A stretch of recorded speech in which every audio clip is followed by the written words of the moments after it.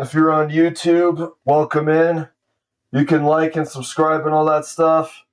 But I find the like button very impersonal. What would be better is some meaningful interaction between a chatter and a streamer. You could come into a la carte bats and say hello and riff or meme, troll, be encouraging, do whatever you feel like. Have some fun. That's what counts. If you come in, have some fun. Okay, I was talking to Shazam before the stream. I was thinking about, I heard that there was a guy in a helicopter that got shot down and he jumped out of it, and the first thing that came to mind was the big hit. The big hit scene where the guy jumps out of the car. You know what I mean? Jumps out of car. Um, like, look, this is Wait, what is this shit? Come on, man. Do I have to put in Mark Wahlberg's name? Like, come on, the search engine is so uncultured. You get a bunch of IRL shit. You know what's so funny? Oh, the sky's the limit to the internet. Really, like, the only thing limiting what the internet can do is imagination. And you go on the internet, and now what seems to dominate everything? IRL stuff. I go into the algorithm, and it's like, I could see the algorithm could give me a clip from Dirty Harry, and I could hear about the biggest handgun of them all.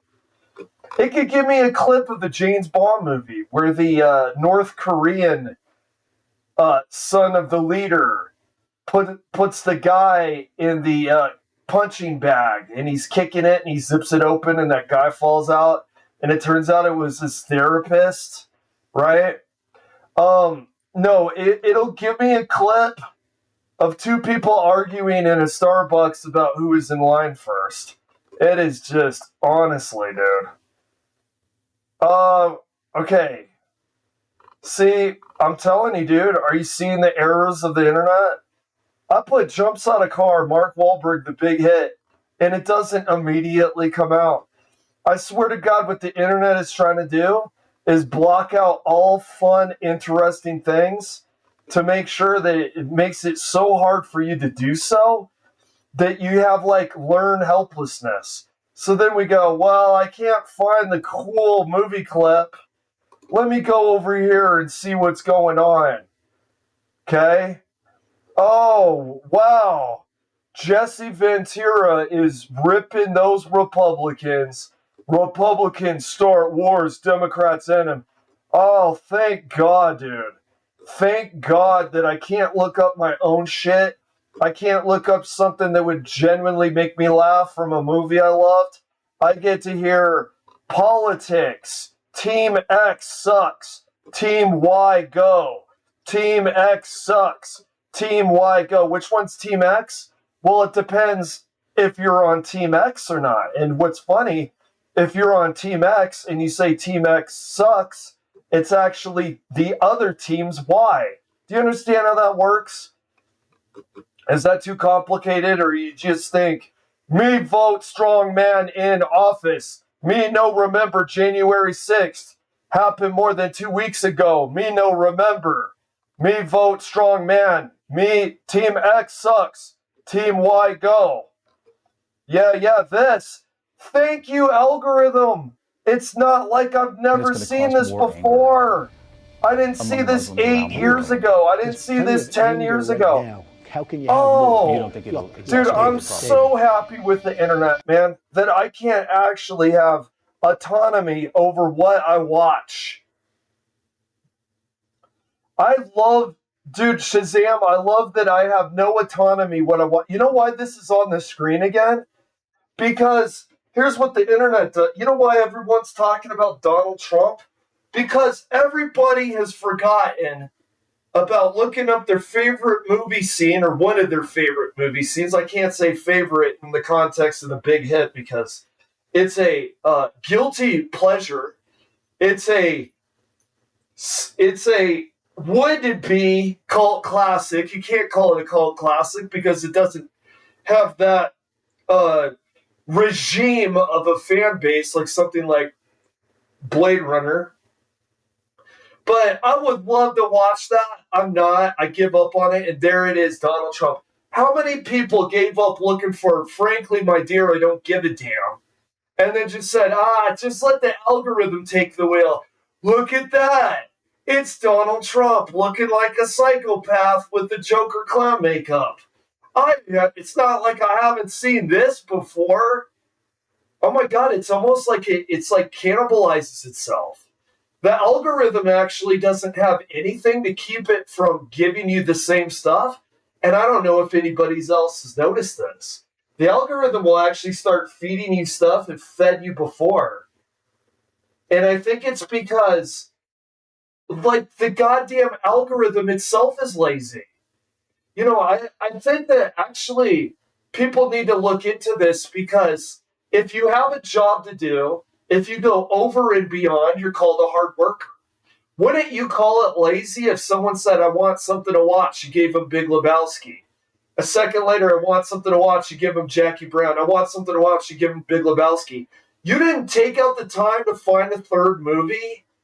I think the algorithm is actually lazy, and I think it is a travesty beyond all articulation that these tech companies make trillions. I wanted to say millions. It's not millions. Oh, it must be billions. It's not billions. Their market cap is trillions. Remember Austin Powers? $1 million. Dad, that ain't shit for money these days. 1.5? No, it's not millions. It's not billions. It's trillions of dollars. And look at this. I've literally seen this 4 or 5 times in the last few years. I wanted to look up a nice, under the radar, kind of like, how you have a restaurant where it's like the best unnamed restaurant, like no one knows about it, but you eat there with your friends. It's the best shit ever. You can't believe it's not popping. Okay? That's how I feel about the big hit. I want to watch a scene from the big hit. But here we are again. The editing of Heath Trump, of Donald Ledger going, the world, watch. He goes, the world is a dangerous place. Watch this. Because I've seen this. Algorithm, I think we've all seen this once or twice. I know you're a sophisticated guy. Okay, here it comes. The world is a mess. Yeah, the world is a hateful place. Yeah. Well, you think this is... Well, thank God for the big tech algorithms, man. It's not like I haven't seen this before. You know what's weird about this? It's not even like a meme. Like, they don't put the Joker face on different celebrities. Like, look. Like, this one, why does the internet cannibalize this one video over and over and over again? And whoever made this, why don't you make, like, maybe another video and make this a meme where we got the nice, tense music that's almost as tense as the Resident Evil 4 background when you're being assaulted by villagers. If you want to know what being assaulted by villagers looks like, just go to rural America and say that you don't like bombing children in other countries. Then you're going to get a Leon-esque experience where villagers come after you. But you know that music where the villagers are coming after you? Yeah, it's got music that's similarly tense to that. You put the Joker face over it and they're saying some creepy stuff. Why can't we do it with, like, Anthony Starr? So, like, genius concept, putting Joker makeup over them and putting the Heath Ledger Joker music over him. What a genius concept. Why don't we do it with this? Why are we watching this one video 100,000 times in a row? I get it. I don't like Donald Trump. You're kind of preaching to the choir, and I'd kind of like to see my big hit. Oh, no, no, no, no. No, no, no. You put Tim Burton's Batman music over this, Danny Elfman's music over this, and you make him look like Jack Nicholson's Joker. Everywhere. There's no body part that goes unsprayed. Oh my god, dude. Hi, I'm Anthony. Wait, dude. You could have a flower over his chest. Remember the flower where he sprays the poison? See, why aren't I'm we here for Joker? Why don't we just Jokerify Trump? Have him say his creepy, weird divorce from humanity bullshit with the creepy music. Why don't we do this to Joe Rogan? GQ. Why 10 don't we do things this I to cannot Bruce live Campbell? without. Why don't we do this to Albert Wesker? Why don't we do this to Jules Winfrey? Why don't we do this to Harry Literally, fucking Potter? Like, I can't make my life work without a passport, so. Apparently, I'm a huge nerd. I got this special little wallet made for my passport. It says New Zealand, and this is one of the few maps with their tech wizardry made my cheeks enormous like a hot air balloon. And it's almost like the worse I look, the happier I am. I think he just finished filming the show, so we're not getting that depressed Anthony Starr thing. He's on the upside of the bipolar or something. Usually you'll see that guy and he looks like he's about to have a psychic break. I think it's because he stopped filming. So that wasn't a good example. Yeah, dude, the woman.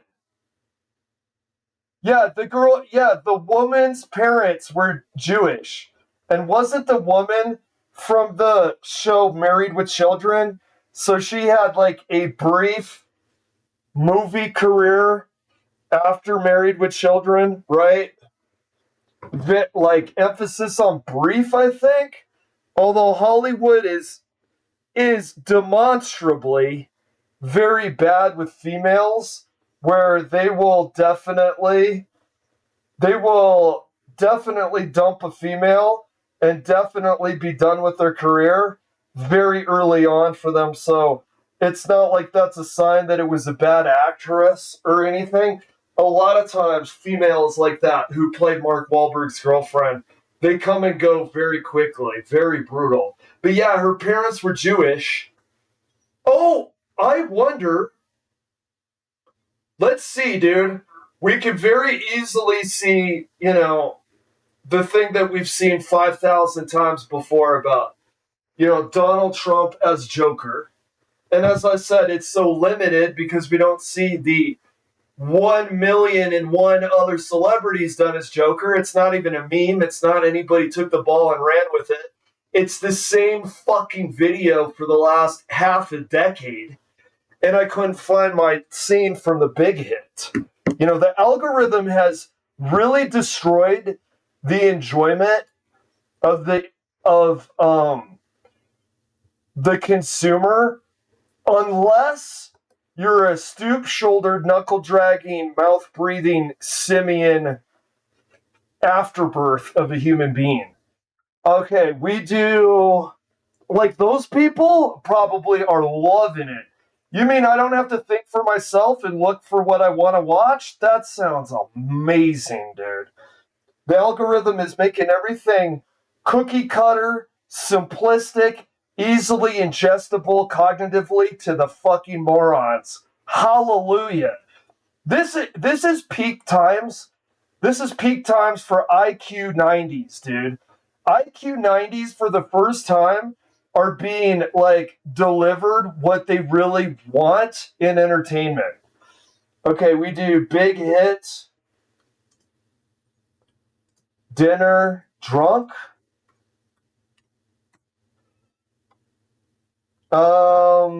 Yeah, dude, he died! Dude, I forgot that he puked. Oh my god, this is amazing, bro. Hello, Melvin. Oh, dude.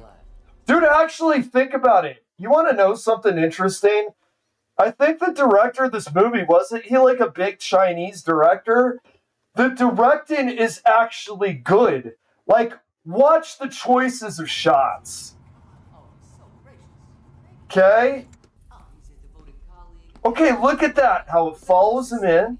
You feel the tension, by the way, because it's taking them a minute to deliver the enemy at the dinner table. Look at you see that? Like you see the tension, the POV turning the corner. Computers to the homeless? Oh, you'd be surprised how many homeless people buy computers. Oh, really? And dude, the comedy too, dude. The comedy. Even it's like not like plot related dialogue. Oh, you'd be surprised how many homeless people buy computers. Yeah, you see that, dude? By the way, specifically, like Asian films, I want to say like Chinese, Korean, and Japanese. Someone can correct me if there's specific film genres out of any of those regions where it happens more. But this here, Oh, really? you know, that kind of thing, like a zoom in, like there's rapid camera movement, and then you end up on somebody's face, like either a big zoom in or some like film stylistic like rush to the fact where it's almost like you're going to see tracers and then big menacing face. They love doing that with flashy music. Hello, Melvin. Hi, Melvin. You guys want to go talk about Like the directing is actually solid in this movie. The directing is solid. The dialogue is hilarious. Sit down, Melvin.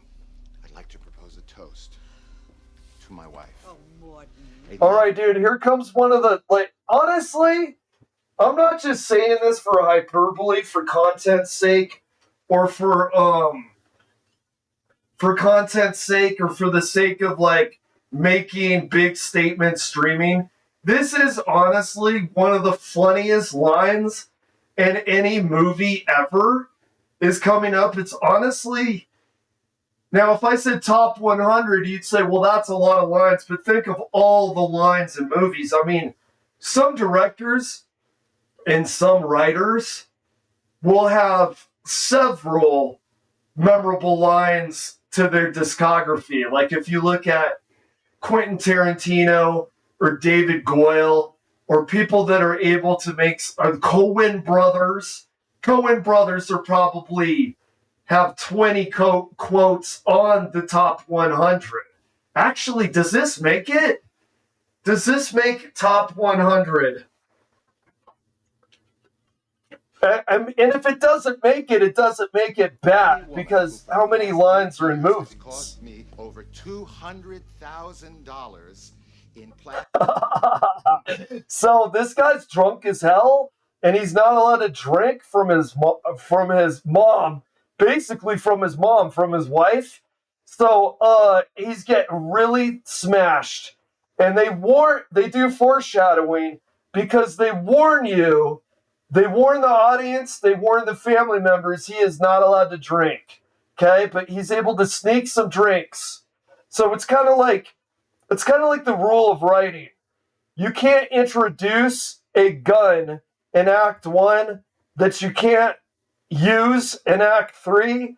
Well, you can't introduce a flask to the alcoholic Jewish father-in-law without actually him drinking from the flask at the dinner table in Act 3. plastic surgery bills. And what was the end result of all that surgery? Oh my God. 57-year-old woman with the face of a beautiful 25-year-old ape. Oh, Morton! Shut your piss. I'll have Oh you my know, God, many bro. men have found me to be a ravishing creature. I like how she's like genuinely, earnestly defending herself. Creature. Yes, certainly. Yeah, sure. I agree. Dude, this guy, who is this actor, dude? This actor is 10 out of 10, man. Especially in this movie. Mark Wahlberg is... I don't actually think that Mark Wahlberg is one of my favorite actors. And I don't think he's especially good in this movie. The movie's good.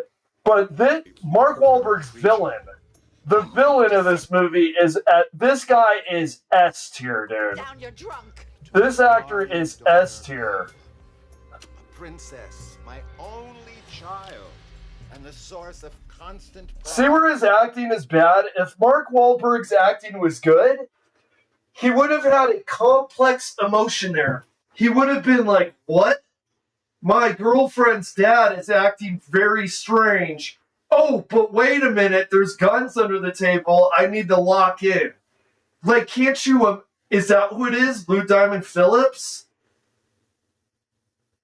Lou Diamond Phillips, dude, I'm not a leftist. I'm not one of these multicultural, like, acolytes believing in it. But I truly do believe that many actors are not recognized for their talent based off of their ethnicity. One of them is Javier Bardem. Yes, he's well known in like Skyfall. Yes, he's well known in No Country for Old Men. But he's not well enough known for the amount of his delivery and performances. Does that make sense? Javier Bardem should be talked about like Leonardo DiCaprio, like Brad Pitt. And he's just not. And I think it has to do with ethnicity. Why the fuck is Lou Diamond Phillips, who, by the way, is a diamond in the rough in this movie, why the hell is Lou Diamond Phillips not known more? Because I vaguely recognize his face, but I don't know his name. I want to say I'm above average knowing actors' names and knowing like what movies they're from.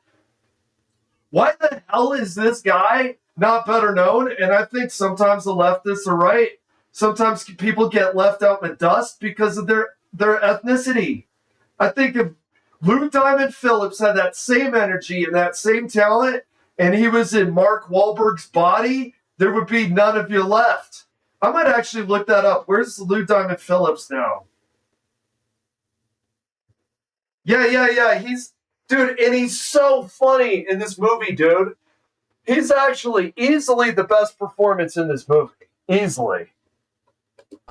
To degenerate, manipulative, gold-digging leeches the world over. Oh my God. Leads me to my would-be son-in-law, Melvin, who's very charming in a Rain Man kind of way, but obviously not good enough for some party. Okay, remember I'm talking about the acting? Good enough for Look some at this, dude. kind of way, He calls him Rain Man. He looks up at the guy after he calls him Rain Man. He looks back. Now look at the left side of his lips. Not good enough. You see how they move a little bit? Almost like he is confirming very subtly and subconsciously, yeah, he is like Rain Man. Some parties. Daddy, I think that you better Honey, take a sit seat. down. I will not marry your daughter unless I have your blessing. Okay, where's the thing about... Oh, wait. Deserve you. You deserve to be in an environment of tolerance and brotherhood. When I see poor men, different races, colors, and creeds sitting together at the dinner table, it fills me with hope. You see, my friends, you poor men. Okay, dude, that is one of the greatest lines ever, dude.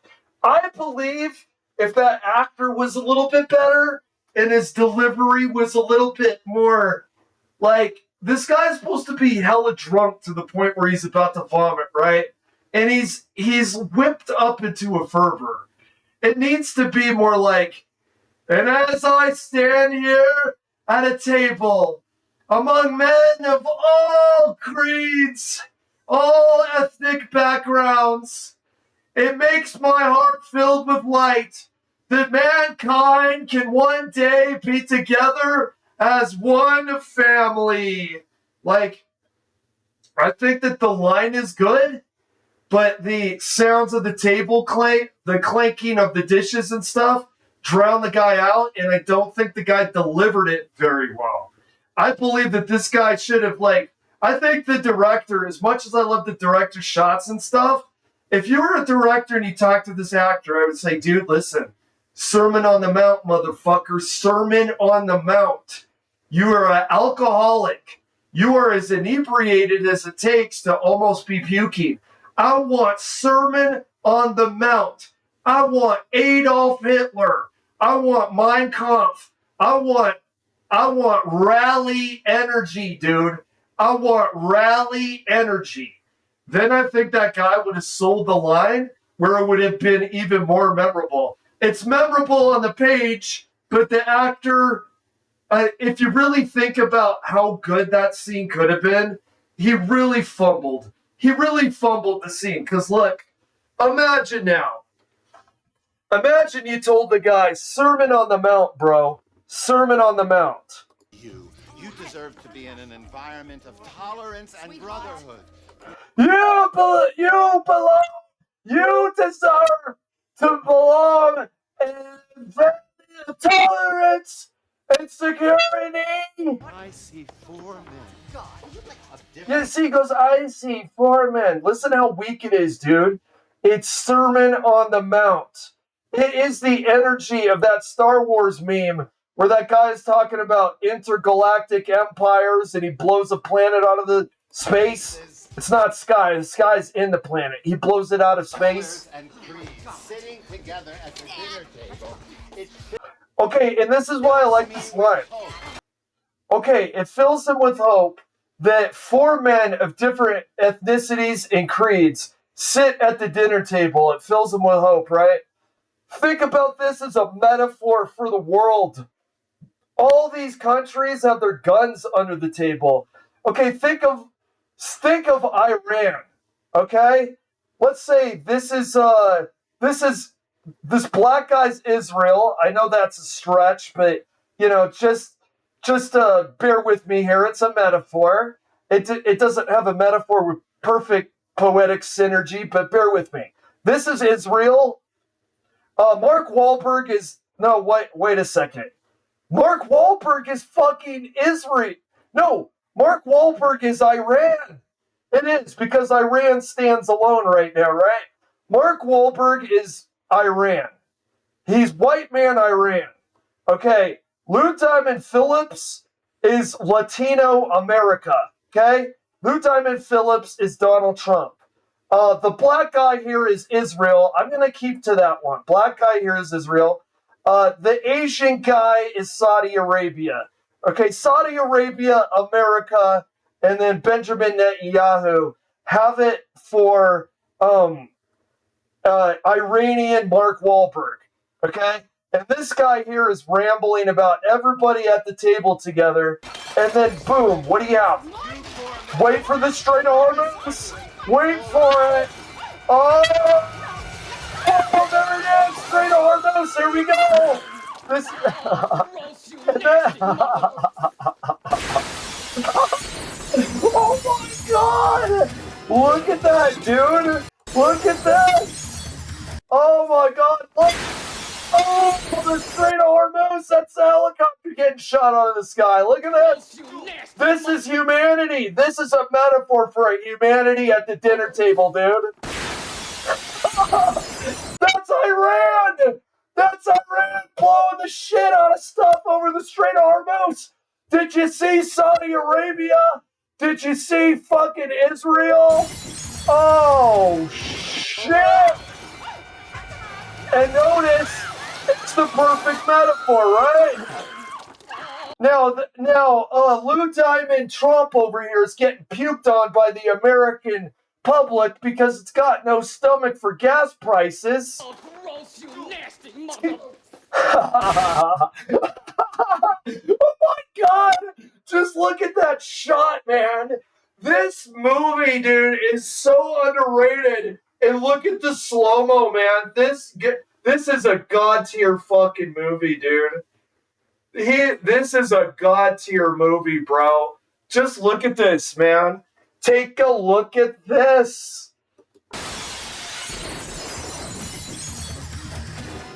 This really is, dude.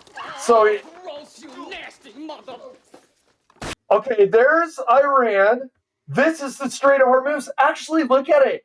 The cracked glass actually kind of looks like a proxy for waves of water. You see that? You see the fire over the water, right? It's the Strait of Hormuz. Over here is Mark Iran Wahlberg, okay? This is the Strait of Hormuz. You see this? This is Black Israel, and this is Asian ponytail, giant gold ring, earring Saudi Arabia. You see this?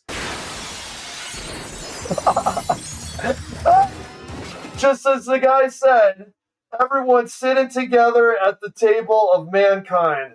Isn't it amazing? Oh yeah, dude. Dude, do you like this metaphor, Shazam? That basically the dinner table scene, the dinner table scene for the big hit is a metaphor for the Strait of Hormuz. It's Lou Diamond Trump, the drunk Jewish girlfriend's father is the American people, that just like this guy, they've got to be on something. Think about it. That alcohol is a reflection of Americans' need to be inebriated at all time. It doesn't matter if it's THC, doesn't matter if it's alcohol, doesn't matter if it's a prescription drug that you can take guilt-free from your doctor that's psychoactive, but also is paid for by the taxpayer so you can get legally high, guilt-free high. Doesn't matter where it comes from. The American people, high as fuck. Okay? And they're sitting there rambling about BS that sounds good to them and nobody else. Because the people at the table aren't listening to the American people. They're trying to get their freaking kill on. Okay? And so that's the American people. Here, this is the American people right here, right? Tolerance and brotherhood. That's an American leftist saying that everybody of different nationalities and creeds can get along, right? And there you go. See, the American people are warming up to Trump here, right? Because they just voted him in. Races, colors, and creeds sitting together. All right, there you go, dude. There is right there. That is Israel, and that is also Saudi Arabia, right? Because they're on the same end of the table as America. Oh yes, dude. It is the table of the Strait of Hormuz. It fills me with hope. Actually, it's funny that they have ponytail, vaguely Asian, giant gold loop earring Saudi Arabia guy sitting there because they show under the table his gun. Recently, I heard it under question Saudi Arabia's arms, and there was a bunch of people that said Saudi Arabia couldn't defend itself. Dude, who the fuck do you think gave Saudi Arabia their military equipment? Who do you think they gave them the proverbial and literal gun? Lou Diamond fucking Trump. You don't think that he's giving him arms? You don't think that he's giving him arms that Dirty Harry would be proud of? That discussion that Saudi Arabia has got crap for arms, bullshit. He's got a gun under the table the same way in the same manner that everybody else does, dude. Who do you think is giving Saudi Arabia their arms? Where do you think they got it? From Sudan? Where do you think they get their weapons from? 1960s AK-47s from Russia crates that have been collecting dust for the last few decades? They get it from us. We are so proud as Americans to do this scam where we have megatons of Wall Street money inside of basically arms dealers that we inflate their market cap to the fucking moon and beyond. They churn out a bunch of guns. We give it to our allies overseas, which, in fact, what that does is it makes those stocks even higher, but the taxpayer is actually paying for it. When you go to your retail job and then they gouge you through the nose, that money goes to pay for those weapons to be given to Saudis.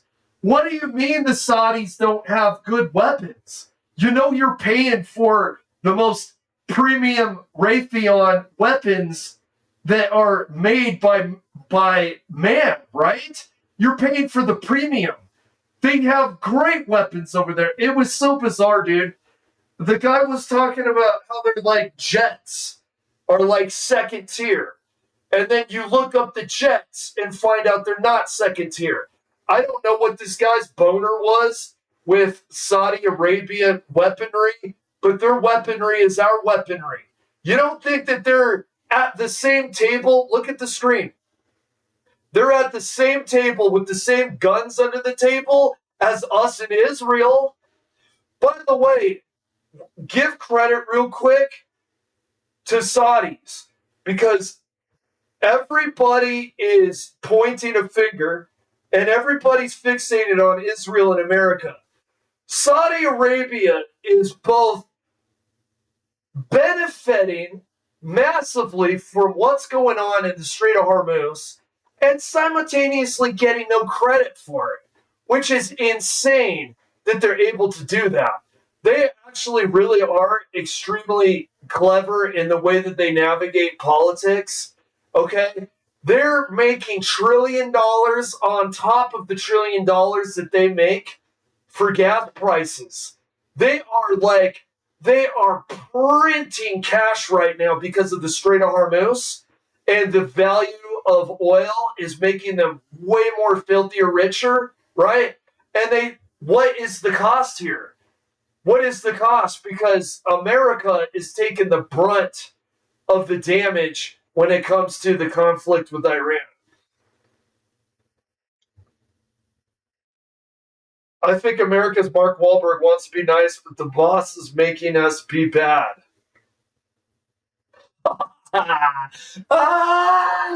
Who's the boss? Who's the boss? Lou Diamond Phillips? So the I see what you're saying. Is the boss Benjamin Netanyahu? I can see that being the proverbial boss. Oh my god, this table explosion is beautiful, man. This table explosion is beautiful. You know what that is right there? That guy represents the American people on social media, and the vomiting is a metaphor for them expressing what they think about gas prices right now, and they're doing it all over Donald Trump's coat. Dude, that never gets old, bro. Them flying from the table never gets fucking old. This movie's classic. That's the meme for today. Is the dinner table scene at the Big Hit is Strait of Hormuz. The three people on one end of the table is Saudi Arabia, Israel, and America, and Mark Wahlberg is on the far end of the table.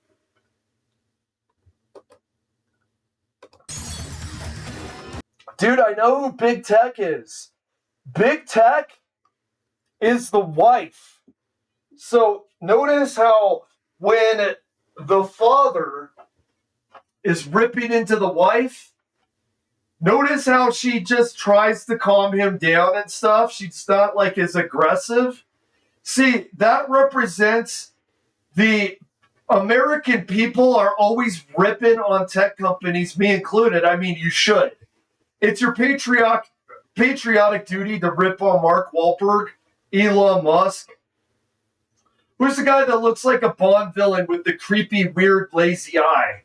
Jeff Bezos, who's basically an IRL Bond villain. He's what the Bond villains always try to warn us about. Okay, so listen. The wife is the tech company, right? And she's trying to get her husband, which is the American people, under control so his expression isn't so volatile and over the top, but she has the inability to do it, right? He's ripping on her, how the American people rip on tech companies. She's trying to calm him down, like tech companies try to censor everything you say on social media, but she can't really get a hold of his tongue and silence it Just like the social media websites, the big tech, they can't get a hold of the American people's tongue and get them to silence themselves. As they regurgitate and vomit up talking points about how they hate gas prices. Dude, that table scene, dude, that is amazing, bro. You know the Jack in the Box sound of like cranking the crank? Like that dun dun dun dun dun dun dun dun. Dude, this is the ultimate end result of that sound. This is it's like a Jack in the Box. It's like the clown coming out of the box, dude. I like how, dude, these guys are Giga Chads. You know what I just realized? They had enough of their wits that they were able to defend themselves and shoot after the table blew up.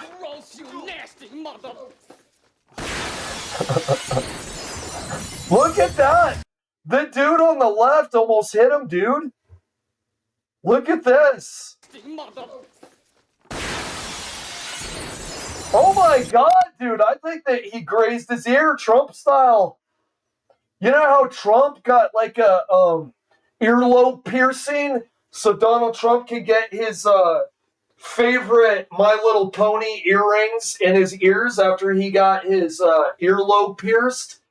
Mark Wahlberg almost got a similar ear piercing from that bullet during the table scene. Look at the trajectory of where the barrel was pointed in concordance to Mark Wahlberg's head. He almost hit, oh my god, dude. He almost nicked the guy. He almost gave him a little bit of a haircut there, dude. All right, let's see. I love, too, the humor. I love that. I love a little bit of yuck humor. I gotta admit it, dude. Some of that low IQ humor does hit well. The way he's like, and I love the delivery. I'll go back to Lou Diamond Phillips as an underrated actor, and I really do believe that it must have to do with him being Latino. It's got to be a racial thing that he wasn't bigger. But anyway, I love his delivery. You nasty motherfucker! Like, cutting off the cuss word while the guy's like being like, pressure, you stinking son of a... And then you cue in the music or you cut him off somehow. I love that yuck humor. You're about to say the potty word, but then you're cut off while you're fuming. You know, like, you're like, that stupid son of a... And then you stub your toe, and you're like, mother! And then you hit your head on a lamp. Cocksuck! And then you, like, fall down the stairs. You know, that stuff, dude. I love it. Dude, I absolutely love this movie. I don't even mind doing an entire stream on the underrated, amazing thing that is The Big Hit, dude. This, by the way, The Big Hit, I would tell somebody, listen, it's cheesy. You gotta like cheese. You don't like cheese, get the fuck out of here, dude. Just get out. In fact, if you don't like cheese, get out. It's got corn in it. Okay, you don't like corn? Take a step back, F your own face. Okay? And then you can leave as well. If you like the corn, you like the cheese, but you like just enough culinary mastery that there really is good directing that you can soak in. There really is punch in the movie. It's got corn and cheese, but it's got punch. It actually delivers sometimes with the action in a way that feels a little bit more spicy than like, what's that guy famous for with all the explosions? We just referenced him this morning in lieu of the helicopter blowing up over the Strait of Hormuz. The guy where the epic rap battles of history made it where it's all about money. Which, by the way, I know the guy's cheesy and makes a bunch of explosion porn movies, but, I mean, he's not any more about the money than anybody else. Michael Bay. It's like, it's got a little Michael Bay quality, but it's got a little bit more flavor that I like in the filmmaking. I feel like one of the reasons that Michael Bay isn't so hot is a lot of times he cowboys those explosions and they're boring. I feel like the explosions in this movie have more flavor and it's more funny, like the car scene. Oh, dude, and by the way, dude, one doesn't simply shoot. Look at this. Imagine for a second that you could hit anything like this. I want to see someone IRL. I want to see an IRL guy that does stuff about like shooting range stuff. I know they exist on the internet. I want to see an IRL guy that goes to the shooting range. And I want to see him do target practice, aiming his gun in certain awkward poses that they do in real movies. Like, look at this. It actually looks like the guy's going into like yoga poses or something, dude.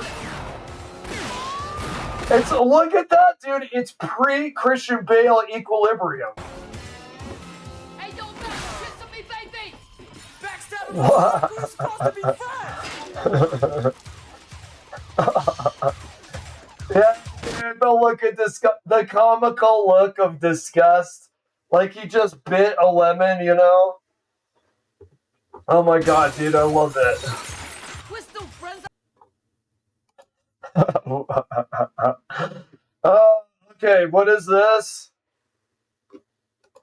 As soon as this ends, those prices are going to drop, I believe, lower than even before. The oil seems to have pretty much stabilized. Are you worried about gas prices right now? No, this is a short. Well, of course, he's not worried about gas prices. Doesn't he have some, like, cryptocurrency scheme where he's got basically blank check money? Why would you care about millions of people worrying about how to fit in gas, house prices, like food money? Why would you worry about them trying to figure out where the check's going when you got cryptocurrency blank check money? Oh, that must be nice, dude. Today's version of Tulip Mania, and you're the king of it.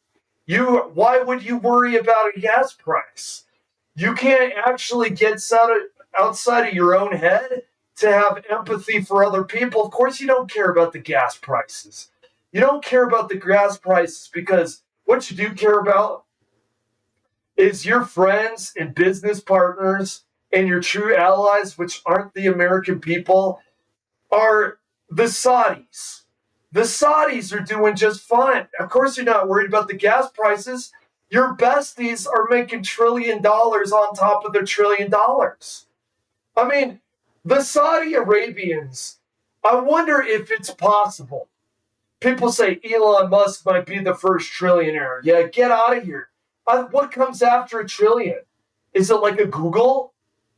I think the Saudi Arabians might be the first Google-aliens, dude. And he is making it where the Saudi Arabians are going to be the first Google-aliens or whatever it's called. Okay, of course he doesn't care about gas prices. He's making his friends richer by increasing the gas prices. You know, when a price increases, the guy that sold it gets more money, right? You realize how that works, right? And isn't that interesting that his good buddies and his allies, the Saudi Arabians, were with him, giving him a shoulder rub right before he went in, like Robert De Niro's Raging Bull into the boxing match against Iran, and his actions increased the prices of gas, which increased how much money that the Saudi Arabians earn. Isn't that interesting? Or is that too far? Is that too complex? Is that too complex for basically the populace that is turned into me like based man call reporter retard? Is that too complex about what's actually going on? The actual material in which the thread is made by the spider which weaves it, is that too much? Or are you just into spider bite hand of person me hate? Me like spider. Yeah, well, your hand is being bitten. That's okay. Spider bite me hand. Spider also bite hand of person me no like. Wow, you are a complete and utter buffoon. And I'm okay with using the word retard. Like a lot of people are not comfortable with the use of retard. Okay, here's where I'm coming from. We're not talking about mentally handicapped people. We're not talking about those people. A mentally handicapped person is not a retard. Okay? A retard is what there's two retards on your screen right now. You see that? There is I'm quoting Pulp Fiction and I don't realize it because I'm a retard. And there is can we nuke hurricanes to make them stop? Retard number 2. Okay. Now, let me demonstrate why retard is the only word that works here. Can I demonstrate it? This is why they're retards, and it's the only word that works. So, retard is talking about them. That's why it's a derogatory. What is it doing? It's comparing a supposed normal person's intelligence to intelligence that can't operate heavy machinery. It can't do pre-algebra. It can't actually form sentences together, and it can't use logic. It's not actually a rip on those people. Those people are not being referred to here. It's saying that a quote unquote normal person is so backwards, is so ignorant, and so belligerent that their intelligence reflects people where it's not their fault that they can't do complex behavior or complex cognitive tasks. So this guy here, if he wanted to, he could learn and study and open his mind, humble himself so he learns. He doesn't because he's an ignorant person.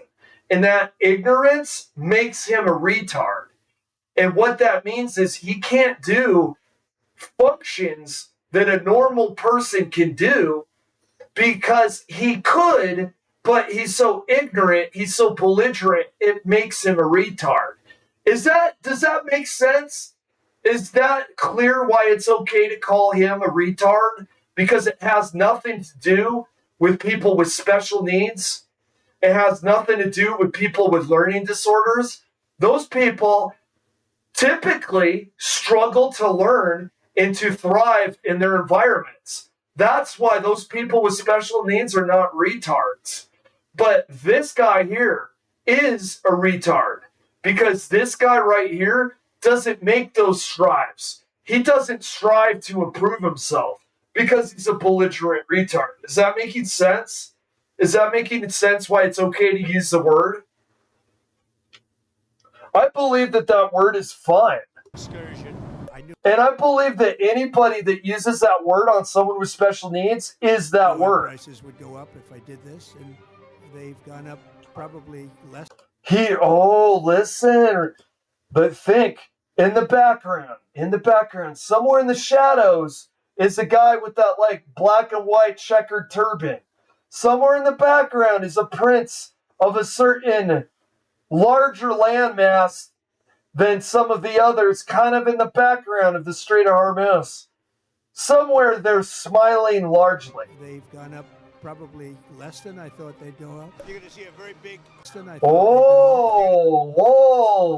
He thought that he thinks that they're going up less. It's almost as if, see, he said I would do the action. He says I knew that they would go up. I think that he did know that they were going to go up. Maybe he did think that they were going to climb even higher. What? So it's almost like he wanted the gas prices to climb. Why would he want gas prices to climb? You may ask, as you see two big Arab hands giving him a back rub and whispering in his ears, Thanks, Donald. Thanks for doing us a solid. We'll get you next time. Because who's benefiting from this? Someone, Stream Boo, thank you, crashing video. Okay, who's benefiting from this? His dude's from Saudi Arabia. He said he knew gas prices would go up, of course, because he's having conversations with his extremely greedy, extremely Machiavellian, extremely insidious, and extremely power hungry and evil Saudi Arabian allies. So, of course, after those conversations, he does an activity that makes the gas prices go up. Can't people see it's all about money? What do you think? You think the Bible was wasting its time saying money is the root of all evil? You think it was just sitting there and just like, I'm just spitballing? No, it's money is the root of all evil. Oh, I'm sure, brother. I'm sure. And actually, why am I leaving out American corporate greed? It's not like there's one person at the table that's benefiting from this. Did you know that, what do you call it? Fracking?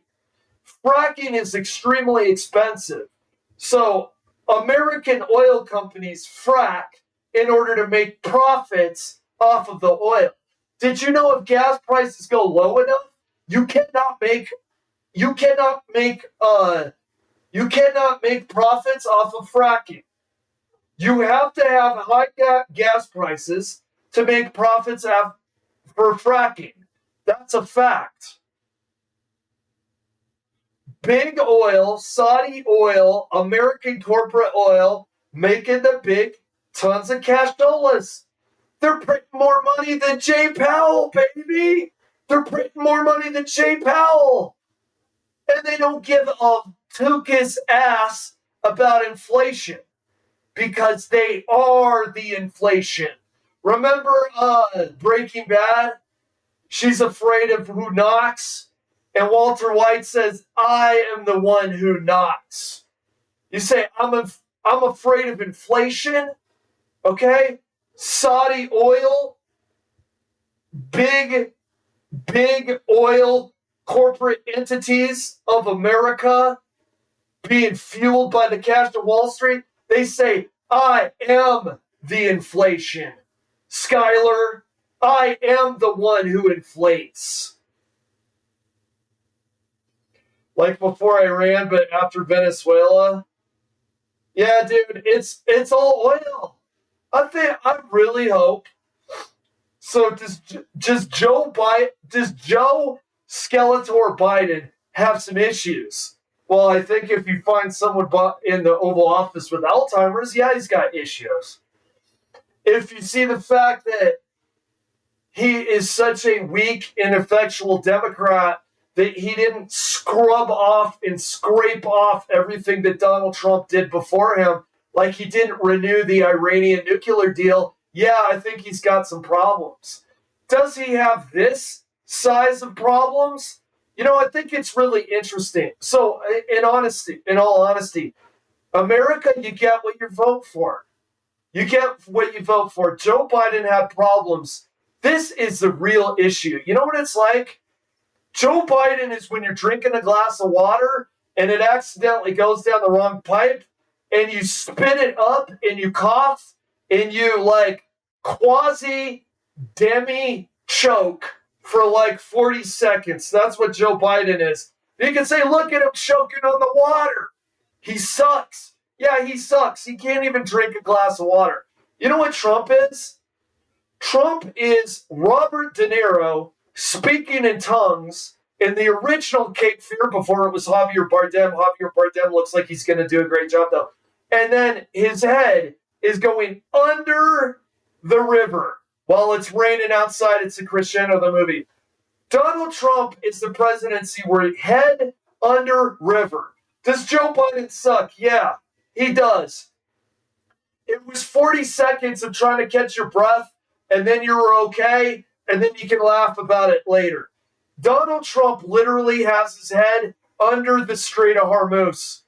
He's making it where people can't breathe. That's the difference. Yeah, you can look at Joe Skeletor Biden, point your finger and laugh. Please do. I know I do. Speaking of bodies of water, remember him talking about the swimming pool and his leg hairs? He's a real cringe lord. Absolutely. And you can point at him and laugh, and I'll point at him and laugh. I want you to know what drowning looks like. I want you to know what drowning looks like. Because there's a big difference between choking on your glass of water and drowning to death. And what's going on right now is a drowning. There is a flailing. It's been long enough that my brain is going in panic mode and I'm about to suck up this water like it's oxygen because my physiology took over the steering wheel of my cognition and my physiology, my biology is about to start to breathe water. God damn, I hope evolution speeds up because I need some fucking gills. That's what it looks like with this guy in office. It's a difference between choking on your water and drowning. Powell? Well, he's out? He's been talking about firing him. Jay Powell said, I am at the federal bank. It's treason. And they did not get rid of him. That's Donald Trump said something. No, it couldn't happen. It was illegal. Like the guy doesn't do something illegal 3 times a day. 6 a.m. illegal. 1:30 p.m. illegal. Wait a second. It's after 12 a.m. He didn't do anything illegal. No, we're doing it on average. It was 2 today. It'll be 4 tomorrow. Don't worry about it. Is he out? That's actually frightening to me if Jay Powell isn't in, dude. That's frightening if he got rid of Jay Powell. Because he's not supposed to allow to get rid of him. It's law. Did he do some weird Machiavellian cheat to get rid of him? Oh my God. Oh! They're using the Department of Justice to go after my man, JP. Oh my God, dude. Is he out? The U.S. Justice Department has opened a criminal investigation. I haven't been paying attention to the news. If this is old news, you gotta forgive me. I've been honestly trying to avoid this shit like the plague. A Justice Department spokesperson wouldn't comment specifically on the investigation, but they told CNN the Attorney General wants to, quote, prioritize investigating any abuse of taxpayer dollars. Powell testified before Congress in June, saying the renovation involved various agencies and that the costs had changed over time. He says this investigation is just the latest pressure tactic in an ongoing struggle with the White House. Oh my God, dude. You know what is amazing about that, right? So Jay Powell, so the Fed's doing renovations, right? Okay? Fed's doing renovations. Donald Trump, and to be fair, Joe Skeletor Biden, okay? I'll include him because you have to be honest. You have to be honest with your analysis. You can't be one-sided. People wear either red hats or blue hats. I don't wear a hat. Joe Skeletor Biden and Donald Trump, they are causing massive inflation. Now imagine you're renovating and building stuff during massive inflation. Your projections of your building would change over time. So a guy's building a building, and guy X is building a building. Guy Y causes inflation. Guy X has to change how much he's spending because of the inflation. Guy Y says, look at that over there. It's fraud. He changed the prices. You changed the prices, dick.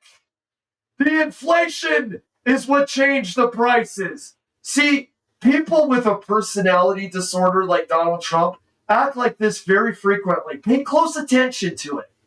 They'll cause mayhem, right? And then they'll point to somebody else and say, it was that fuck over there. It's always the same. They'll cause mayhem and then try to twist information to make it look like somebody that isn't on their perception of their team, and they cause the problem, but they'll pin it on the person that they perceive to be a threat. And it's because people have a difficult time looking and analyzing at actual events, who caused the event, looking through the subterfuge of what people are saying and looking at what's happening. It's why people get confused, because they can't actually look at the information themselves and come up with a conclusion. They have to listen to rhetoric, but people give you the rhetoric with an ulterior motive. It's why you gotta think for yourself, dick. If that's possible. I don't know if I'm asking for too much. Imagine telling the American people, think for yourself. Justice served the Federal Reserve with grand jury subpoenas, threatening a criminal indictment related to my testimony before the Senate Banking Committee.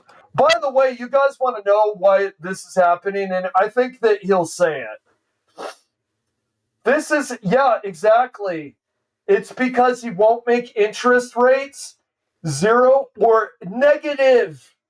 So, like the Japanese, Trump wants to get us, I won't say where man has never gone before. The Japanese have piloted this.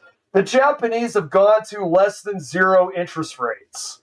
It's how the Japanese are able to function, where people say in a way is a zombie economy, is what Wall Street refers to Japan. Last June.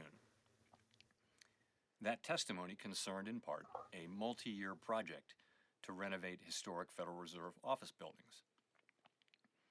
I have deep respect for the rule of law and for accountability in our democracy. No one... It's why you're the target, dude. Because you're being targeted by someone that doesn't. You don't fall into step with the guy that doesn't. The guy perceives you as a problem to his own goals, and he wants to make you, he projects his own criminal behavior onto you. I don't believe this guy is guilty of fraud. I believe Donald Trump literally is guilty of racketeering. It's called Trump University. Look it up. Certainly not the chair of the Federal Reserve is above the law. He's a literal criminal. This unprecedented action should be seen in the broader context of the administration's threats and ongoing pressure. This new threat is not about my testimony last June or... Yeah, it's because he doesn't go along with what is called quantitative easing. Look up Jay Powell and quantitative easing. Okay? They gotta let it breathe. They gotta put interest back. Okay? You can't go, don't go to zero. We don't want to go the way of Japan, trust me. About the renovation of the Federal Reserve buildings. It is not about requires standard. Oh, and why does Trump want it? Like everything else, there's an ulterior motive. The ulterior motive is Trump is the debt lord. Trump is the debt commander. Remember Jay from Jay and Silent Bob. He is the clit commander. Well, Donald Trump is the debt commander. He wants interest rates low because it benefits himself. And who does it benefit? Do you think it benefits you? It doesn't benefit you. It benefits rich people. He wants tax breaks for the rich because he's rich. He wants interest rates zero or actually less. Bret Easton Ellis's book has entered the chat. What's his book? It's less than zero. That's where Trump wants the interest rates. And he wants somebody to do what he wants. He appointed Jay Powell. And Jay Powell is not doing what he tells him to. And Jay Powell is saying, you can kindly fuck off because you have no control over what I do. The Fed is meant to be separate from the powers of the presidency. Donald Trump doesn't want any of his powers separate from anything else. Why? Because he's an authoritarian. Do you have to explain this to people? Do you have to explain the difference between a Democratic, a president that respects democracy versus an authoritarian. Do you have to describe this? Do you have to describe what the dangers are for authoritarian regimes to people? You can't. You shouldn't waste your breath because you know what they're doing? And I'm included in this, okay? I'm included. I can't say that I'm not part of this. They're saying, God damn, Triple H, brother. Triple H is really driving WWE into the ground. Say what you will about Vince McMahon. He really knew how to lead pro wrestling into some really entertaining eras, like the Attitude Era. You know what I'm saying, man? Oh, Obsession, good. Backrooms, bad. Obsession, good. Backrooms, bad. Chant with me. Come on. Obsession, good. Backrooms, bad. Obsession, good. Backrooms, bad. And meanwhile, people actually don't know the difference between a democracy respecting presidential candidate and an authoritarian. It's not that hard. It's kind of like looking at the sailboat in the cryptic image where there's like a image in disguise with all the like weird staticky looking like you know, bullshit on the poster. Once you see the sailboat, you can't miss it. Once you see authoritarians are dangerous and Trump is an authoritarian, you can't miss it. But you gotta learn. You gotta learn to learn first. You gotta learn, maybe we could talk about obsession and backrooms a little bit, okay? Maybe we could talk about that a little bit. But you gotta learn what a wolf looks like, or you are gonna get bit hard, man. And listen, the wolf made sure the doctor ain't around, so once you get bit, you are going to bleed out. And actually, that works as a metaphor because look what they're doing to medical care in this country. You people got to wake up or the wolf is going to bite your neck. And by the way, you said, I supported you, wolf. Oh my God, you're such idiots, dude. People are such idiots. You know what it's like with the Strait of Hormuz and the gas prices? Remember the frog and the scorpion? And the frog goes, hey, Scorpion, I'll let you cross the water. The frog is the American people, and they're allowing the scorpion to cross the river. The scorpion is Donald Trump. Donald Trump says, let me cross the river. Vote me into office. The frog says, yeah, okay, you got a stinger, but it's not meant for me. You wouldn't sting me. I'm letting you cross the river. Of course I want it. The frog, the American people, lets the scorpion on its back. It swims across the river. The scorpion stings it. Think of the river as the Strait of Hormuz. The toad says, my God, you stung me. I'm poisoned. What is going on, dude? I'm dying here. Look at the gas prices. Why would you sting me? Why would I sting you? I'm a scorpion, dick. I'm a scorpion. I sting things. You were in close proximity. I'm poisonous. I sting things in the vicinity. God, are you an idiot? Why'd you let the scorpion on your back, American people? Was it because he was so funny when he talked about Marco Rubio in the water? Was it because he said, I'm going to come? When he said, I'm going to come, were you laughing in such hysterics? You look like Anthony Starr reacting to the ad that Jensen Ankles did for a balding solution. Is that why you let him on your back? The scorpion made you laugh before it jumped on your back. Is that why?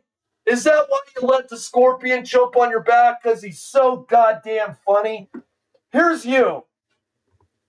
When Donald Trump said, I'm going to come, here's the American people before deciding whether to let the scorpion jump on their frog back, okay?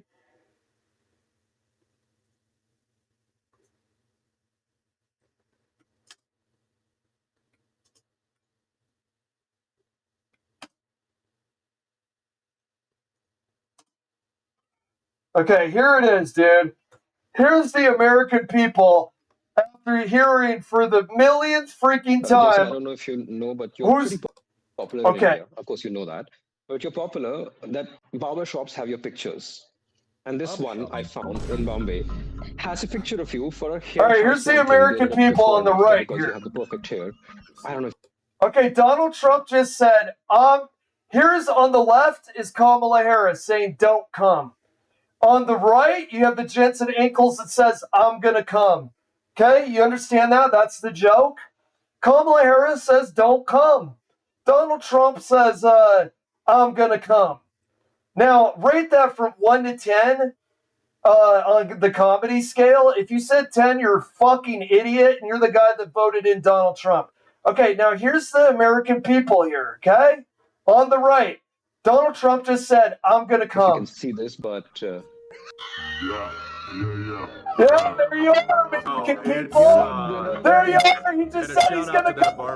Look at it. It still looks great Oh today. my God. Why don't you let the scorpion on your back? The scorpion's so funny. Scorpion make me laugh. It was. It still Look looks at great this. today. He said, I'm gonna come. Hold it up one more time. He's gonna come. She told him not to. So this was an actual. She told him not to. It just removed. Losing it, dude. That was the frog laughing right before the scorpion made a joke about the grasshopper. The scorpion made a joke about the grasshopper. The frog could not believe it. He said, hop on, pal. And then the scorpion hopped on and stung his ass. And then he goes, what happened? We used to be beautiful, man. He's like Samuel Jackson from Jackie Brown, only the other guy's got the gun, right? What happened to us, man? This used to be beautiful. He's a scorpion, dick. You should have paid really close attention to the part where he had a stinger. He had a stinger. You see the point of it? It's poisonous. Did you know he's aggressive? Take a look at the claws. Oh, he said something. The grasshopper said, don't come.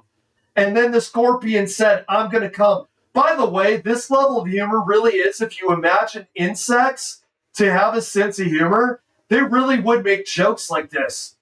Grasshopper said, don't come. I'm going to come. And the frog loses it, dude. He's riveting laughing. He's doing some weird hybrid of riveting laughing at Grasshopper said, don't come. Scorpion said, I'm going to come. And he goes, why don't you go ahead and jump on my back? He forgets all about the claws. He forgets all about the stinger. He doesn't give a rat's ass about a thing called authoritarianship. He doesn't give a rat's ass about the very weaponized insectoid species crawling around on the dirt. He doesn't care. He's laughing. Why don't you come on my back, bro? Good Lord, have mercy, dude. At least you got to laugh before you got stung. I mean, I'm not laughing and I'm stung. I mean, you're doing better than me. The Republicans are doing better than me with the gas prices because at least they got to laugh before they got gouged. We're both getting fucking gouged. At least you got to laugh. As we call it in the biz. Oh my God. Jensen, I don't know if you know, but you're pretty popular in India. Of course, you know that. But you're popular that barber shops have your pictures. And this one I found in Bombay has a picture of you for a hair transplant thing. They did it before and after because you have the perfect hair. But that laugh is actually golden, dude. Look at that, dude. Oh my God, dude. Shout out to that Hey guys, Megyn Kelly's bleeding out of her eyes in other places. barbershop because it's still at a other places like menstruation jokes, dude. And a shout out period jokes. Get this scorpion on my back. He just made a period joke. Sting me now, Orange Man. Sting me now, Orange Scorpion. You just made a period joke.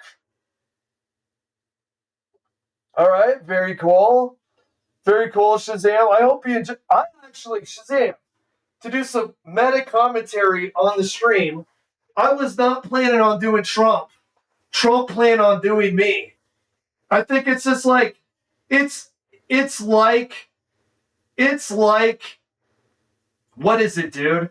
It's like Donald Trump is a phantom stranger that appears at your window You go check the mail, he's down the road. You go to the grocery store, he's waving at you.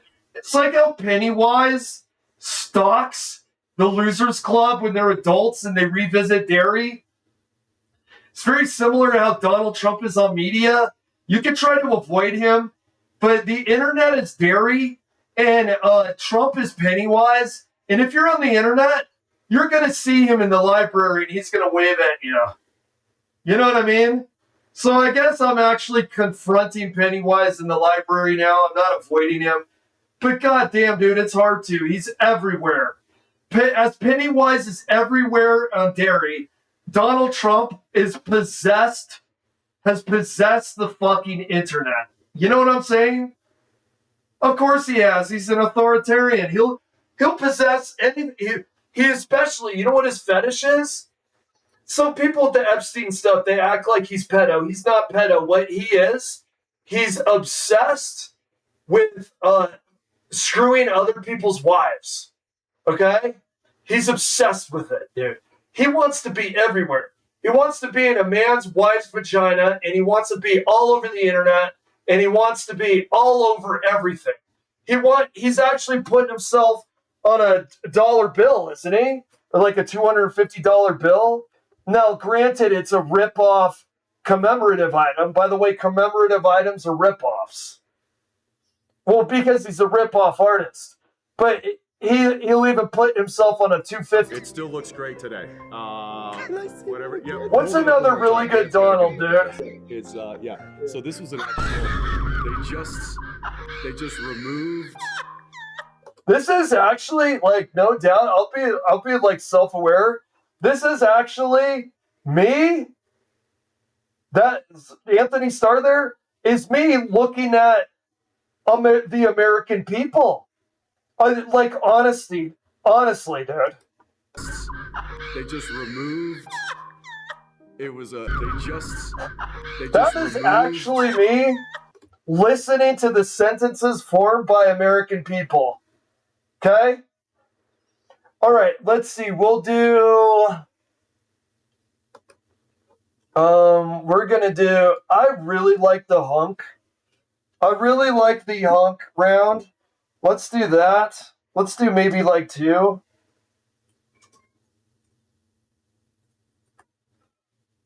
Okay, we'll do.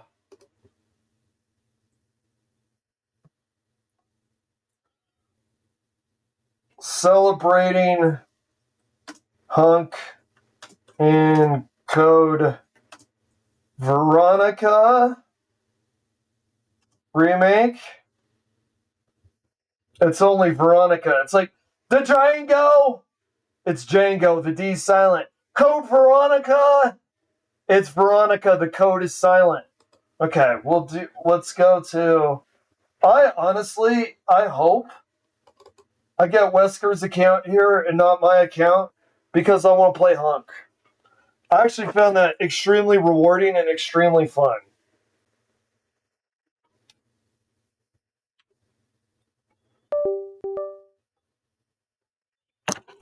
So, yeah, dude. Yeah, I hope the Scorpion was funny. I hope, okay, okay. I have to be honest with myself. Who's the real asshole here? I am. You know why? Because laughter is sacred to me, right? I was not laughing when Donald Trump said bleeding at places other than the eyes. I was not laughing when he was the human sprinkler mocking Rubio for drinking water. I was not laughing when he said, I'm going to come.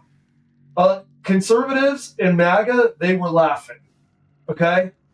They're ahead of me. We're both getting the oil prices are skyrocketing for both of us, but at least they got a laugh, right? At least they got the common decency to get a reach around. At least they get the punchline before the real punchline. The real punchline is they're the sucker. All right, let's see.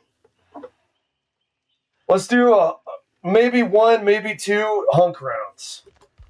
Not 6 or 7. I'd love to do 6 or 7 just for the memes. Okay? So is this the thing where I have to authenticize it, or whatever the word is?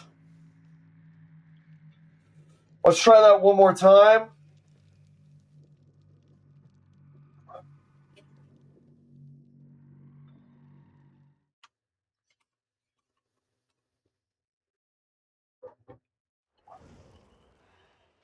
I think we're going to have to. Well, and there it goes. So let me see if I can remember how to do this. Jesus Christ. Jesus wept.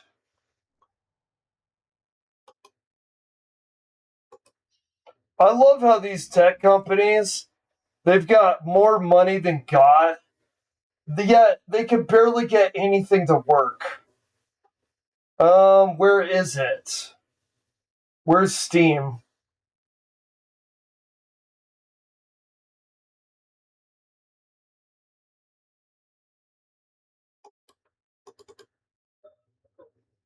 All right. We go to library. Where was this again? Is it right click? Properties.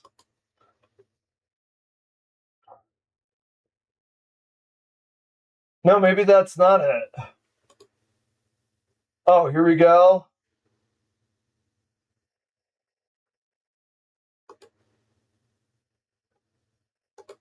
Okay. Verify integrity. Good Lord, man. It's amazing to me. This is why evil exists. You could do nothing and make literally everything. Like trillions of dollars is literally like an infinite sign of money, right? Trillions of dollars is literally the world is yours. And you've done nothing. You make it what I gotta figure out how to play. You're the trillionaire. You figured out for me how to run your software. Why am I figuring out how to run your software? You're the trillionaire.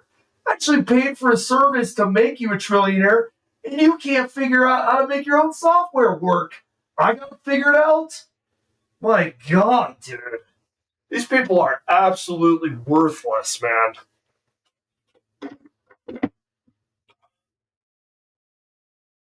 All right.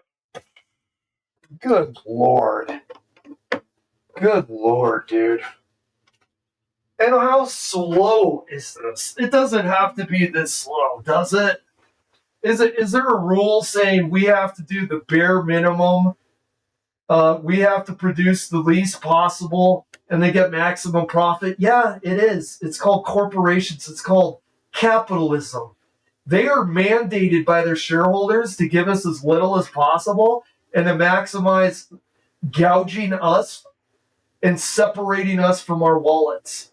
They are mandated by their capitalistic overlords in Wall Street to rip you off. That's why you can't get anything to work on your fucking computer. I know that you out there can't get anything to work on your computer. Every time I watch a streamer, they have technical issues. Do you know why every time you watch a streamer they have technical issues?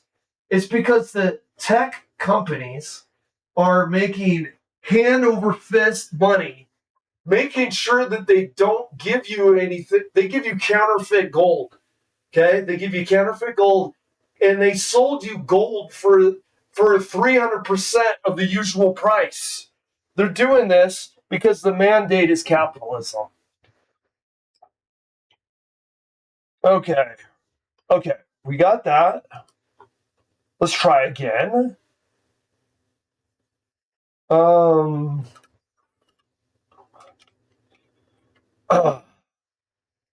Not PTB. Okay? Okay, it should work now. Yep, this happened last time as well. Imagine that the computer can't honestly figure that out. They can't use AI to figure out why it doesn't work, and before it tells you it doesn't work, that it makes it work. These companies have trillions. How do you have trillions of dollars and you can't give me a product that can figure out how to operate itself? You can. That's the issue. You can, but you refuse because it would cost you money. Because then maybe your market cap would be 1.3 trillion instead of 1.4 trillion. So the difference between 1.3 trillion and 1.4 trillion is I can't get this fucking game to work. But it's okay because you got the 1.4. That's what makes it okay.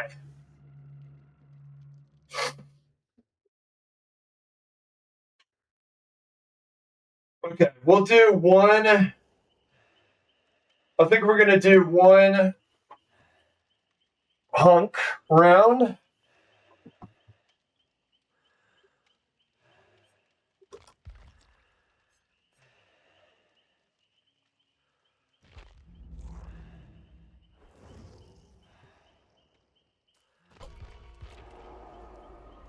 Sure enough, just like the sky is wide and blue. Just like the sky is wide and blue and you could depend on it, good old American tech companies can't get your software to work and you have to do it. Imagine paying people a collective $1 trillion. That's what we're paying.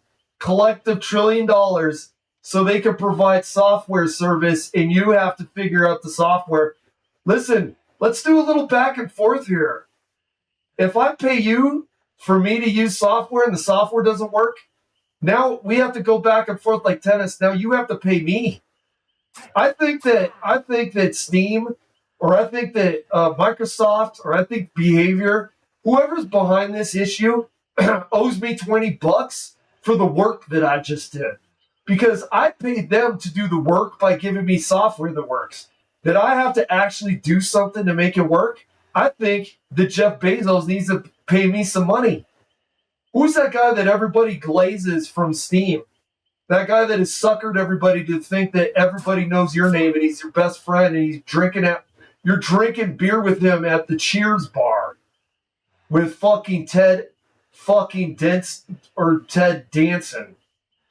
Like, who's that guy? That guy, right? I think that guy owes me $20. Listen, I give you money. I'm using Steam.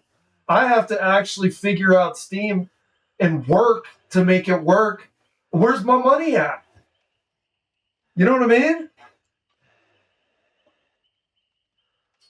Okay, here we go.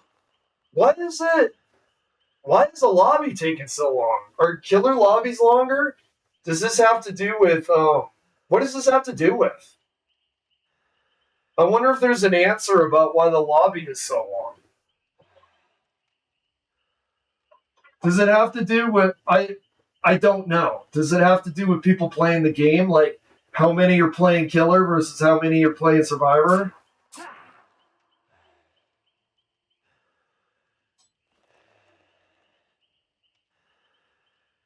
Oh wait, I want to change my add-ons real quick.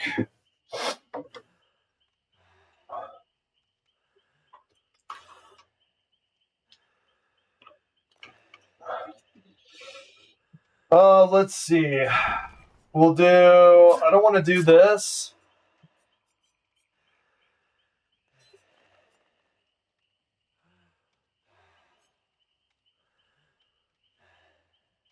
I want to do this. I like this one. This one's fun because if you're able to chain frenzy hits, it starts like the speed starts snowballing.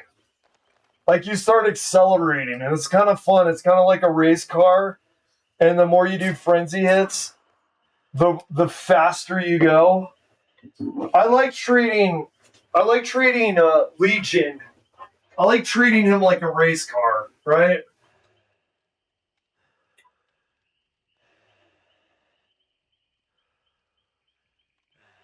All right, we should be in soon. I know the lobby has god awful waiting. We should be in, assuming very quickly. All right, dude, it's awesome to play Hunk. I'm actually really looking forward to it. I really like that they're using Hunk in a way that he wasn't used before.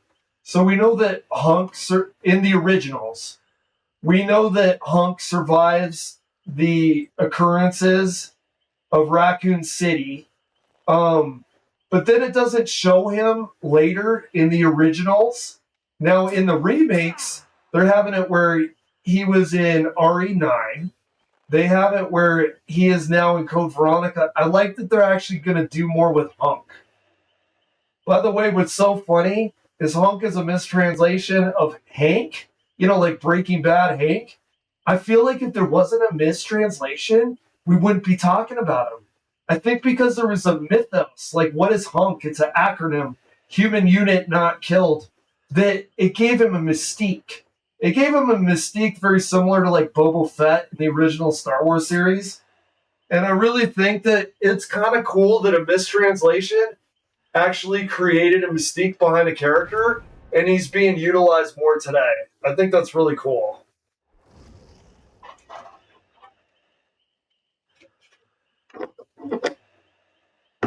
All right. Hey, we got a Jill and we got a Ada. Very nice.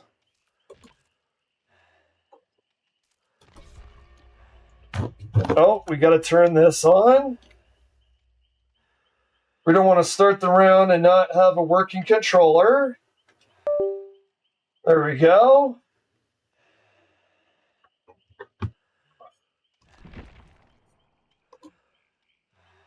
It would be super cool to get our Gideon offering, but since it's 20%, there's not necessarily a probability we get it.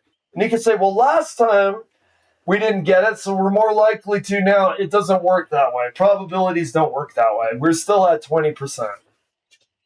We're still at, because every time you flip the coin, it's like doing it in a vacuum. It doesn't mean this time is more likely to be that 20%. It's 20% this time. So human intuitive thinking would say, I'm more likely to get it this time. I'm not more likely to get it this time. It's always and will be 20%, not affected by the previous 20% chance. It's hard for people to think like that because if you keep rolling 20%, you're going to get it. So, of course, it's related that you're more likely to get it the next time. And you can even do an equation to show that. But in theory, this is 20%. We're not more likely or less likely than last time. This is 20% chance. I don't know. Statistics is very interesting.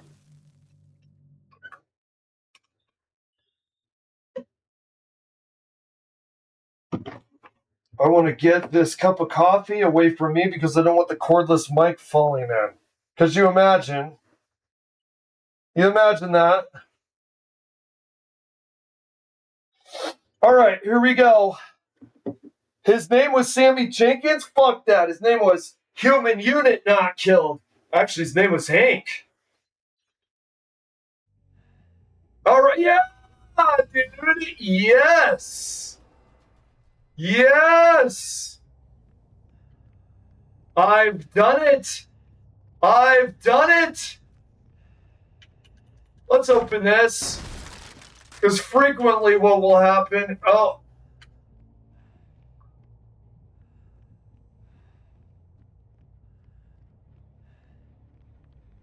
Up here? No. Over here. What? Someone's over here.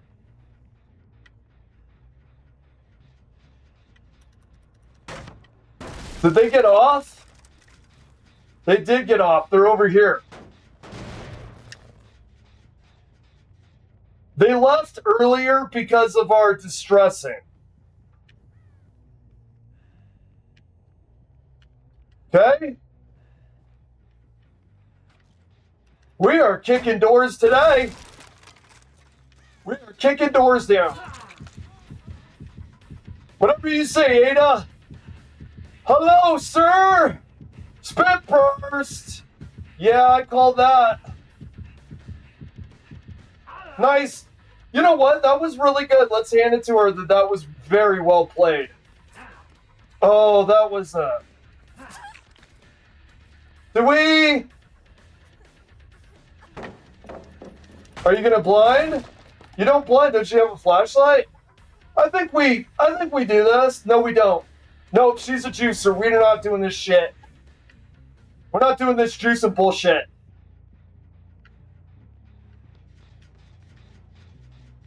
Avoid juice.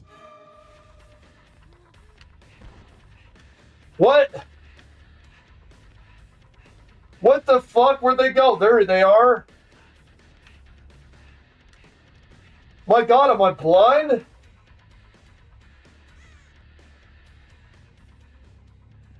Where are you? Are you gonna drop? You're gonna drop. What? I double tapped the button on accident, dude. Fat thumbed. Oh my God, this is so dumb.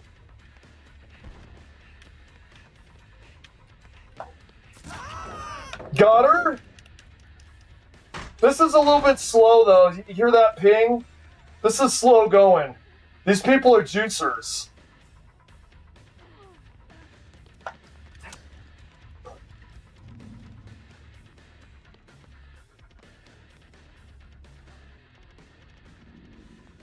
Okay, she going to a pallet?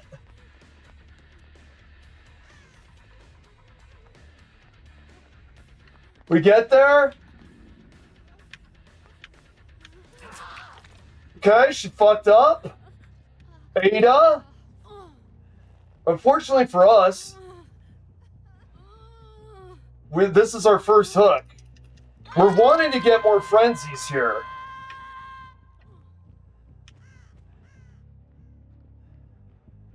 We need more frenzy. Is it? Which one is it? This one or? Nope, it's this one. Okay.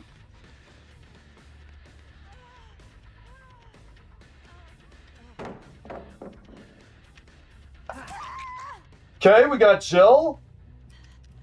We're getting the whole Resident Evil crew. The other two are injured. Nice. That's what you want. You want them to have massive difficulty doing any healing with this build. Massive difficulty healing. That's the goal.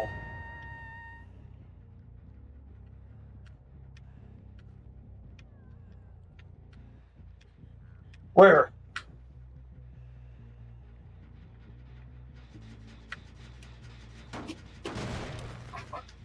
I think we're going to go ahead and proxy camp. I think that's the play. We're going to go down here. They're probably trying to heal right now. Because we're making the Lord very nervous.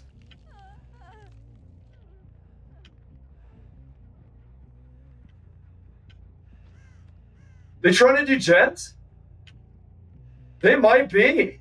What a bunch of chads. What a bunch of absolute chads. Really?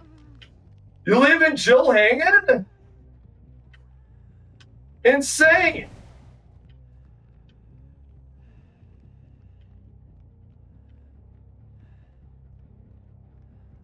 Where? This one?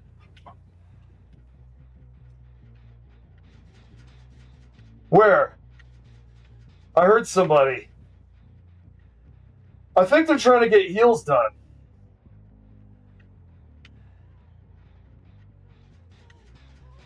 I hear somebody.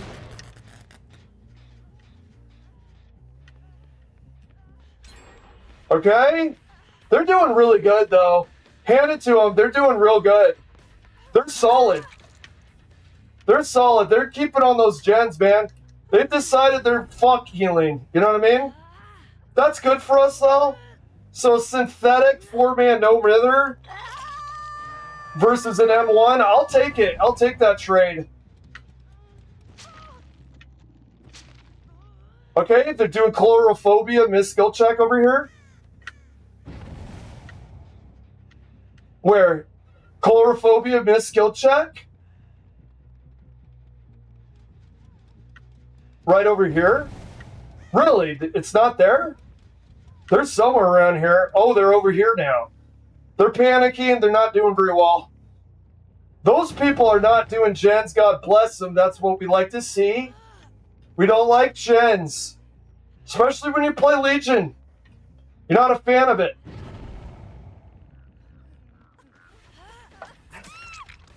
Okay. Let's take her over here. Oh, let's take him to the hook. Thanks for unhooking her because now I've got space for Fang. You know what I mean? Thanks, brah. Thank you so much. No sarcasm. Oh, it's a juicer. Oh, no, that's a juicer. Fuck you. That person, who is that? Nia? Of course it's a Nia. That Nia is too scary, dude. We're not fucking with her.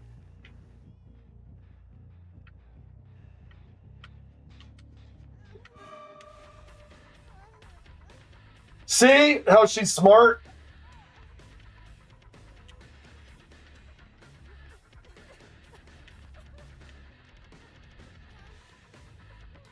See how she's trying to lure us?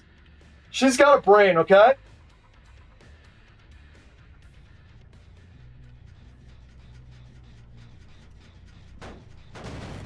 In fact, we might lose. We're not playing too strategically. We're not tunneling.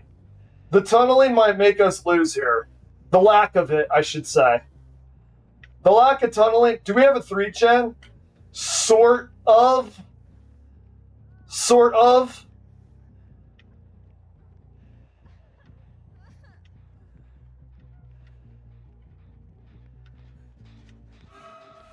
I don't like chasing her. I'm not chasing you, dude. You give me the howling Phantods. By the way, everyone's injured here? Oh. Oh my god. We needed that, dude. We blew it by not hitting her right there, by the way. We blew it.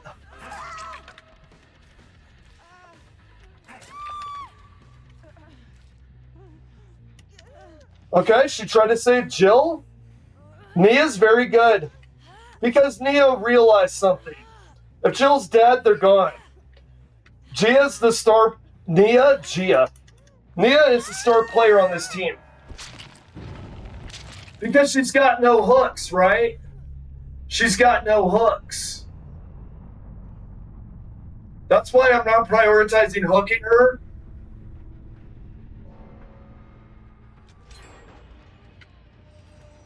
Good job, Fang. Yeah, I know. Good job. Maybe we should have hooked? Nah, I think Ada seemed the weakest as far as chase. Dude, the scratch marks, dude, they need to figure out how to solve those. I'll go ahead and hook. They're not picking up. Where are we at for gens? Oh, God, good job. Wait, there's someone right over here.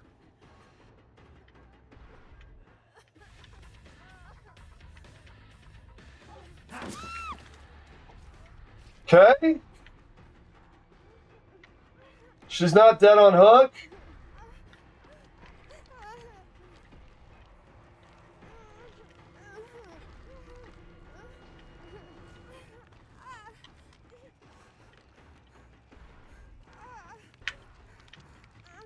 Wonder if she's got Unbreakable. What I'm doing here? What the fuck? No! Fucking no! Are you kidding? I fell down the fucking hole! Are you fucking kidding me, man? That Nia got a laugh. Fucking guaranteed, dude. Did the Fang leave? Did the Fang leave?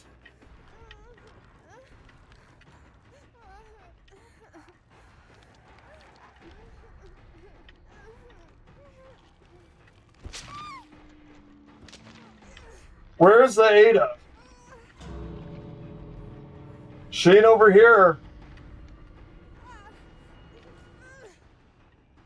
All right, there we go. Make sure. Where is she? All right. They DC'd. We got our 3K. We got our 3K.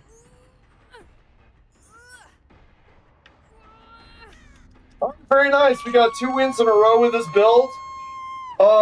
We got Gideon. That's one of the reasons. This build in Gideon, you're pretty much going to win. Now you can say, well, they got pretty close to getting out. Yeah, because they were good. The Nia, dude, if we decided to chase the Nia and we decided we were going to tunnel her or we were going to kill her, I'm telling you, the way that Nia played, you'd be doing yourself a grave disservice and you would actually lose for terror radius, anti-hit, boring. Really? No, in all honesty, I know they're salty, but it was okay. No, I understand her comment boring. This is why I actually have an understanding of why she said boring.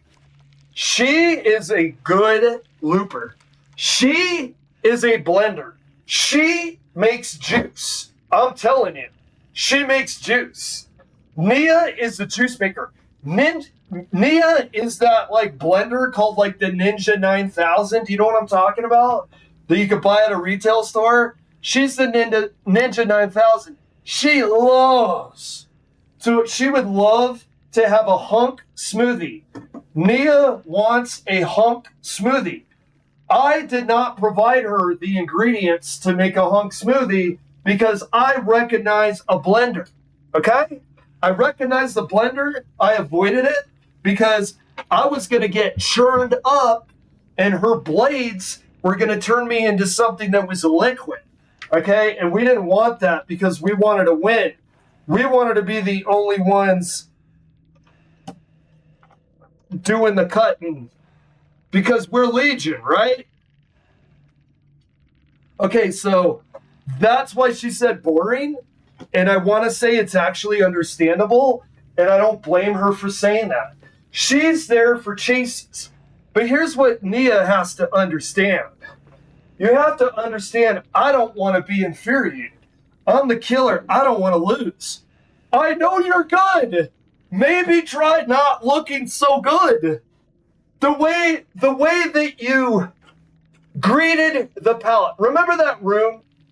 Remember that room that she was in?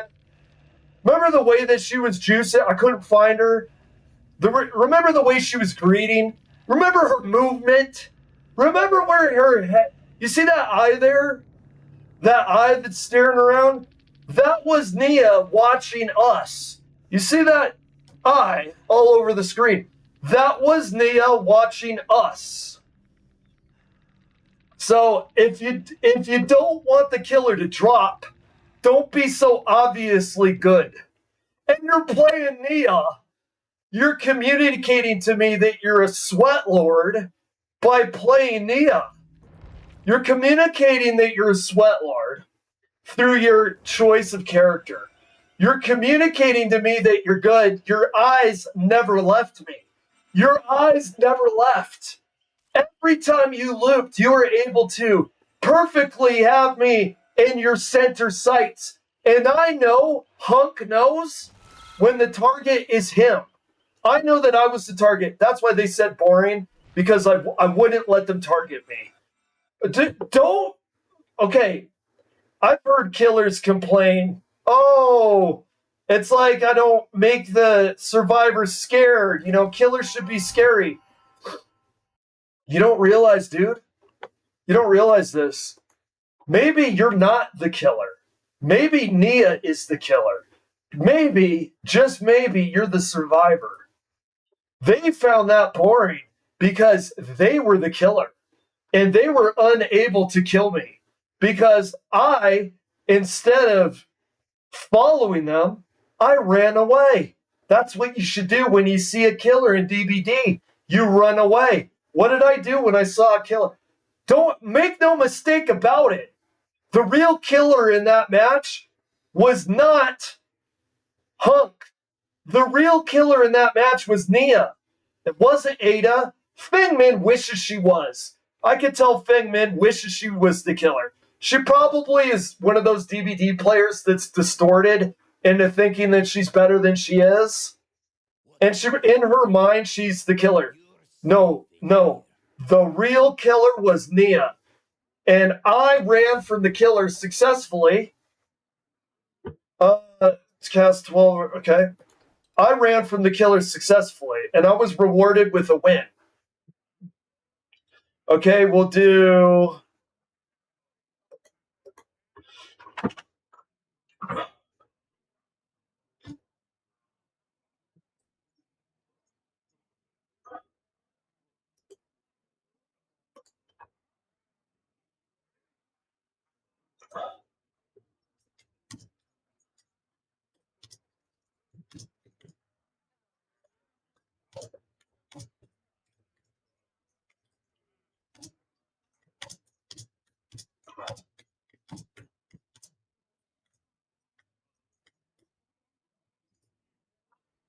Oh, and by the way,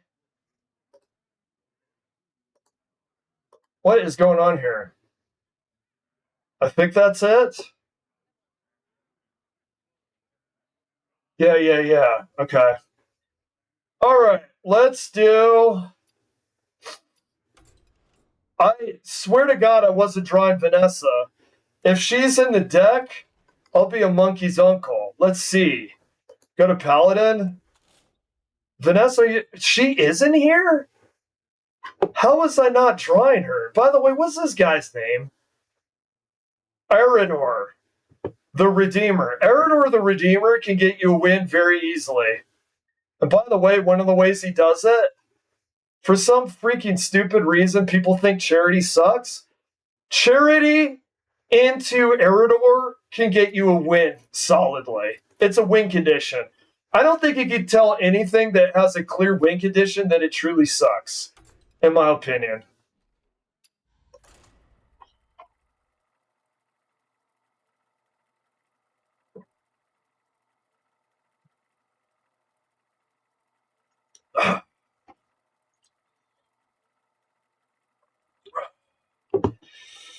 All right, let's see.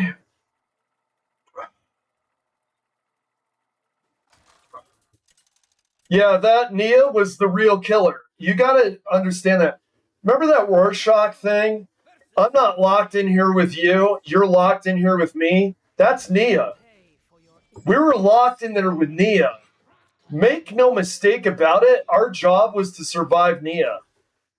We were the survivor. We survived Nia. We got to win. If I would have let her juice me, we would have not won.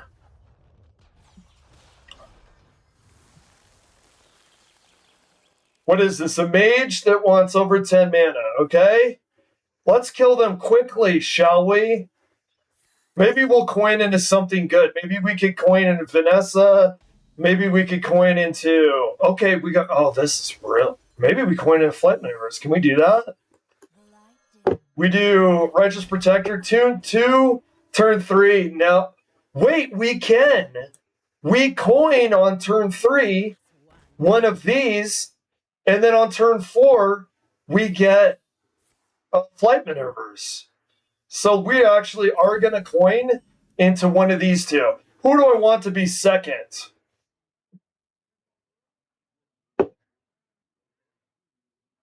Is there... Okay, we'll do this.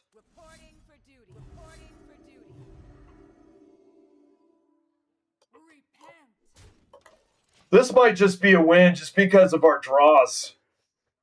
The draws are crazy. We're going to actually get a really huge board, maybe, unless they have some control, unless they have some spells. Okay, and then we're going to do what we're going to do now, so he doesn't kill this, so he doesn't kill our taunt, we're going to give him Friendly Shield again. Unless he removes it now, which he could. Let's see. Nope. He wasn't able to do it. We give our taunt the shield.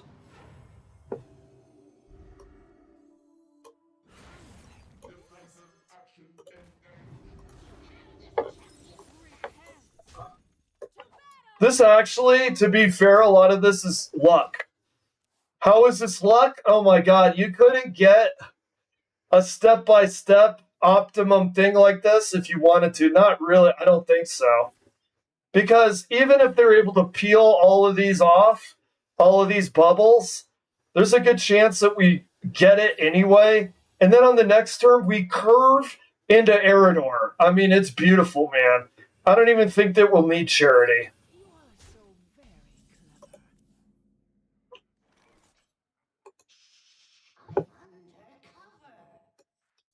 Okay.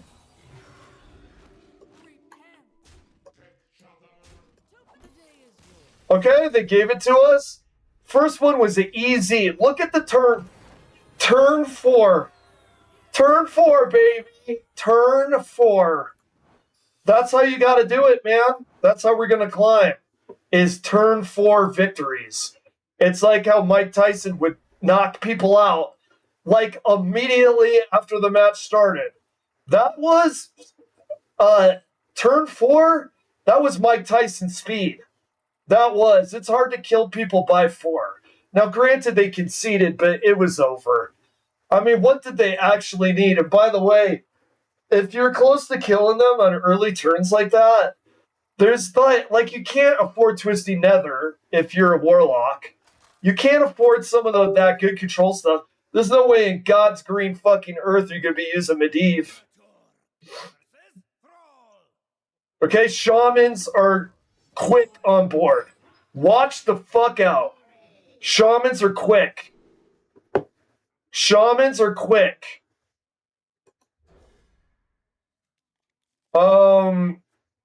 This might be a loss. If he's super optimized, then we get bad hands. I mean, so far so good. We got Righteous Protector. We're gonna curve into Annoyatron, unless we want to buff Silverhand recruits now. We might. Let's actually hang on to our time. Let's see if he. I'm assuming because he's Shaman, we're about to see a minion. You don't have 1-cost minions, okay? Interesting. Actually, I will put Annoyatron on so I can use his rush. We do that.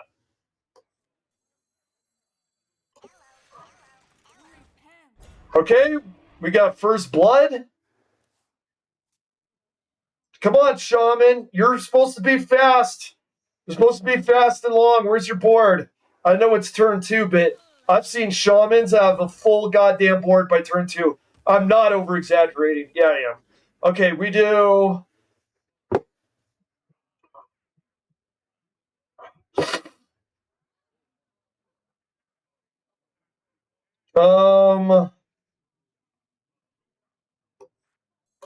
We'll do the buff.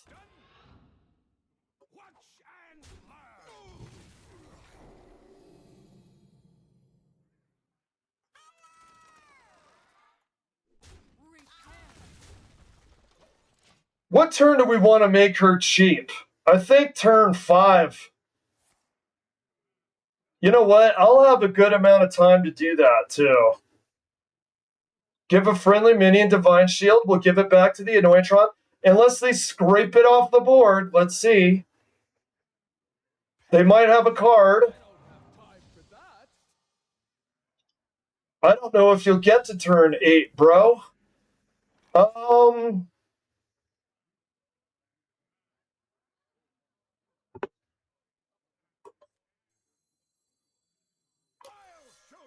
Okay, we'll buff again.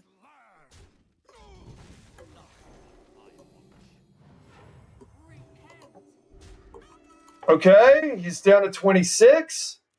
Next turn, we do Vanessa. Unless he has a lot of board removal, which he doesn't seem to have much of any. He's got cards to get more cards. We'll see if he gets cards to use.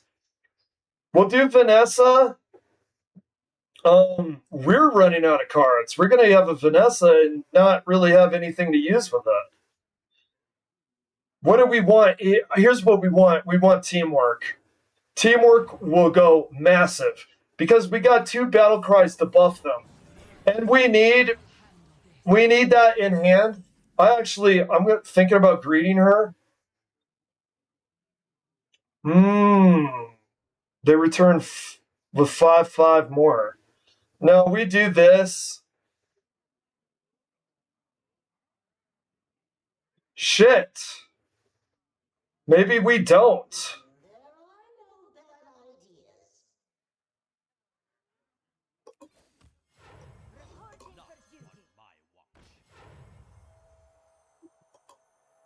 No, I'm not doing it because this guy's just scary enough to get me nervous.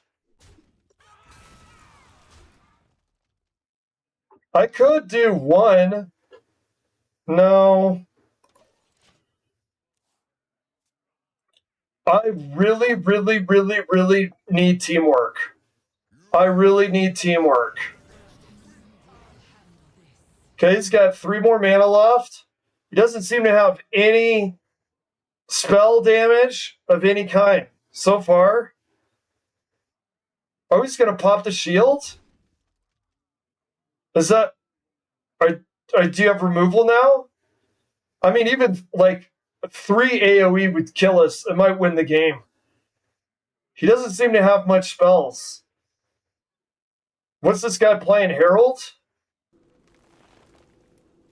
Alright, we're okay with that.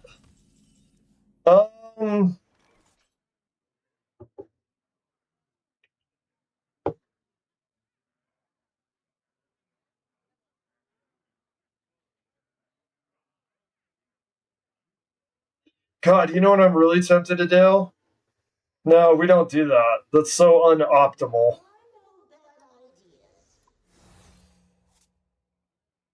Alright, do we want to kill any of this?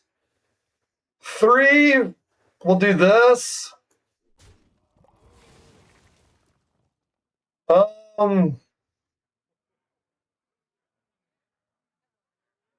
Shit.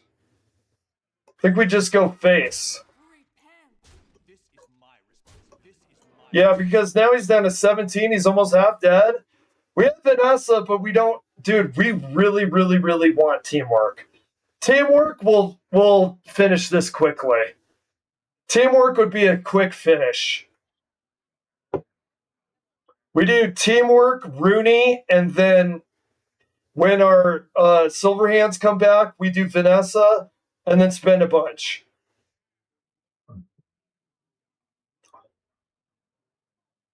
Do you have any spell damage, dude? It's like he's a shaman that wants to go long, but is having difficulty.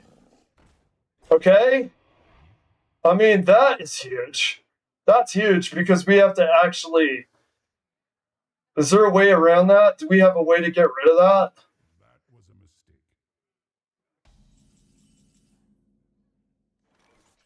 that? Okay, 0.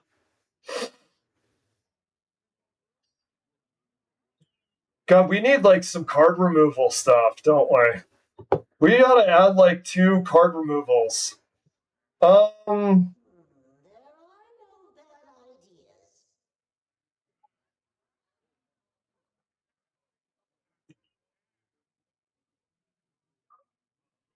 we use her now? We could do 0 and then 5. God, that's terrible though. Only 2 cards with her is terrible.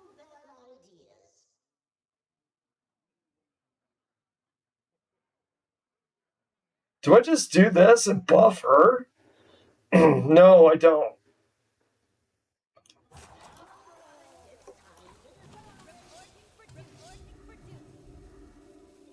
He's got 12. 3, 6. Shit.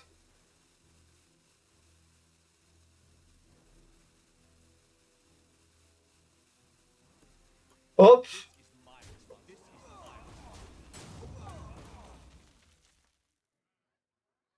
God damn. Is he gonna go face?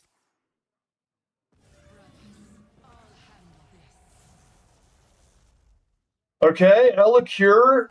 He's gonna try to do Elicure. Oh my god. Okay, dude, we gotta get We got to get teamwork. Flight maneuvers would be great, by the way. Actually, okay, let's try to get back on here. Let's try to get back in. We need teamwork, dude. We need teamwork so bad. Let's get teamwork. Okay, they only do 2 attack. Okay, they're making a comeback. That card is doing really nicely for them. Okay, here we go. We'll do...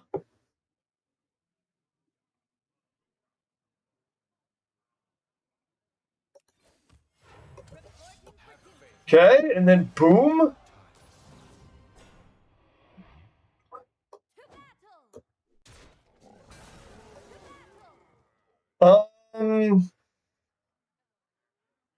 Wait. We can trade. He has a shield, though.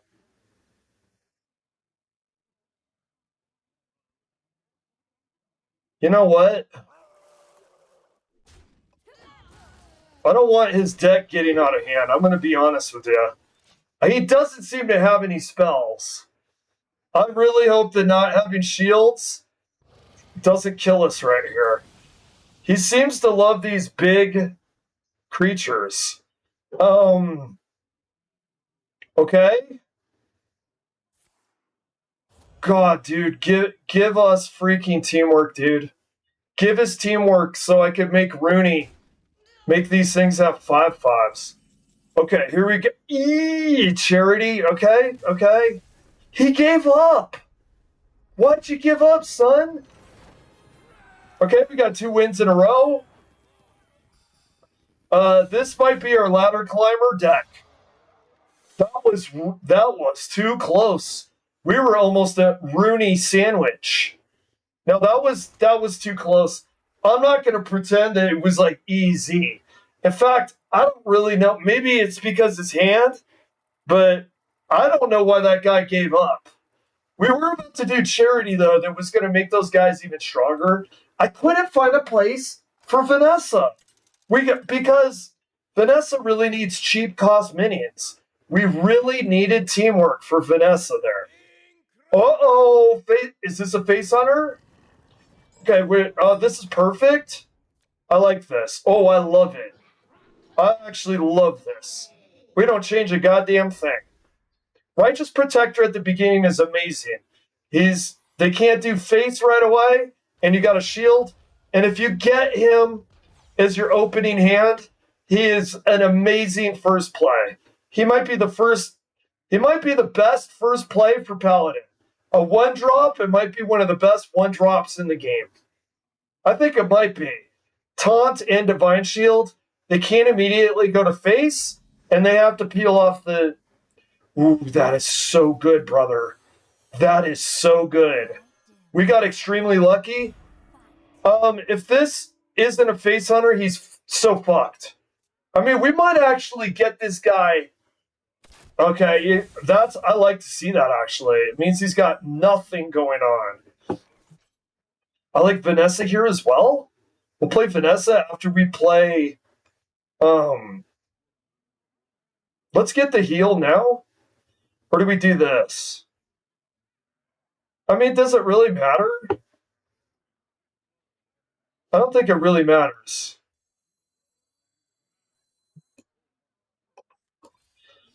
If he hits us again, then his heal will be worth more. I guess that's the logic that I'm using. Okay, on next turn, we get Argent Protector. We get Hardlight Protector. Or they're both Protectors. I didn't notice that. We get the 2 Protectors on... Okay. We do... We coin. We do... This.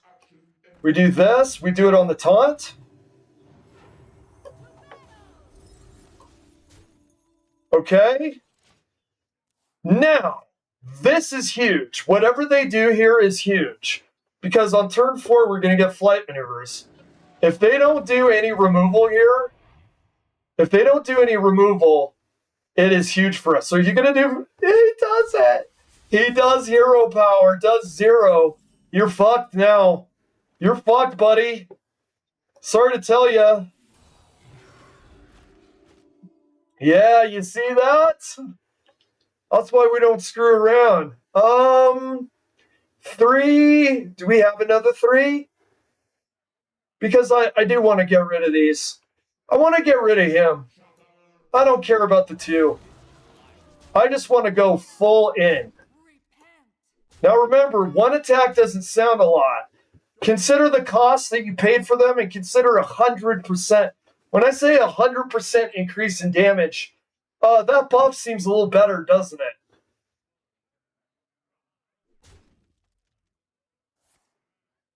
Oh my god, we won. That's our 3rd in a row. No. I'm going to stop saying I won. That's a good way to lose. Let's just let this play out. It's so hard for me to say I didn't win because I think I won.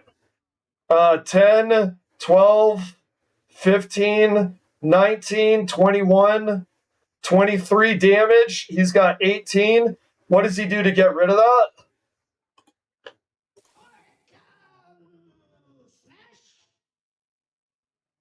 What are you doing, man? Okay, it's my turn. Give me my turn. I would like to continue, please. My time is precious.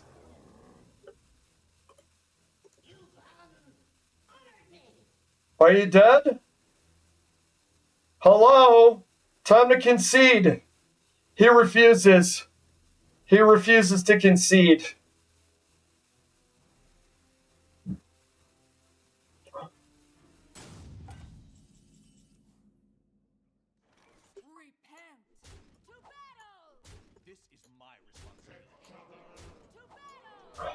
And voila! Paladin, 3rd win of the day, no losses. I played 5 of this deck yesterday, had 1 loss. So that's 8 rounds, 1 loss. 7 wins, 1 loss. Not bad. 7 wins, let's see if we can ladder climb with this. I'm thinking it's very possible that we have a ladder climber. Notice I didn't even put Cultivating Sprite in. I wonder if I should, but I kind of feel like that idea of don't fix what ain't broke. If you're winning, so be it. Don't mess with your win. Like, that's the thing, right? Let's see. Don't fix what ain't broke. And if we got 7 wins and 1 loss to this deck, I really don't want to do that. We do this. I love Nosdarmu. But we got a 5 anyway. That sucks. That's actually bullshit. I would have liked to keep Nosdarmu. I mean, we're gonna do face with the sword. Having a lower cost guy would have been better.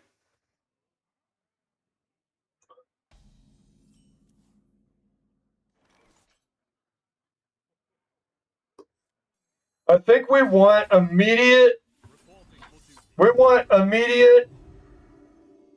presence on the board. I think that's what we want here. We want immediate presence on the board.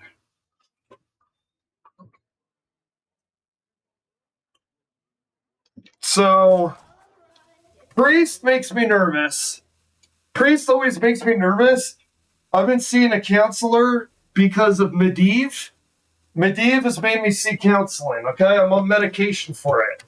I'm on like category 6, 7 drugs because of Medivh. I see a fucking priest. I am genuinely frightened. I'm not gonna lie. Priests scare me. Because I feel like a good priest, you can never push them off the edge. You almost get there, and then they Medivh your ass, and then they win. Then they find a win condition. It's like, I have night terrors about Medivh. Okay, we do...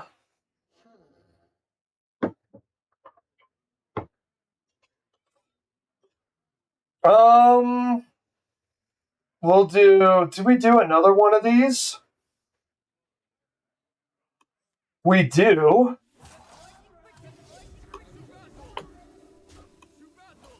Depending on if these survive, this guy's got to have spell damage. Unlike that shaman. That shaman liked big, greedy minions. It didn't do very well in a aggro environment. Aggro meta environment. Okay. Holy shit, Nosdarmu. You might actually go... You might go hard here.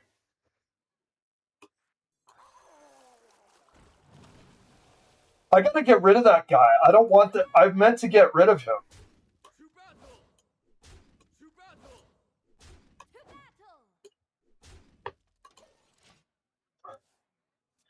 Okay, next turn.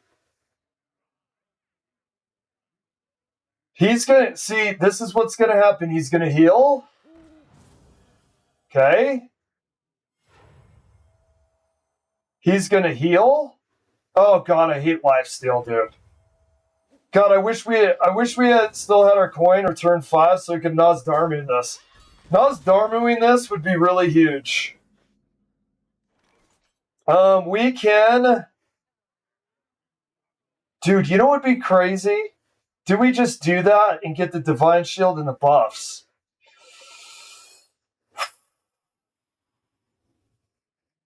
Because they're gonna get lifesteal off of this. No.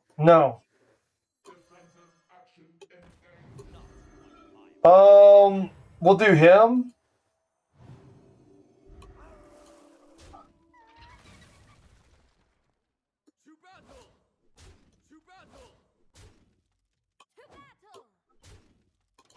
He's gonna get a little bit of lifesteal, which kind of stings. The next turn, we can use our blade to buff our Silverhand recruits. The 3 of them might still be there. It might worth it to make 3 into a 6 for attack. It might be worth it. Let's see what he does.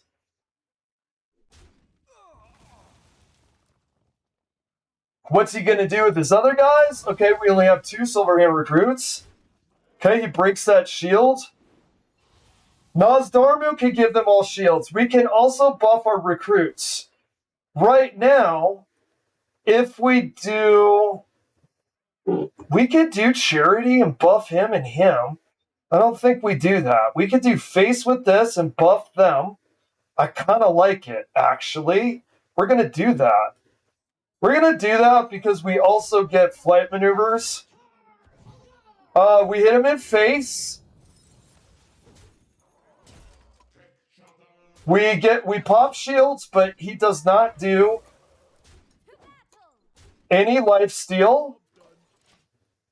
Now the turn is over. We have Nosdarmu and we have flight maneuvers. Let's see what... Oh, God. Okay. Okay. We do... Flight maneuvers actually by itself doesn't seem too terrible here, does it? The Drainy is cooked toast. Well, the shield actually... No, we do.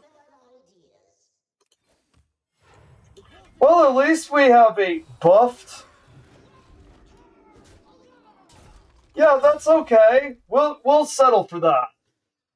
In fact, they're gonna really need some AoE. They're gonna really need some card removal. They're gonna really need it right now.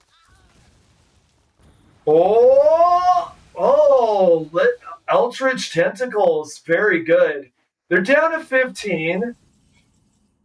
We're on turn 7. We have a Nas. Okay. I like this.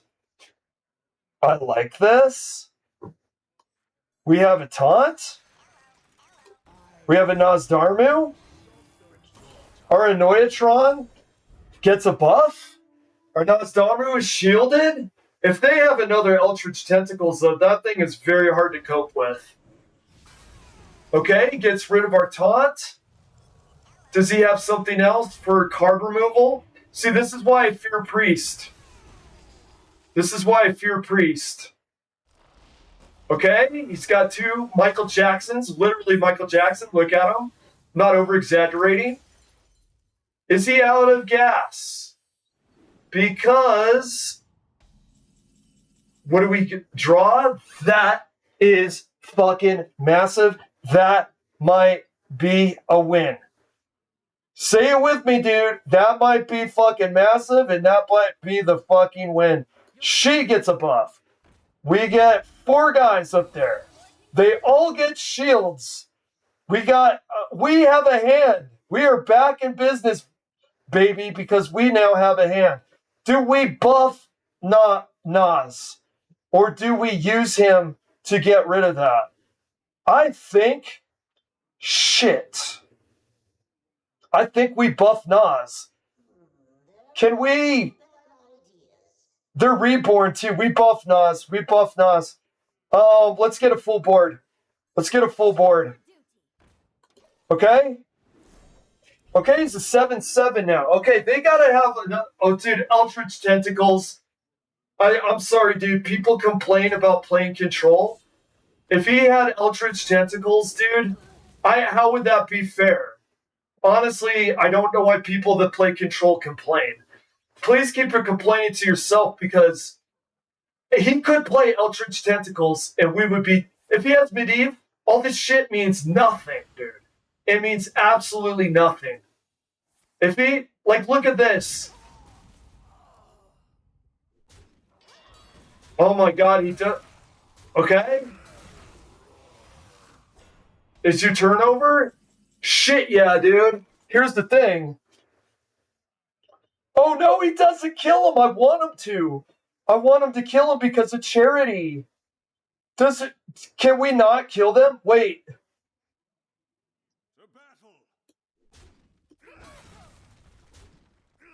I mean, we could kill one. Do we only make one charity? I actually don't think that's how we play this, unfortunately. You know what? I want to get rid of that because it's such a card generator, though. I mean, maybe we play it anyway because we're lacking stuff to do. So we do play it anyway. I know it's only 1. Well, it's a 5/6. It's a... Wait, I'm sorry. I have to. We play the other 5/6. Well, it's a 5/6, dude. A 5/6 is a 5/6.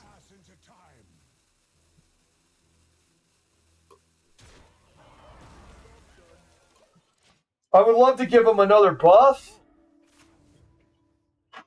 Okay. Okay. Oh, he killed our Nosdaru.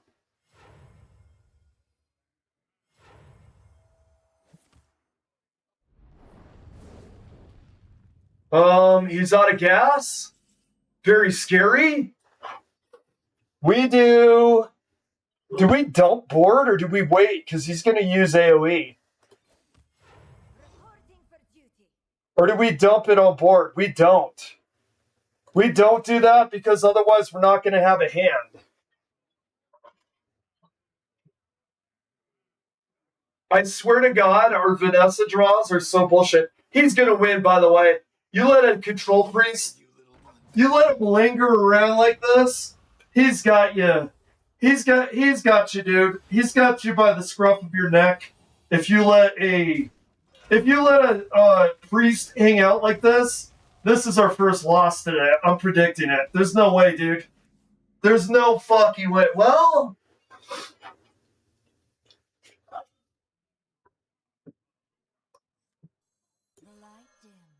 oh, look at the heals. Look at the heals.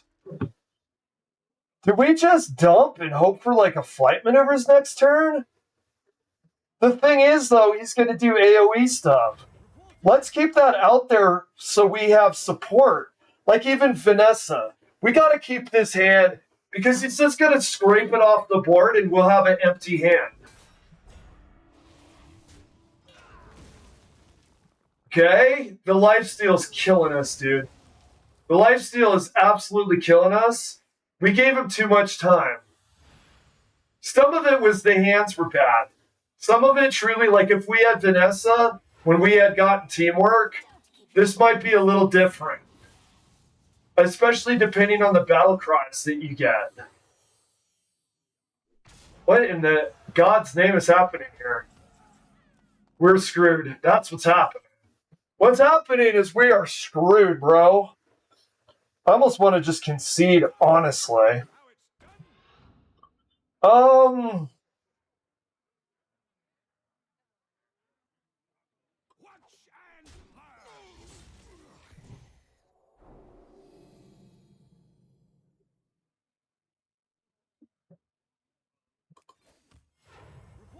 I mean, what if we get like flight maneuvers or something? I don't know. I don't think there's a way out of this. I don't think there's a way out.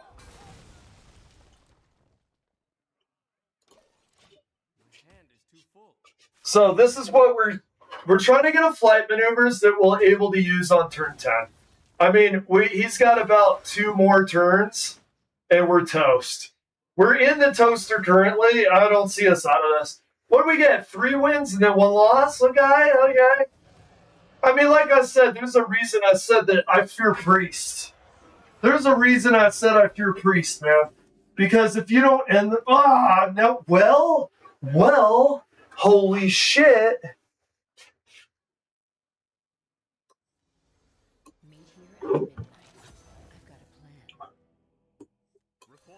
Oh my god, what if we get crazy battle cries?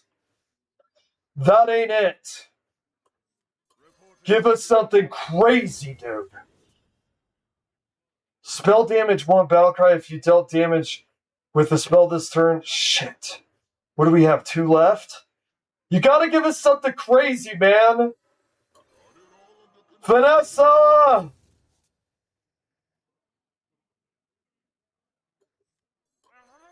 Yeah, but we're dead, though. I mean, we needed a taunt, right?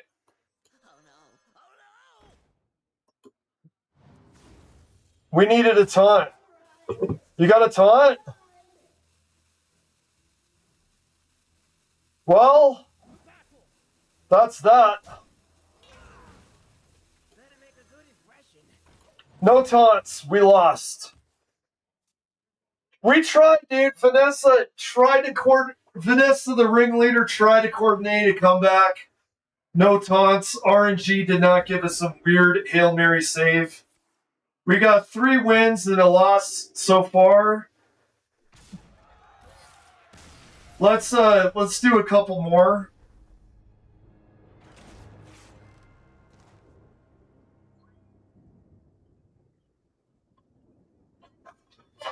Alrighty. We were on a roll. Of course it's Priest. Of course our first loss is a Priest. I'm serious, man. Those guys strike the fear of the Lord into Alucard bats, dude. It's like a bat.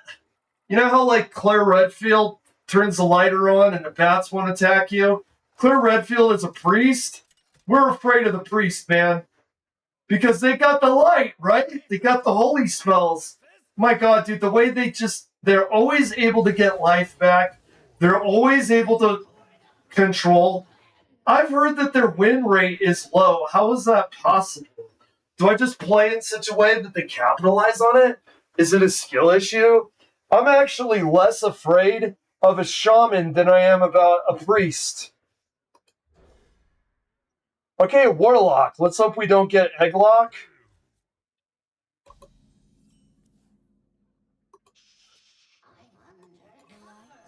We've been getting really lucky with our opening hands that we get Righteous Protector. Okay, if you put something on the board... Oh, by the way, though, this is another control. Control, honestly, is very scary when you're playing a hand like this. It can be very scary. Because you can make these mammoth boards, and Eldritch Tentacle says goodbye to your massive board.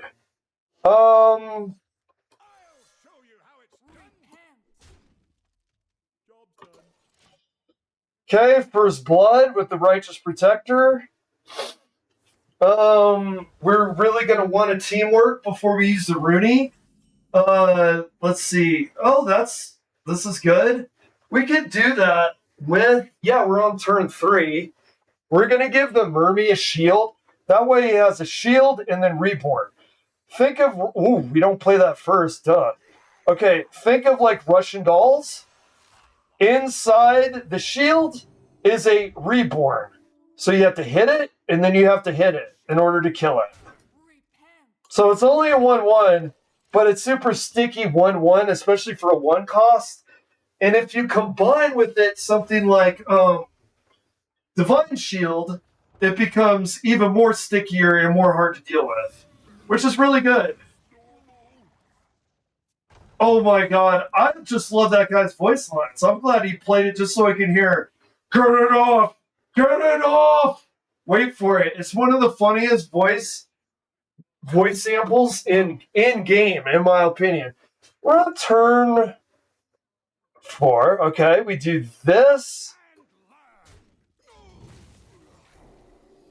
Is it too soon for charity? Yeah, but it buffs. It buffs our guys, and he buffs our guys. Do I use it? Do I use it?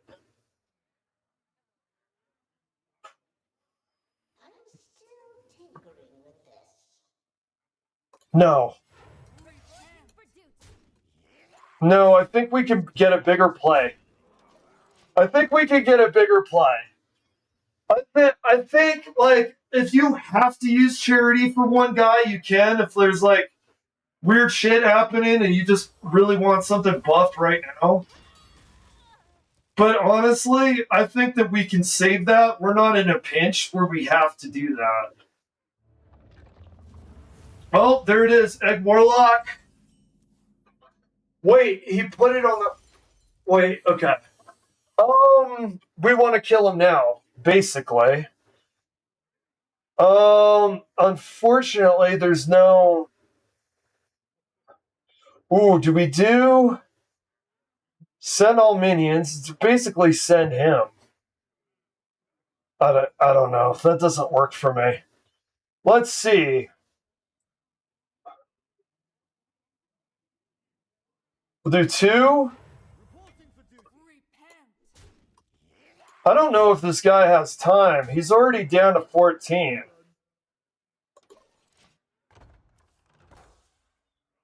God, you know something? Even though it's only going to be a 4/2 with taunt, I'm almost no. Actually, you know what we do? If he doesn't kill anything on board, what is he? He's got 5 mana. If he doesn't kill anything on board, we're going to use the shields and the buffs. How the fuck did he bring that out? What the fuck is this? I think even more so we do that. Unless, wait a second. I have an idea. 1, 2, 5, 7. We hit him, and then we do charity for 3. So we do this.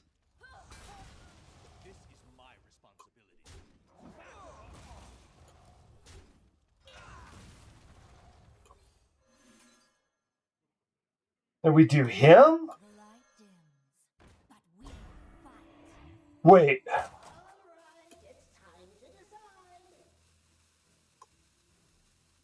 Okay. All right. He's God. What in the hell, dude?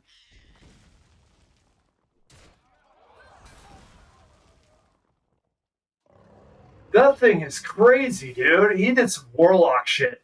Can we take this back? We had such a good hand. Teamwork? What are we at? We're at turn 7.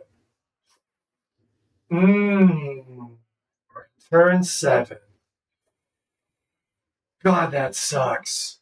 I think Where are we at for health? Is he going face yet? He's not. Oh, Lord, he's going to get us. He's going to get us. If only... God. We do? God, can we do Rooney and then do that? Do we have time? I don't think we have time. We need a taunt. I almost feel like, oh my God, we can't do that right now, though. Okay, we just play the teamwork? God, it's so close to killing that guy. We'll do this. We'll do... Do we do Rooney? We'll be dead, though. Wait.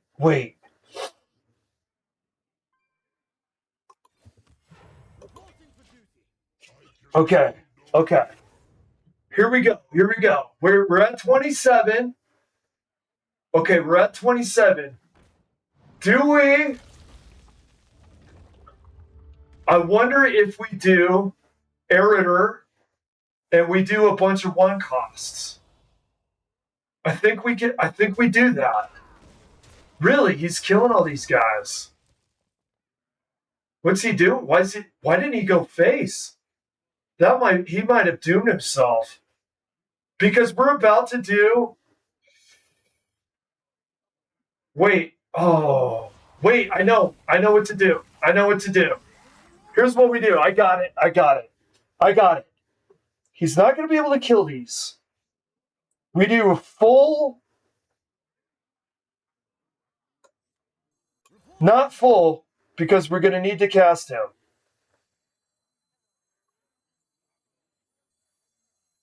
Okay, we do...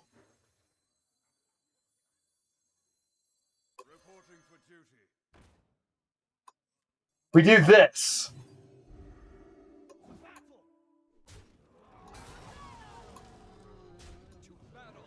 What's the egg at? The egg's at 4. I think we're going to get this, dude. Don't fill the board. He's got to kill all those Silverhand recruits. We're going to be at 9. Oh, he's got Twisted Nether. Okay. We do. How many Silverhand recruits we got? We do. Do we do him now?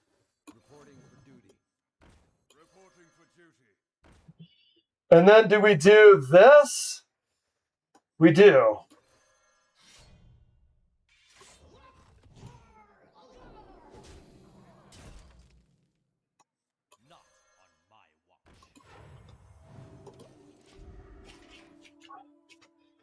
Okay, if we can get the Eritor, if we can get him in a really good position of good value.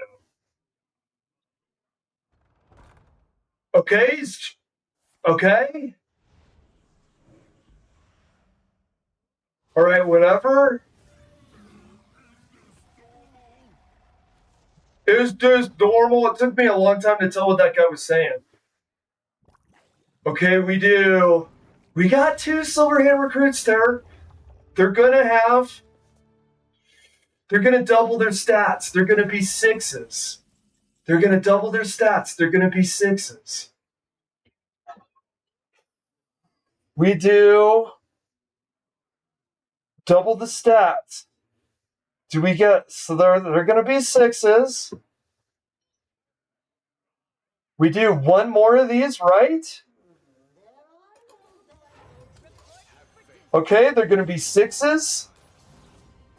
How many times has he got to break? 2 times?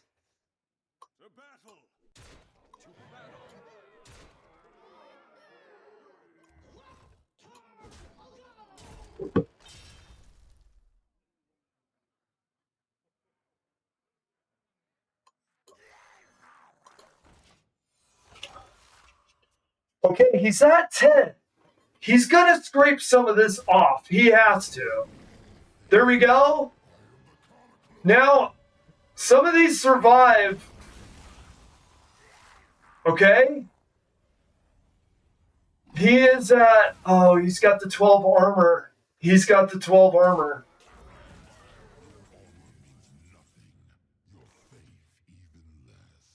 Right.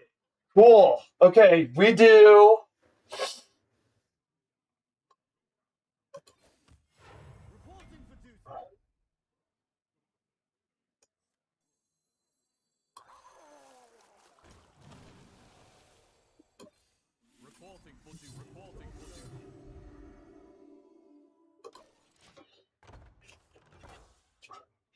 I want to keep Rooney. If we get another teamwork... Oh my god. Well, he's gonna do 3 to himself. I'm running out of speed, though. I really need... That might actually do something.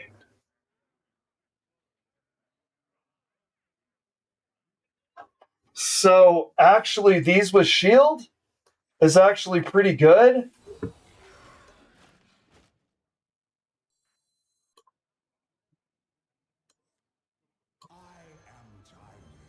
I don't take the shields off. I buff, right? Because they'll have a 3-3. Yeah, I buff.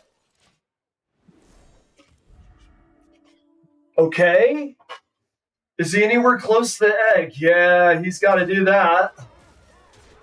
Yeah. He kills Nas. He's got 19. That card is so broken, dude. I hate that fucking card. I honestly think that card is such bullshit. I mean, it will just destroy boards, and then you have this huge body there. Okay? 19, though. I got my eye on 19. Okay, we do... Oh, see that. We do this first? I might take Rooney off. She's too much of a risk.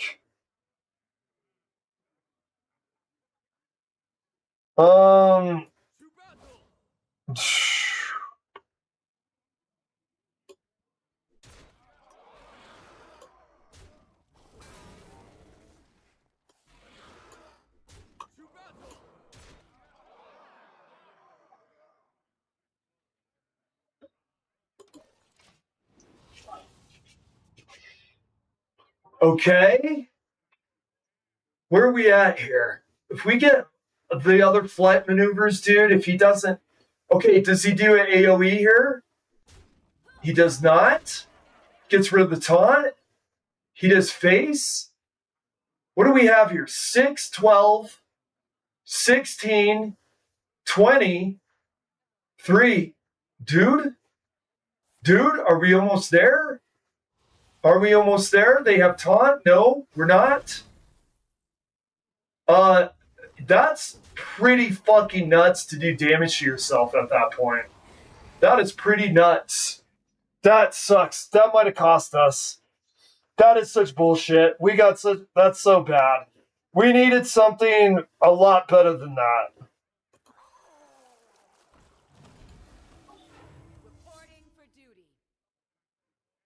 God, just so we have somebody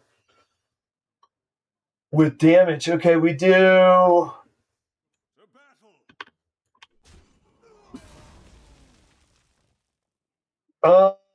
He's a 10-10?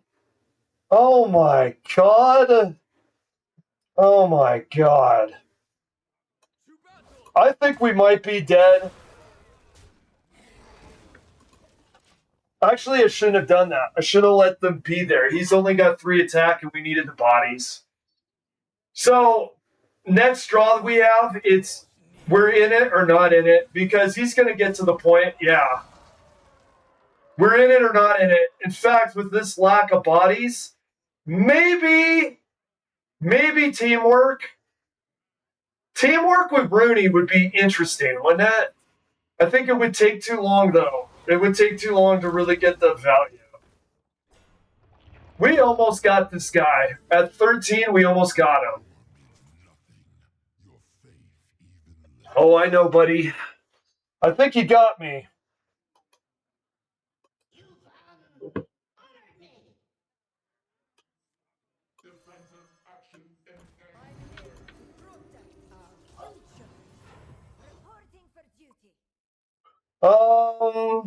Yeah, I think it's actually over. I don't even see any taunts.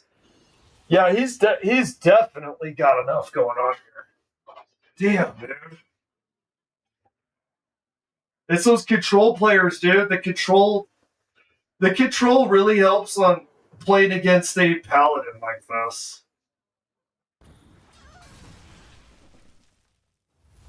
Oh, he got his big one.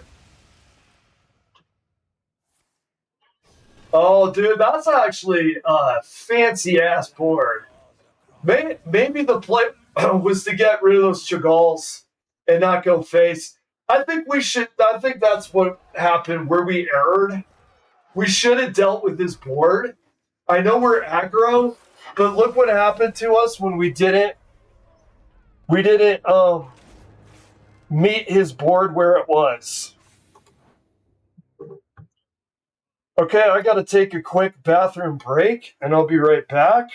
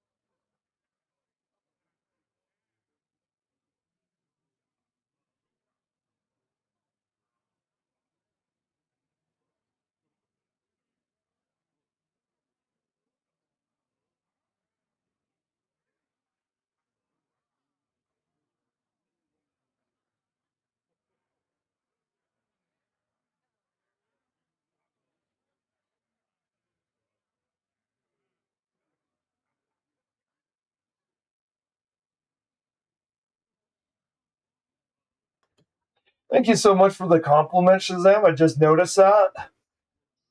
I try to be descriptive.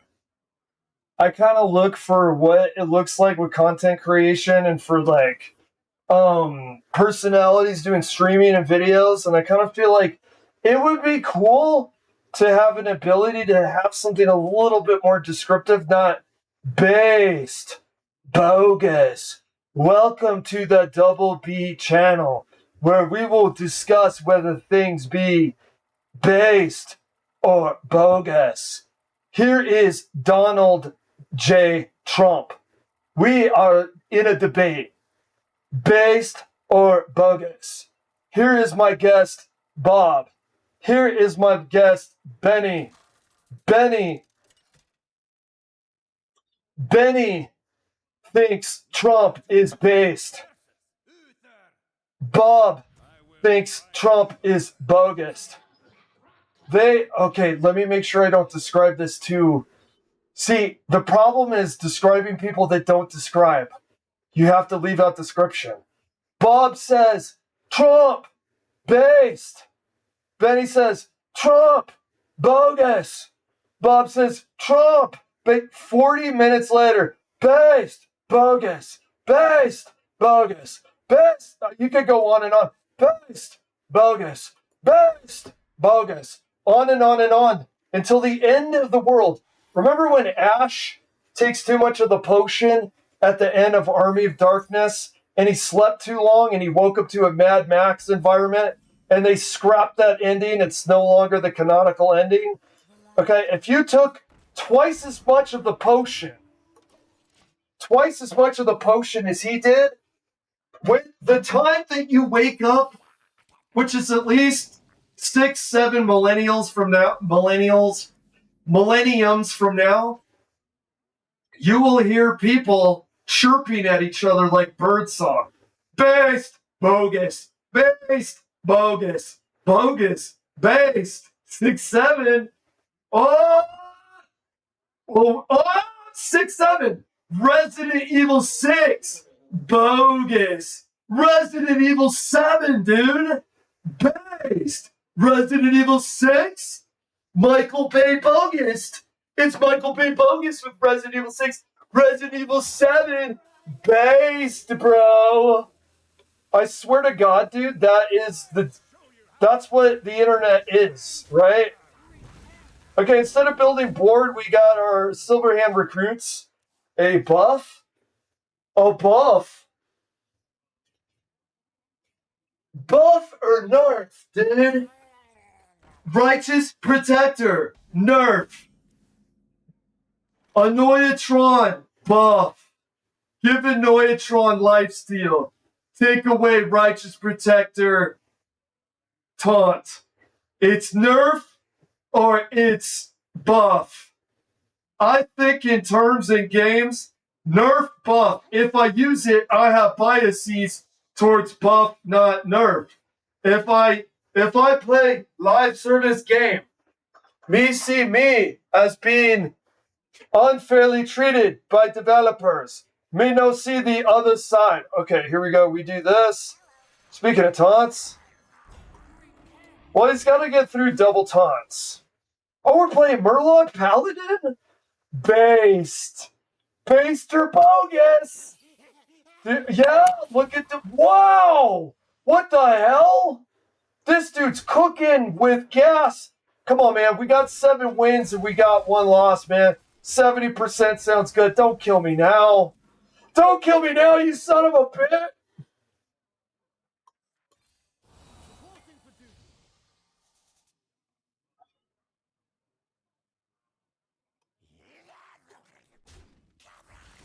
What you gonna do, brother? What you gonna do with a 4-3, brother? What you gonna do? God damn you! What? This dude is too dangerous. There are terrible demons. Okay, we do this.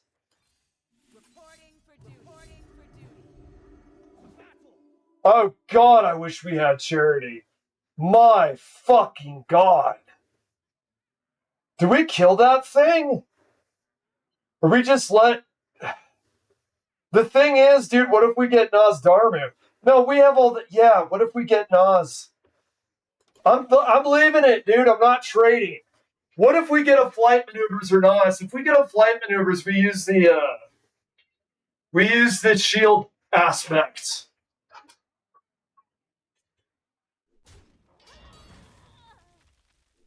Okay? Oh, dude, give us Nas, brother.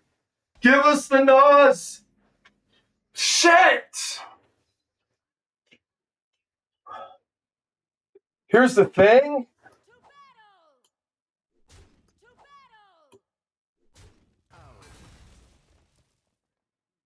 Do we go face? Do we dare? We don't have enough to peel him off. We have enough to kill him. I think we actually go face on this. We do.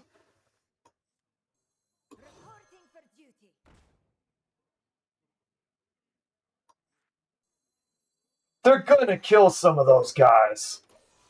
We still have coin, by the way. He's got... Oh my god, dude! Oh! Oh my god. Terrible demons. Ouch, man. This paladin's too damn dangerous. God damn it! These fucking draws!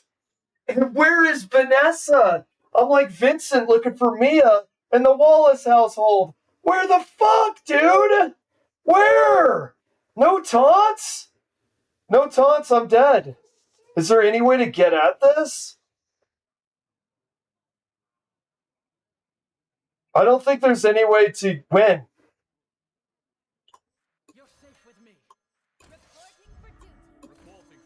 Look at this horse shit. Oh my god.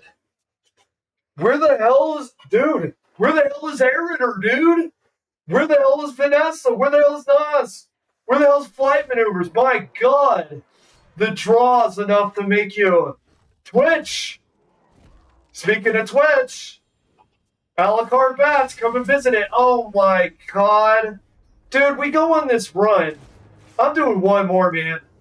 I'm doing that live service thing where, like, when you lose, you keep playing. I wonder if they have that MMR. Are you familiar with the MMR that keeps you playing, where they'll give you a bunch of wins, and then they'll set people up against you that they know you'll lose against? Have you heard about that? They do it in Marvel Rivals. I wonder if they do that here. It feels like they do. I don't think they do that in DBD. But it feels like I get a win streak, and that it might be all in my head, but it feels like I get a win streak, and then suddenly I can't get one. I hate that. I want things to just be based off of if you're good, not an MMR rigging it to try to, like, influence your behavior to either keep playing more or not. You know what I mean? That it's so exploitive and it's less fun. I don't want to feel like a rat in an experiment. I want to feel like a gamer having fun with other people. Speaking of which, I wish they had an after-match chat in this game. I would have serious fun with that. Okay, here's the thing. Here's the thing about this mulligan. Getting a teamwork and a flight maneuver isn't necessarily a promise. So I keep it. I keep it. Even though it's turn 5, I keep it. Why? We play teamwork on 4, and then we play flight maneuvers next turn. We hope that he doesn't peel off our stuff.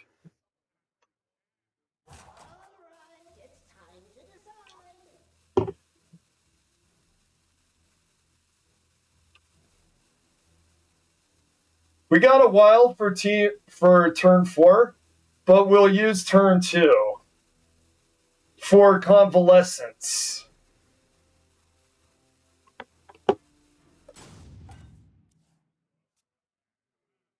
Okay, we'll do convalescence.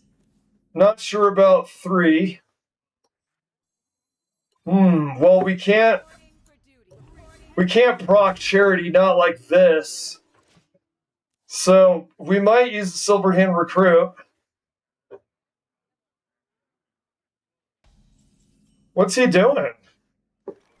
What is he doing?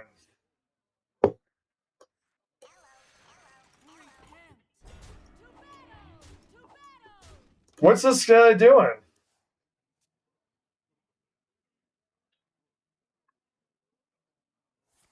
What are we at now? We had like 7 wins and 3 losses? Or is it 4? 7 wins and 4 losses. I don't like that. Okay, we do this.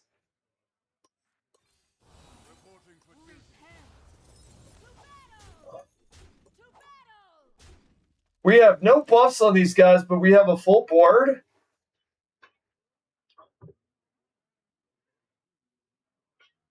He's on turn 4. Let's see what he does. If he puts something on board. Okay, this is actually good. We can... Oh, wait. Wait.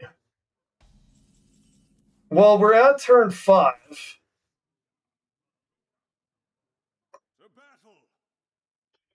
You know what sucks? We can't do flight maneuvers and charity.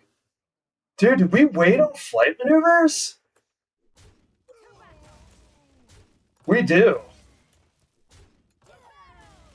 Yeah, we do charity.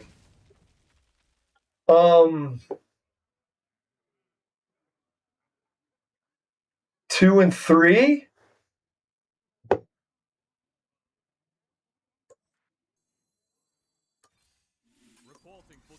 Okay, now look at this. We got 4 guys that are 4/4s. Okay, this is what we've done.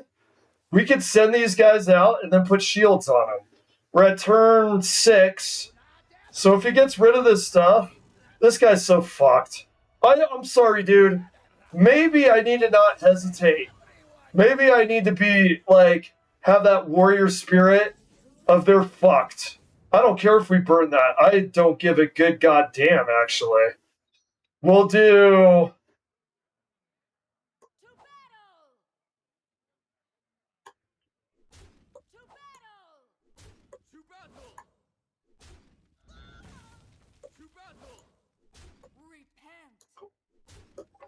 And then we do flight maneuvers. Now there are a bunch of 2/1s with 2 drakes. He's got to have, like, Eldritch Tentacles or something, but he's a Reform Warlock. He's playing a lot of those, though, isn't he?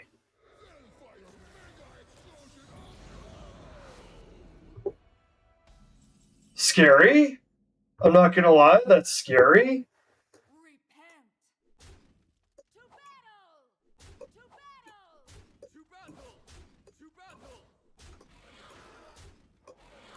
He's down to 3. He's got to basically clear all of this. Does he have something to wipe board?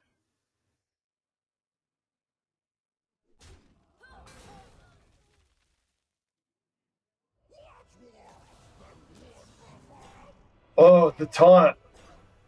The taunt is killer. We gotta move around this, though. He's got 3 health. We gotta, like... Okay, we do...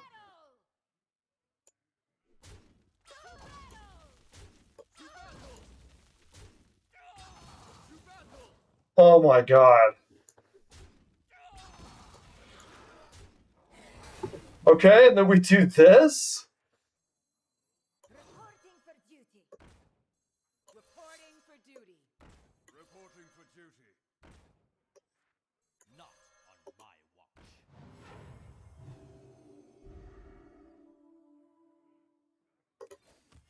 Reporting for duty. Okay, let's see what he does with this.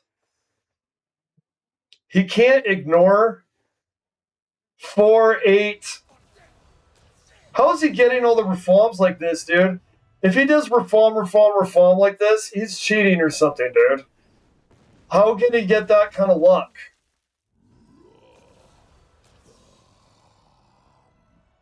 That makes no sense that he gets it all in a row like that. Okay?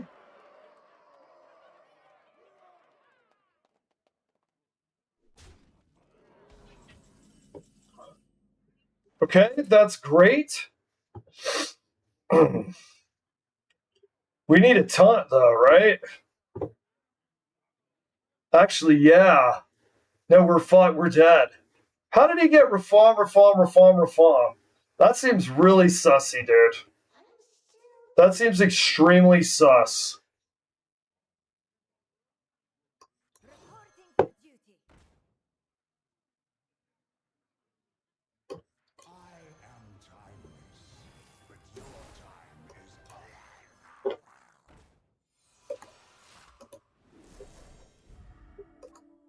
How did he get... Let's see, is he going to play another reform?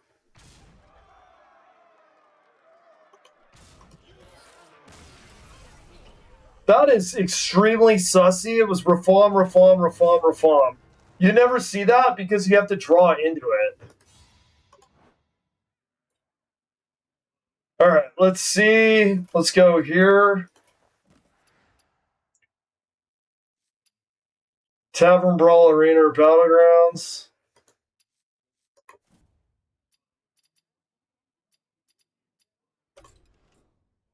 Let me see here.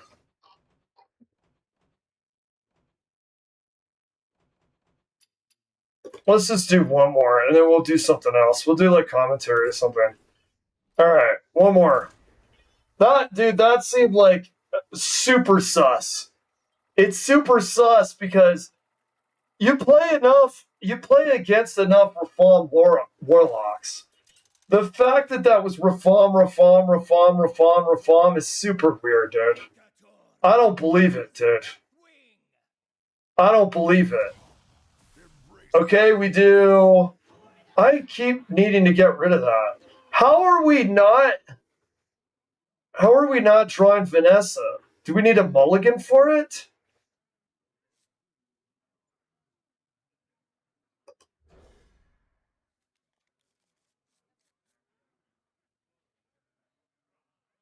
Okay, opponent's still choosing.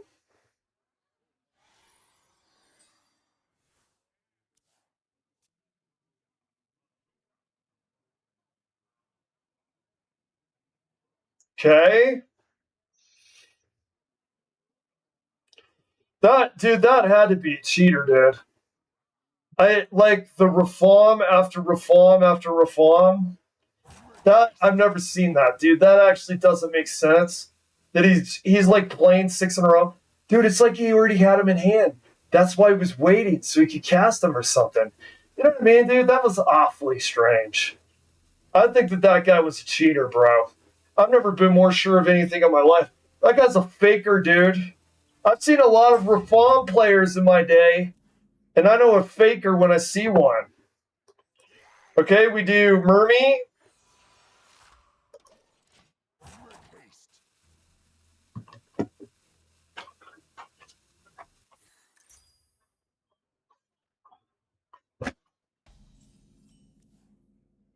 Oh my god, speak of the devil, or at least speak of the devil 3 minutes ago. I mentioned you know, not that long ago.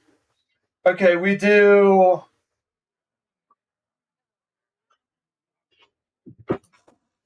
We'll do him, give you this, gives you an extra layer to go through.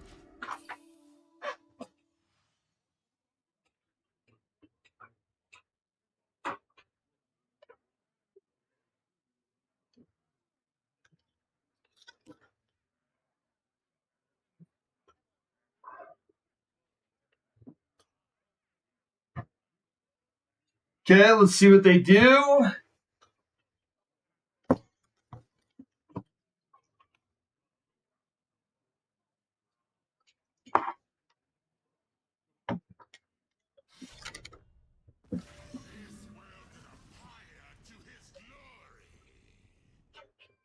All right.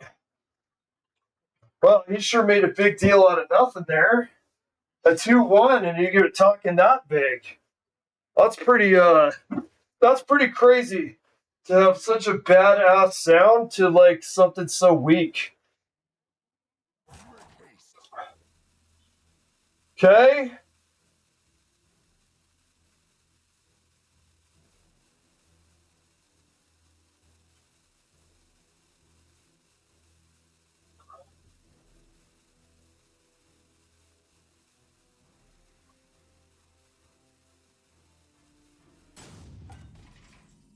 All right. Oh, that's good. It'll give it. Do we coin into it? I don't think we do. I think we do it next turn.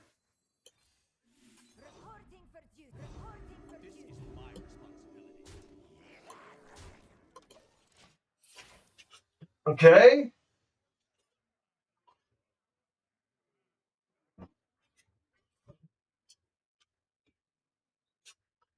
All right. See what he does here, and then we'll probably do Final Fantasy VI after this.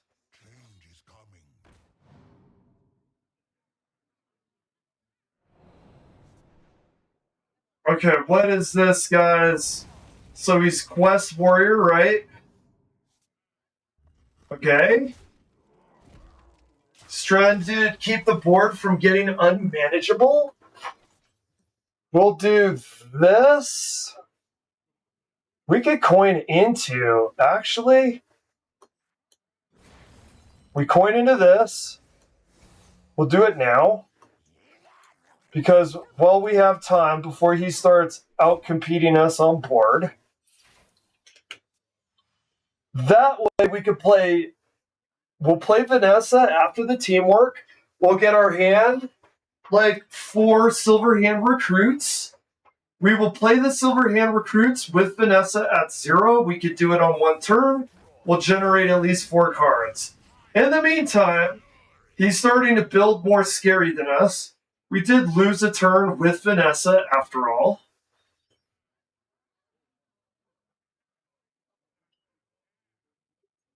I think it might be worth it. Okay, he's starting to go face. We do this. By the way, Charity is going to help with the recruits that Vanessa uses next turn.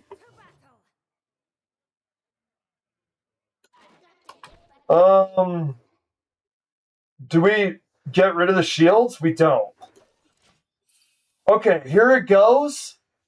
We're going to kill those. Do we do Charity at 6? We do.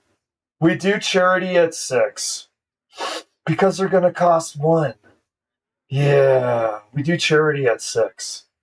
He's going to do... Okay. Okay. Not too bad. He's at 4 mana left. He armors up. Okay, not bad. Okay, let's that's too expensive for now. We're gonna do the charity. We're gonna do the charity first.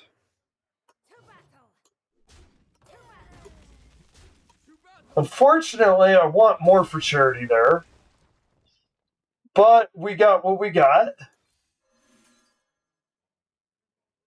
Shit. Meet here at midnight. I've got a plan. Reporting for duty. Reporting for duty. Reporting for duty.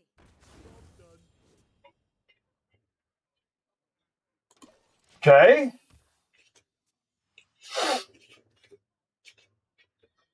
So if I use the sword next turn, God, we're at 3, 4, 5, 6, 7, 8, 9. Okay.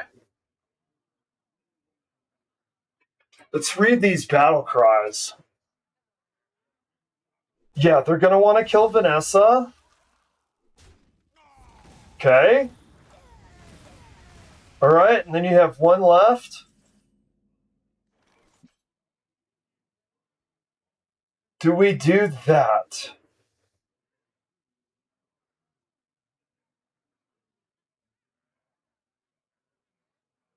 It didn't start there. Okay. Discover a fill spell, reduce the cost.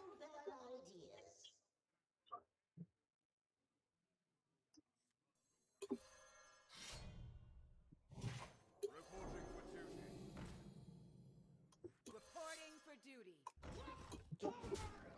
Okay. Now we have our Silverhand recruits buffed. So when we do teamwork, we're going to have. Oh my god. Where's Nazdaru or flight maneuvers? We're going to have buffed Silverhand recruits. Okay, which is nice. Oh, the phone's about to die. I got to put chat on OBS on the screen. Okay.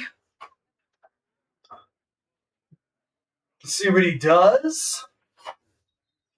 The sword might go very far for what we want to do here. Let me look at OBS.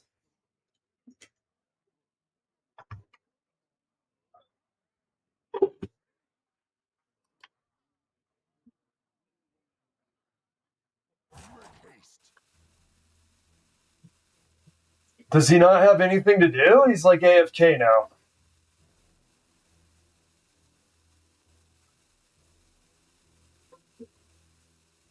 Okay. He's not doing anything here. Oh. Oh my god, dude. That fucking card. That fucking card.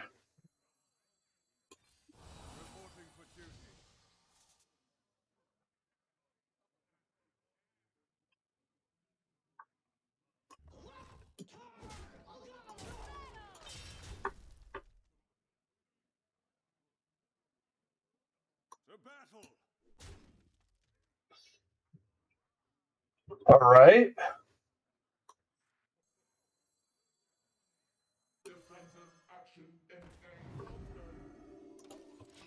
Okay. Can we? He's at 13. Can Rooney buff these enough to make it matter? Can Rudy? Can Rudy? Like that really obscure like 80s movie? Can Rooney come in to make these Silverhand recruits better? We were one mana cost away from her before. Can she come in? Can she come in, make them stronger? Do we get Eritor in that point? That's such a perfect progression, though. I don't know if we get there. Let's see. He hasn't been doing anything. Oh, okay. All right, he's got Ragnaros. Here's the thing, though. He's at 13, dude. We need to stick on the board for. Oh man, that's freaking huge, bro. Can we? We gotta put a taunts in the deck. We do. Reporting for duty. Reporting for duty. Reporting for duty.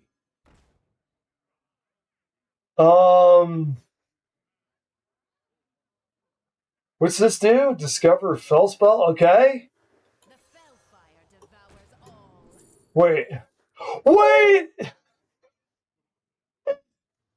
Dude. Whoa. Okay. That's huge. Dude, you want to hear something? We burned the Divine Shields. We burned the Divine Shields because our hand was too full. Oh my god.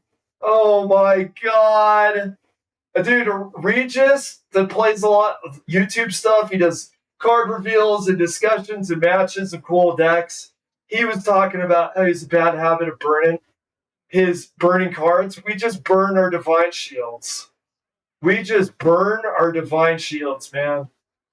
We got 13. Those Divine Shields might have carried to the win. What's this guy? He's thinking about it. He's thinking. Oh my god, dude. Feels bad, man. That feels bad, bro.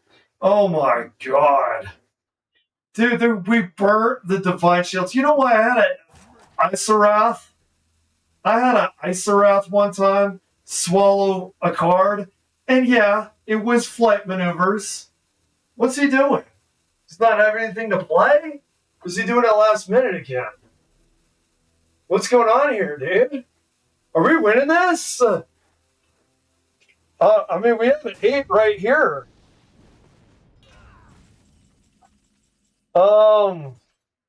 My fucking god. Fill your hand with copies from your opponent's deck. They cost 3 less. No other better time to do this. Alright. Deal 2 damage.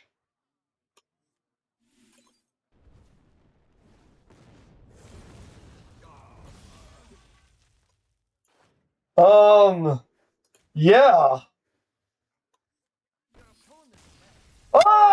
Hey! Dude, we're on a losing streak, dude. It looks like if we do one more game, we'll, like, level up there. Oh my god, I was getting... You know how Trump says you get sick and tired of winning? Actually, I'm too intuitive. I'm too unironic. Because I got sick of losing. Can you believe that? You know what? Sick of winning. Dude, is everybody sick of winning right now in the country, by the way? Oh, we're getting fire spells because of that. Dude, look! Vanessa saved the day, bruh!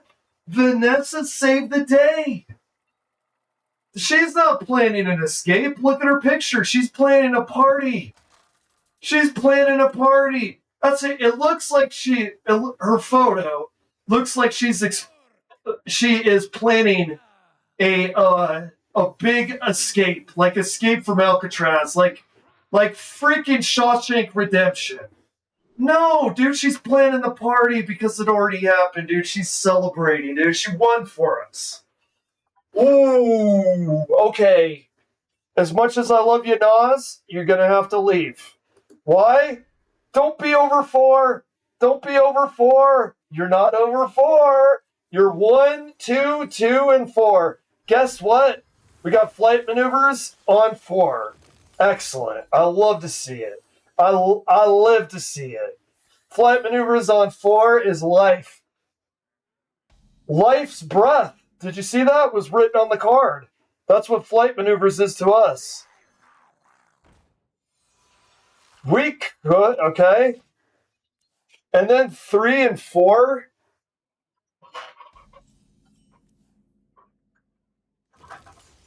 Oh my god. Oh my god in heaven. We do that with Divine Shield. This is super sticky, and it's a defensive wall, especially at turn 2. We got a Reborn, we got a Taunt, we got a Divine Shield. Reborn, Taunt, Divine Shield. Hell yeah. Alright, let's see what we get here.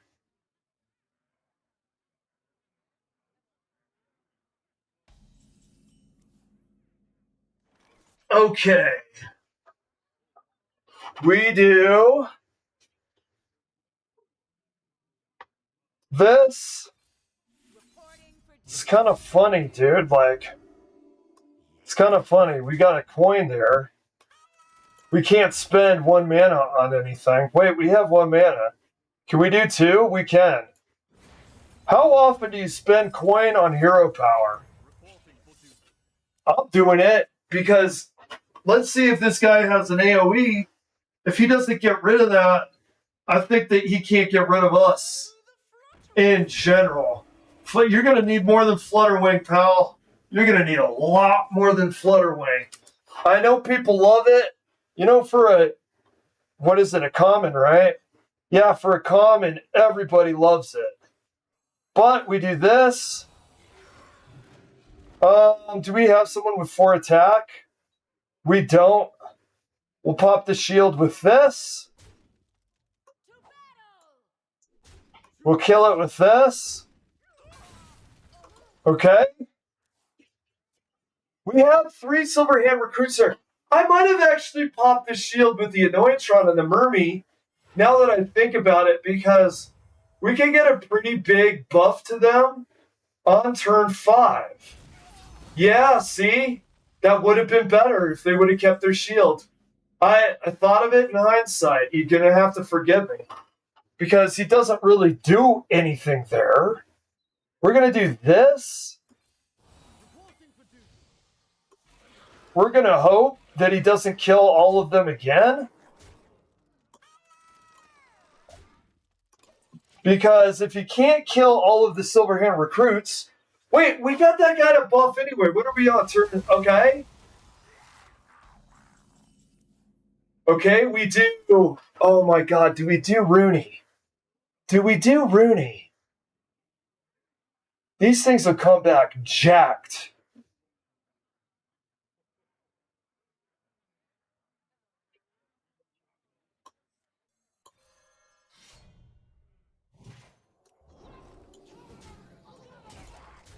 Okay. So, we're going to be on turn 7. We're going to be on turn 7. We do... God. Do we play 2 Silverhands and then buff them into taunts? I think we might want to do that. We do... Unfortunately, we can't kill that guy. Oh, the too bad. Do I do face there? I'm not sure. We do 2. I wish we had shields. I really do.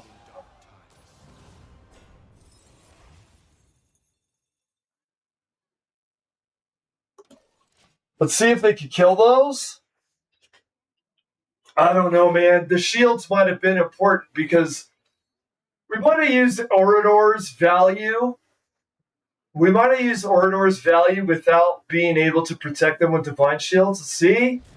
Right at 4. There it is. But they don't kill Orador.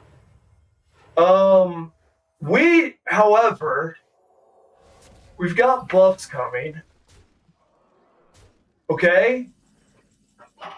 Fair enough. We do...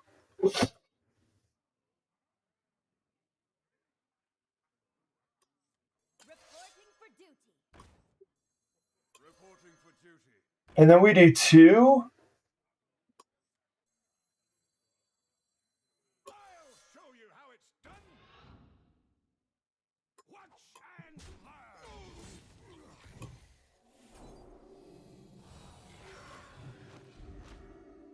Did we just kill that thing?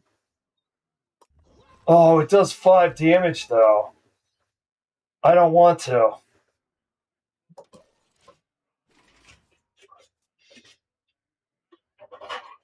Okay, let's see what he does here. He's got 19 health.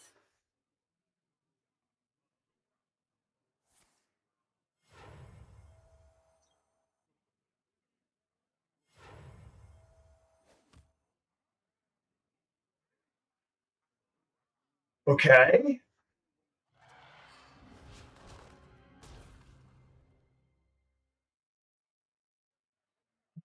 Yeah, he goes face. So we have 5 left. The thing is, dude, I gotta take Rooney out of this. I never get to use Rooney.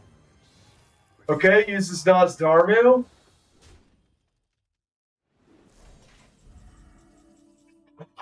Okay, we do. We break shield with this, right? Who do we use here? We're gonna have to use this at some point.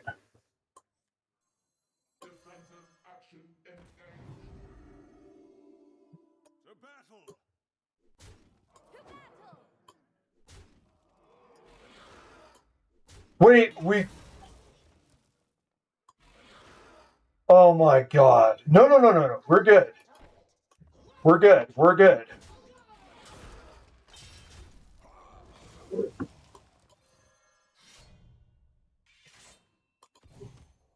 Okay, okay. He's at 19. What does he have here? If he's got AoE, we could be doomed here. What turn are we on? If he's got Medivh, I don't know if he wants to use Medivh. Okay, he uses board clear. We could kind of see that coming because it's priest. We kind of see that coming. Okay, we're at 8.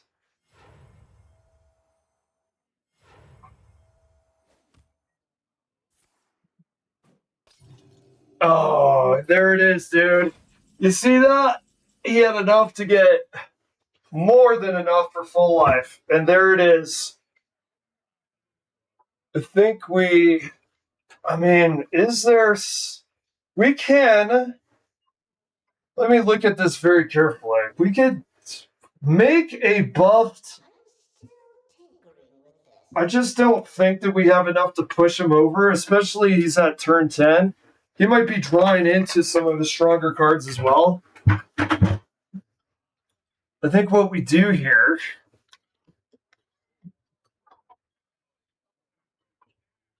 Here, let me get into OBS.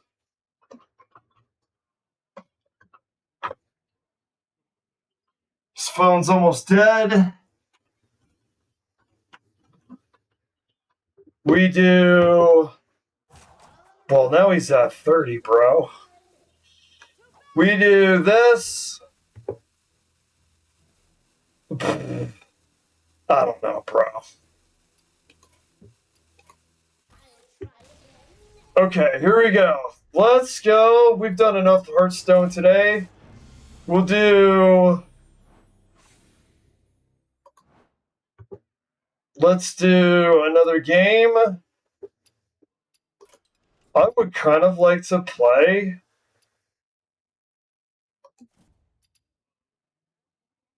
I would kind of like to play one more DVD. We'll do one more. Because I had a lot of fun with that. Dead by Daylight.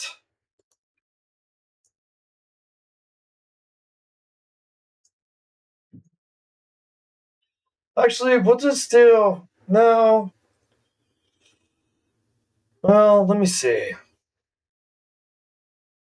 No, we'll do. Let me see, man. What's new in there? Oh, that's funny, it was bro. a heal and reveal as we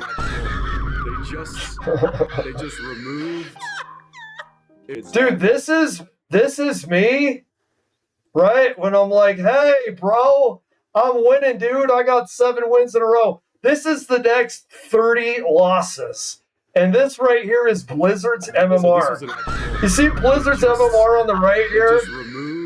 This is Blizzard watching me think that I'm winning. It was a Ant's got to get away. Yeah. Dude, this is MMR. It's not just Blizzard. It's not just live service games like Hearthstone. It's like Marvel Rivals does this. Oh my god, I got 6 wins in a row. I'm a fucking god at this game, bro. I gotta watch this 20 loss streak. And there is the MMR. There isn't it Tencent that makes Marvel Rivals? Here is an Asian programmer of the MMR watching your win and loss rate. They just removed. It was a heal. This is literally live service games watching you try to win, dude. A heal and reveal, as we call it in the biz. Oh my god. This was they just. All right, let's see if we. Dude, that should be a meme, dude. The laughing. Oh no, what's this? Trump speech live. Trump declares national emergency. About what? Straight to Hormuz? Was there a point that that you were thinking there's too much on the line, and somebody was saying maybe we abort this now and wait? I mean, given the resource like the general said, it seemed like there was so much on the line here. You must have been thinking this could have completely changed. So the first one, which was in many ways as dangerous as the second, I guess it gets, because we're flying over daylight. You know, we're the best at the world at night. We have goggles that nobody. We have goggles. I've tried them. They're unbelievable. I see better with the goggles at night than I see without them during daylight. I mean, daylight today, we have a beautiful day. Well, it's almost as if It's almost as if the technology makes the landscape highly visible for tactical operations. That's with crazy, goggles. In many dude. ways, it's enhanced. He figured out that those goggles are good. He thinks he figured out something that Buffalo Bill figured out when he was trying to get the jump on Clarice. Imagine that. The guy figures out that infrared goggles work. He really could truly be called a genius. Reality and not make him mad. Okay? But dude, hello. I said just chatting, you son of a gun. Does it say just chatting? I hope so. It says that it should. So we have the best in the world. So it's much safer for us to do it at night, whereas other people, no other country has that capability. They don't have that particular. You want to piece of troll in the equipment to do it. chat? But when I was told flying and in daylight, I think we flew 7 hours over Iran, and that's a long time, over unbelievably hostile territory where they have nothing but weapons. We took out their anti-aircraft, which is great. We took out their radar, which is great. We took out a lot, but they still have, what hit this one was a handheld shoulder missile, heat-seeking missile. So it's not like, they're totally whatever. And they. Oh my god! Holy crap! Can this guy describe what he had for breakfast? So the thing that's made from the the stuff comes out of the ground. Farmers, they make something. I put it in a device. It gets warm. Fatty stuff, yellow fatty all over. Are you trying to describe making toast, dude? Are you trying to describe making toast? So it got shot down with the rocket launcher. What do you need in order to say that, dude? Probably a little luck. My freaking god! How do people spend 8 hours reacting to this guy? Because you got to get lucky. But they shot it, and it got sucked in right by the engine. But these guys were out of there. They were great. He just described that they have weapons that are heat-seeking that got him, and then they said he's lucky because he wants to make it because he also wants to make him look toothless. So look at how this guy struggles. He tries to describe a wolf biting you that you bled from the toothless wolf. Tell me again how the toothless wolf bit you and you bled. And by the way, make it coherent, make it concise, and communicate in such a way that proves that you grew up with money and you were given an education. Oh, yeah, that's right. You grew up with the money, so you didn't need to get an education. Oh, isn't that how it is now? It used to be people had pride in being intelligent. Used to be you grew up with money, so you got an education. Nowadays, you grew up with money, so you don't need one. Why even bother? Why even bother? If you can just be a Nepo prince and spend daddy's billions of dollars because he earned billions of dollars by gouging people in real estate in New York, why would you even learn communication skills from like a communications class? Their timing was great. But no, I was told that this is a very dangerous mission. They didn't say it's a foolish mission. They said, my God. Didn't say it's a foolish mission. Who didn't say it was a foolish mission? Who would say that? I don't actually understand how this guy thinks. It's a handheld shoulder missile, heat-seeking missile. So it's not like, they're totally whatever. So they were totally whatever a minute ago. So you go, they were totally whatever. Heat-seeking missile. Oh, it's not like they're totally whatever. They are totally whatever. They're not totally whatever, depending on that thought that is in my head currently. My God, he can't keep here's the problem with liars. So if you get used to speaking truth, you never have to contradict yourself because the truth is pretty clear. the problem is he's trying to say they're weak. He detoothed the wolf. But he's also trying to describe why the helicopter got shot down. So he's got to describe the teeth from the toothless wolf. And they had probably a little luck, because you got to get lucky.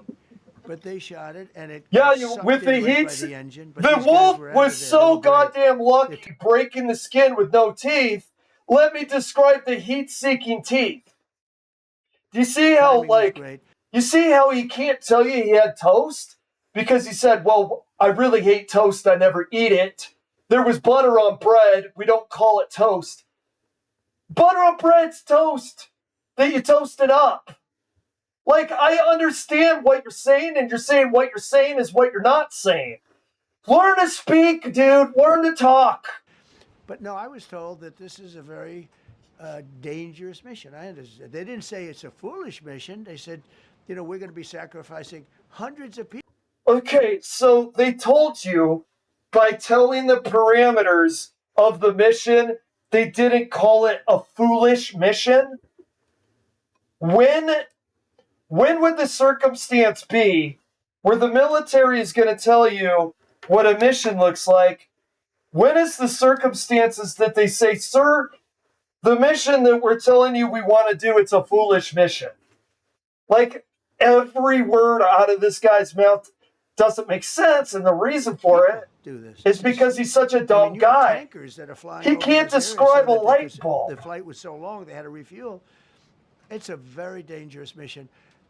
I just felt it was worth it. If you would have told me that we would have been successful, gotten both, and nobody was even essentially injured, I would have said that would be impossible. Yeah, Bruce. Mr. President, thank you very much. Thank you, sir. Oh, welcome. Okay, thank you. Given that you are now dealing, you say, with a more reasonable, less extreme leadership in Iran, what does that mean for the protesters, for the human rights movement in that country after this conflict? Well, What's your positive. expectation? Yeah, if they assume control, if we do something and they assume control, I think it's very positive, a big step. I don't think you'd see the radicalization that you have seen in the last. Look what happened. I mean, women are being executed because they're not properly clothed, they say. Oh, in comes Mrs. Good. Women being executed, huh? What was Good's last words? I'm not mad at you. Now, I'm not saying I know what an execution looks like without the bells and whistles. An organically occurring execution. Tell me about the women being I executed. think it's going well. Mr. Witkoff is here, and JD's involved in the dealing. Mr. Witkoff is sitting right here, and I think it's going fine, but we'll have to see. You have to understand, we've been dealing with these people for 47 years. I'm standing here with a much more powerful Iran as of a month ago, not anymore. Right now, they are decapitated. Oof. But I'm standing here. He's hard to follow along with, huh?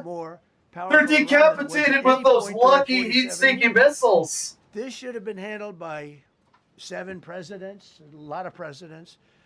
And those presidents are saying now, every one of them to their friends, we should have done this a long time ago. So it's not something I like doing.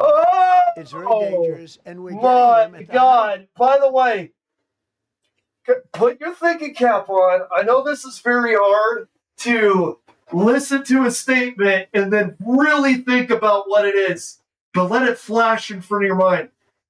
Did he say all? Let me make sure whether he said all or not. Okay? Because it's like a comedy skit. Why aren't people laughing at him there?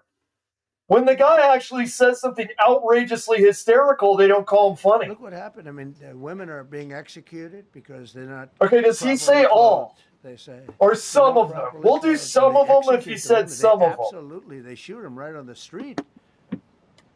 No, you have a much different group of people. Now, I'm not saying we are dealing with them. Essentially, they have till. You're not saying anything, dude. Eastern time. But we are dealing with them. I think it's going well. Mr. Witkoff is here, and JD's involved in the dealing. Mr. Witkoff is sitting right here. This must be embarrassing. We'll have to see. I think it's why we've been dealing with these people. I think it's why this guy gets so angry. He's embarrassing. I'm standing here with a much more powerful Iran as of a month ago, not anymore. Right now, they are decapitated. Yeah, you had to deal with an Iran at the height of its powers versus other U.S. presidents. That's called English. Did you like how that flowed and it was coherent? Dickhead. But I'm standing here a month ago with a much more powerful Iran than it was at any point during 47 years. This should have been handled by 7 presidents, a lot of presidents. And those presidents are saying now, those presidents. Meaning we can use all of them. Thank you so much. I knew you would have used hyperbole. How did I doubt you that you weren't going to indicate that they were all the presidents? Okay, what are they saying, buddy? Let me hear what the presidents are saying. Every one of them to their friends. Notice how he said, yeah, we did. Yeah, we should have done this. Like, notice he said they're saying it to the friends, not the reporters. Trust me, bro. I've heard from their friends that here's what they heard. Okay, let's say Obama's friend. Obama's friend goes, "Hey Donald, I got something to tell you, pal. I got something to tell you." So Donald was talking to me. Oh yeah, Donald, how's he doing? Oh, well, he's kicking so much ass. Have you noticed? Actually, I have noticed how much ass Donald Trump has been kicking. I can't believe he made something that I thought was so convoluted, so simple. Iran, because of my mistakes, Iran has become the most powerful that they ever have before. They really were going to get a nuke in 2 weeks. I know I failed so terribly, but, Trump really did something that I should have done. Can you imagine this conversation? The nuclear deal I had with Iran and how no one was dying and I wasn't increasing gas prices and I wasn't bombing schools. Well, Donald Trump had shown me that really truly was the way for a peaceful, prosperous Middle East. Can you imagine? Imagine George Bush. Because remember, he said the last X amount of presidents for the last 47 years. Jimmy Carter's ghost says, my freaking God, I was the first president that made, I was the problem with the Iran hostage situation. If I just would have had the big clanking steel balls of Donald Trump and I would have just started bombing schools, you know what? Future Americans wouldn't have had to deal with this catastrophe. I really wish I would have had big orange clankers in between my knees at the time that the Iran hostage situation would have occurred because, there would be peace in the Middle East if I would have been like Donald Trump. There's 2 presidents. Who else? George W. Bush. Donald Trump, the great president of the United States. I believe that Iranians and Americans can cohabit peacefully. They can coexist peacefully. Remember how he said fish and man can coexist peacefully? Because of Donald Trump. Because killing their leader and destroying their schools, it's going to bring them to the table. They're going to say, why did we always try to have a nuclear weapon even though we didn't have the enrichment levels and we really weren't trying to make a nuclear weapon? Why were we doing this thing that we weren't actually doing when we could have just been good pals with Donald Trump or with America? Donald Trump has showed us through naked aggression, through genocidal activity, that really peace with America is the way. What? Yeah, that out of the words of George Bush. And then he says, watch this drive. And then he does his golf swing. What other? Bill Clinton? Bill Clinton is like, someone's like, hey, is this a picture of you in the pool at the Epstein house? And he's like, you know what's more important than the Epstein files? How absolutely, what a killer job Donald Trump is doing. I tell all my friends, man, if I would have just done what Donald Trump did, there would be peace in the Middle East. This is what he's saying is happening. He's saying this. He said it. So it's not. God, the guy just rapid fire lies so much. Imagine actually trying to calculate the number of times that this guy lies. Something I like doing. It's very dangerous, and we're getting them at the height of their strength. If I didn't terminate the Barack Hussein Obama Iran nuclear deal, they would have had a, don't forget, that was a path to a nuclear weapon. Remember this. He chose Iran over Israel, pure and simple. How It was a path to get a nuclear weapon. Okay, imagine this for a second, okay? Let's do an equivalency real quick, shall we? Let's do an equivalency. Marty, you're not allowed to have a gun. Well, Marty says, you know, I'm not allowed to have a gun with bullets that can kill people. How about I have, let's say, can I have rock salt in case bears come onto my property and I can hit them? It can't kill anybody. Well, we'll make you a deal. You can have the rock salt, but we're going to come in and we're going to inspect your shotgun shells to make sure it's rock salt and it's not live human killing ammunition. And that property that we seize from you, we're going to give it to you if you cooperate. Okay, yeah, come in. Okay, it looks like we've went through all your facilities. It's all rock salt, okay? Yeah, well, it's all rock salt. Thanks so much for giving me my motorcycle back. I appreciate it. Okay, Marty, I'll be seeing you later. You leave, right?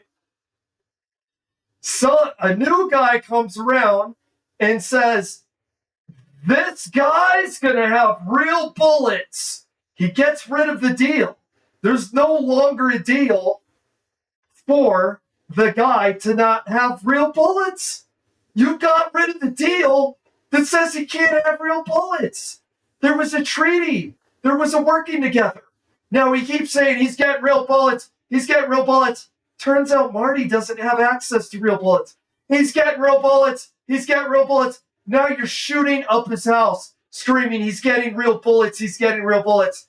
Oh, and by the way, the original guy that was dealing with Marty, it was the streamlining to getting real bullets deal. Are you out of your mind, dude?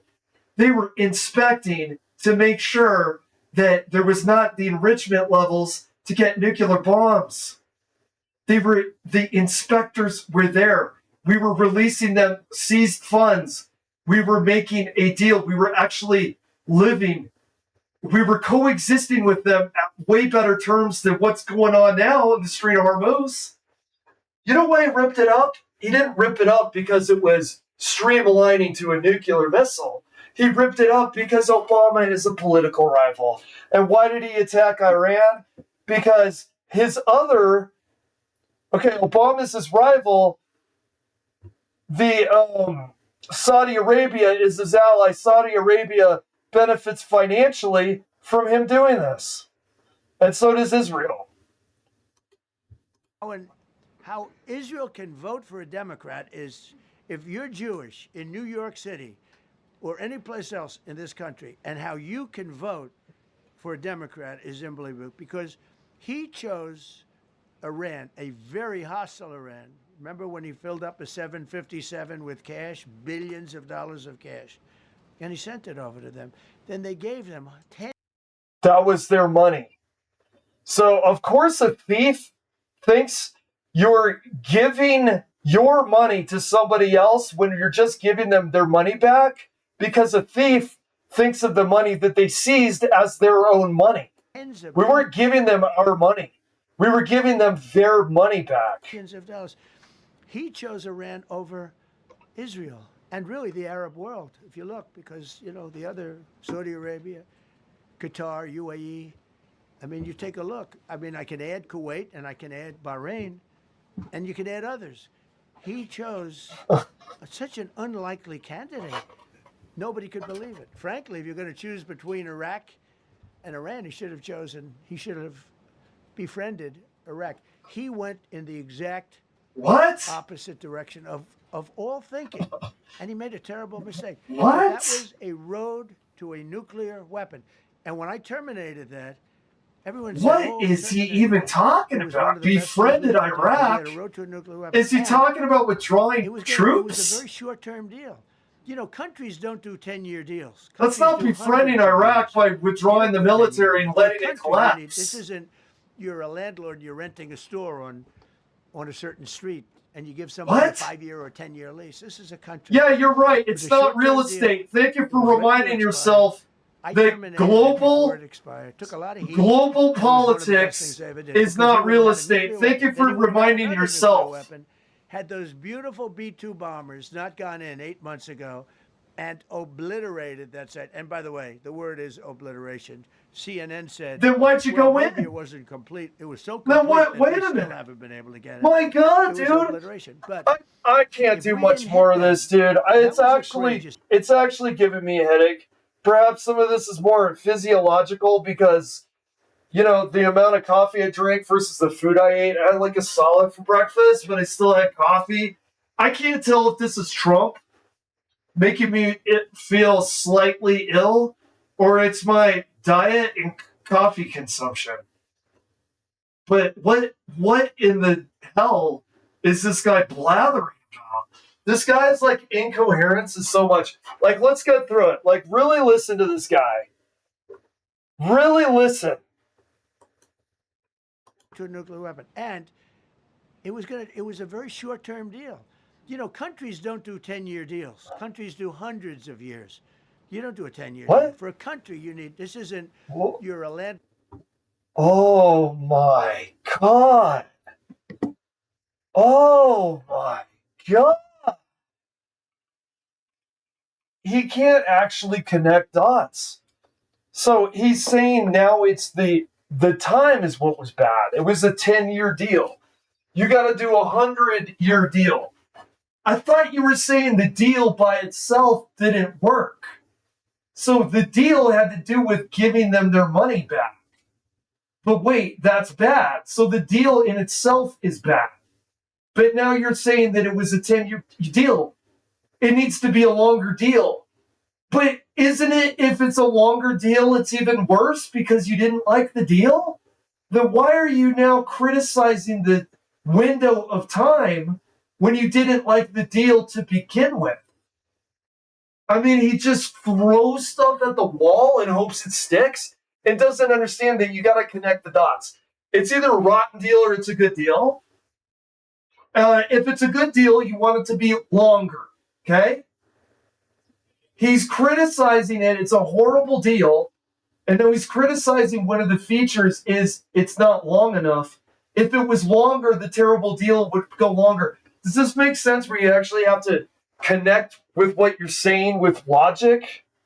Does that make any sense to this guy? He just throws stuff at the wall. Whatever he can think to criticize. He doesn't have a cohesive cognitive view of what he's talking about. You're renting a store on a certain street, and you give God, somebody this a is 5-year or 10-year embarrassing. lease. This is a country. It was a short-term deal. It was ready to expire. I terminated it before it expired. Took a lot of heat, and it was one of the best things I ever did because he would have had a nuclear weapon. I cannot tell you what he is saying. So it's not that he ended it. It was about to expire anyway. So why didn't you just let it expire? I don't know, dude. You see how this guy is so hard to follow? I don't know how. Listen, I don't give a. Let me see. Oh, here we go. Yeah. Yeah, exactly. Israel is a country. Israel is not an ethnicity or religious background. So if you're Jewish and American, you don't have to support a country whose foreign policies are not what you agree with. See, that confuses a person like him. Kim, that confuses a person like him because this guy sees things extremely black and white. He sees things as us and them. And them is a hyperbolic negative view, and us is a hyperbolic positive view. So he believes that if you're Jewish, you must be on Team Jew, and Israel signifies Jew, so you must be on their team. It's because he's a black and white thinker. It's because he thinks in hyperbole. Now, here's the thing. Someone that thinks with nuance, say you're a New York Jew and you have an education. You have an education and you listen to this guy and he bothers you because his policy bothers you and his illogical blathering bothers you. let's say you're educated and Jewish and you're empathetic, and maybe human rights violations like what's happening to the Palestinians, maybe that bothers you. And maybe you can overlook the fact that there is an ethnic and religious identity that you share with people in a nation. Maybe you can overlook that for the fact that you don't want people to be harmed and you don't like the idea of starving people and hurting other people. See, he can't get it. He can't get that people want foreign policy where it would reduce human suffering. All he sees is teams. He goes, if you're Jewish, why aren't you on Team Jew? Because some Jewish Americans in New York probably realize that we're on Team Humanity, and making other humans suffer, no matter what the creed, religious, or ethnic background, is disgusting and imprehensible. He doesn't understand that because he thinks dichotomously because of his personality disorder. That's why he's confused. He's probably genuinely confused. He's genuinely confused how empathy works.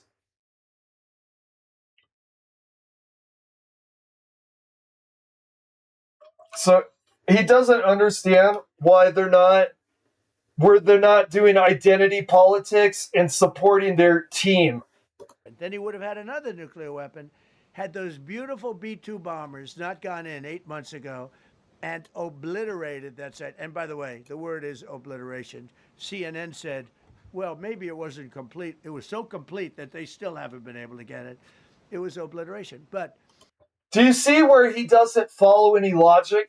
He just said that he had to attack. The reason we're dealing with Strait of Hormuz is he had to attack because they would have a nuke in 2 weeks. It's always 2 weeks. I think once he said 2 to 3 weeks. Okay? He just said 8 months ago he obliterated it.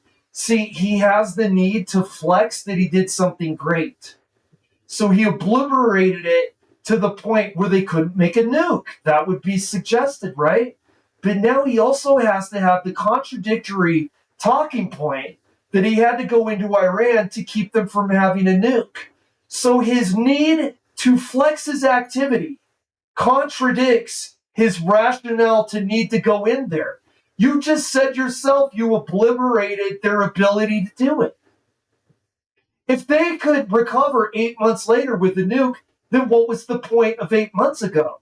But you have to flex 8 months ago and show you took away their ability, but now at the same time, you want to say that you had an allowance to go in there because they were going to have a nuke. My God, dude, I don't know how. I don't think this guy ties his shoes in the morning. I don't think he can tie his shoes. Here's a hot take for you. Donald Trump can't tie his shoes. He either has shoes with no laces or he has an assistant put on his shoes. I don't think this guy puts on his own shoes.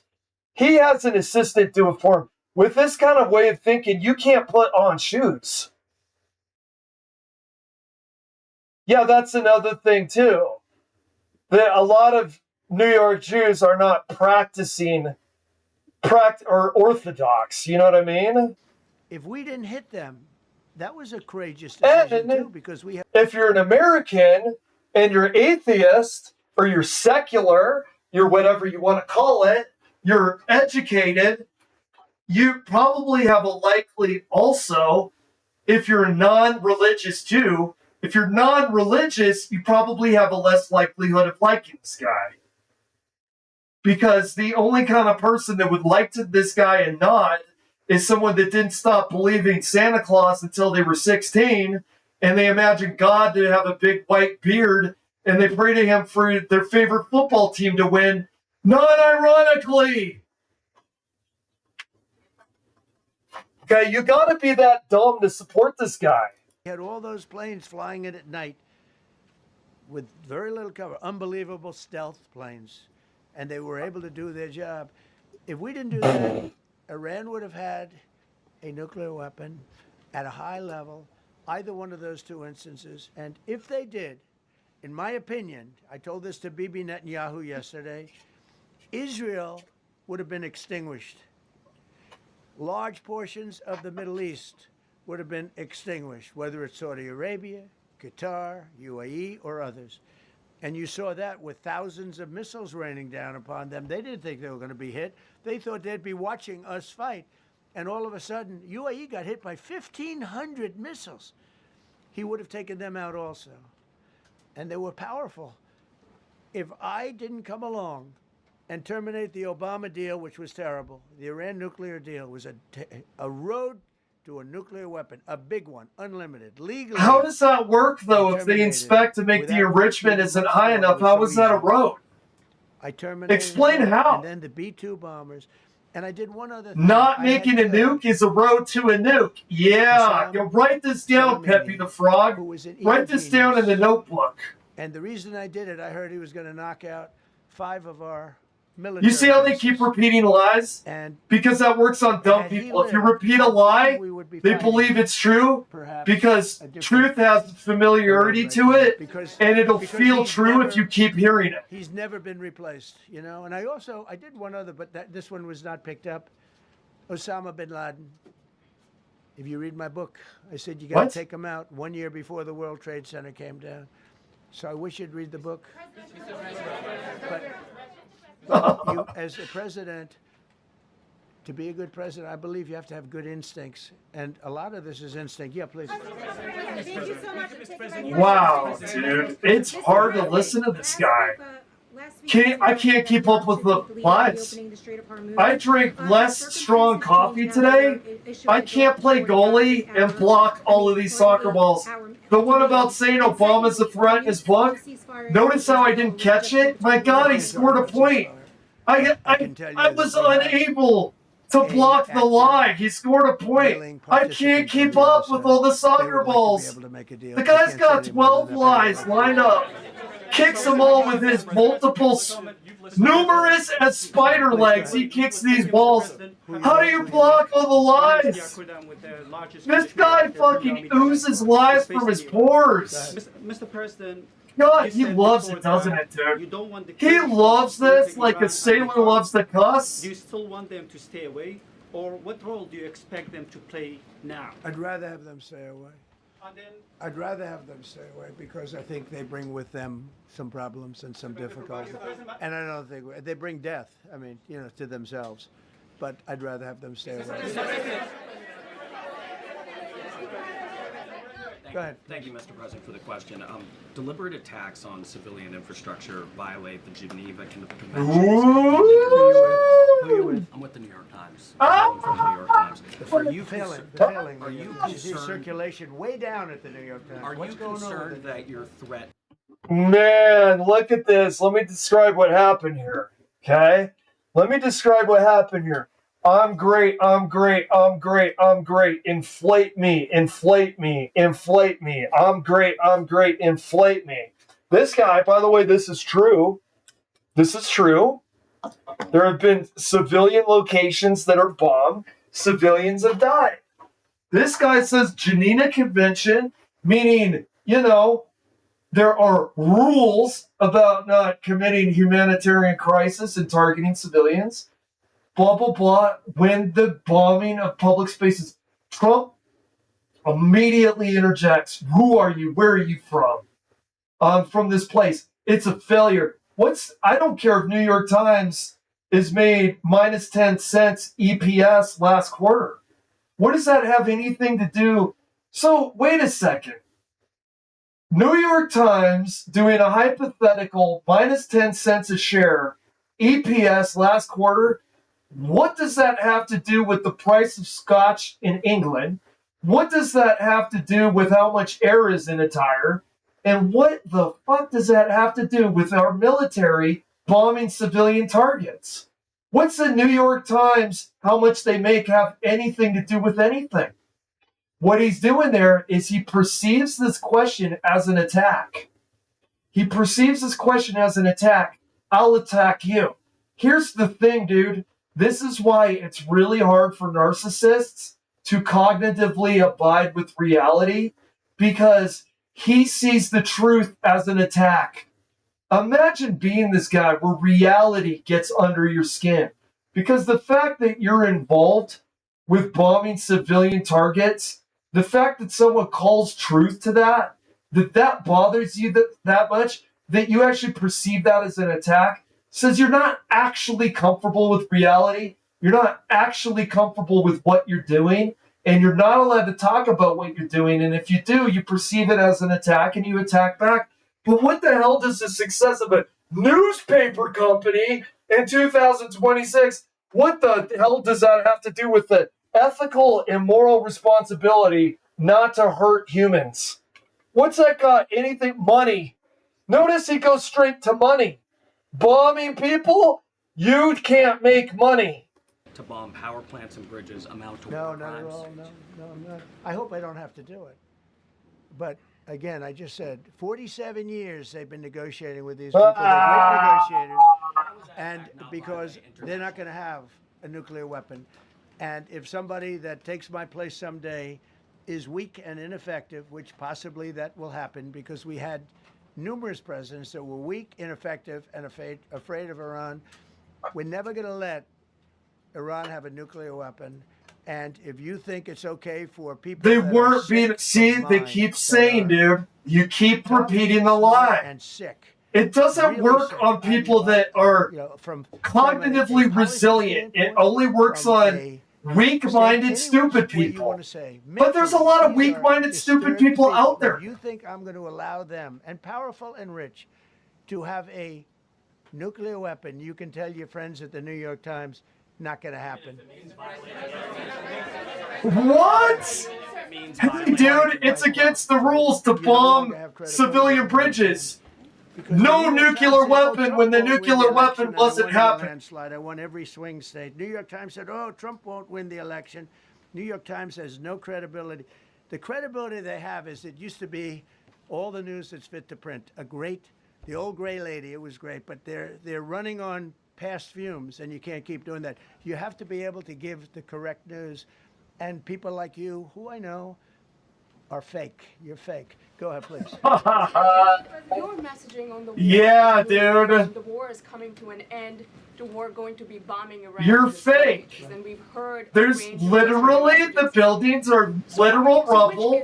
You could probably Google Maps it and look at civilian buildings and rubble. This is a critical period. What's fake? They have a period. What's fake about the question? Till tomorrow at 8 o'clock.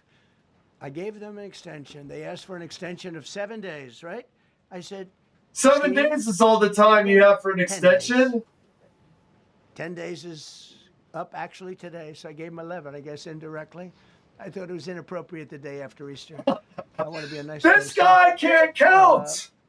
The guy can't count, man. We'll see what happens. He can't count to 10. I can tell you they're negotiating. He literally is confused about the difference between 10 and 11. We're going to find out. We're getting the help of some incredible countries that want this to be ended because it affects them also. A lot of people are affected by this, but we're giving them till tomorrow, 8 o'clock Eastern time, and after that, they're going to have no bridges. They're going to have no power plants. Yeah, see him double down? The Geneva Convention says it's against the rules. You have said that you want to do this. You're fake. By the way, I'll bomb the bridges. That's against the Geneva Convention. It's like, you know what he's like? It's like, I heard you were going to punch somebody, and punching people is illegal. Oh, yeah? Where are you from? Oh, yeah? What's your name? Oh, yeah? Well, you're fake. You're a liar. Now, listen to me. I'm going to punch somebody. You just confirmed what the guy said. Please, if you're there, Shazam, you can contribute to this. I don't know how long I've been doing this, 30 minutes or so. How does someone like Hassan, this isn't partisan. Even someone like Asmongold, how does someone like Vosh, had someone like Philip DeFranco, how do they listen to this for 8 hours, dude? It's like a harpoon deeply embedded, way past my skull. You know what happened to Homelander? You know how Butcher put that pipe through his forehead. Okay, I'm Homelander. The internet is Butcher. Information about Donald Trump. Donald Trump talking is a pipe going all the way through my forehead, dude. How do people do 8 hours of this excruciatingly painful practice of listening to this guy and reacting and commenting to it, dude? If he was unintentionally funny, it would be a lot better. But unlike the popular conventional thought that he's funny, I disagree. I don't find this guy funny at all. I don't understand how people do it. Stone Ages, yeah. Stone Ages. What was that?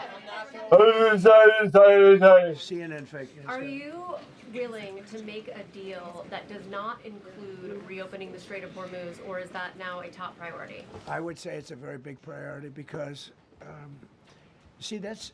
I love how rude this guy is too. People with a personality disorder like this, they really crack me up.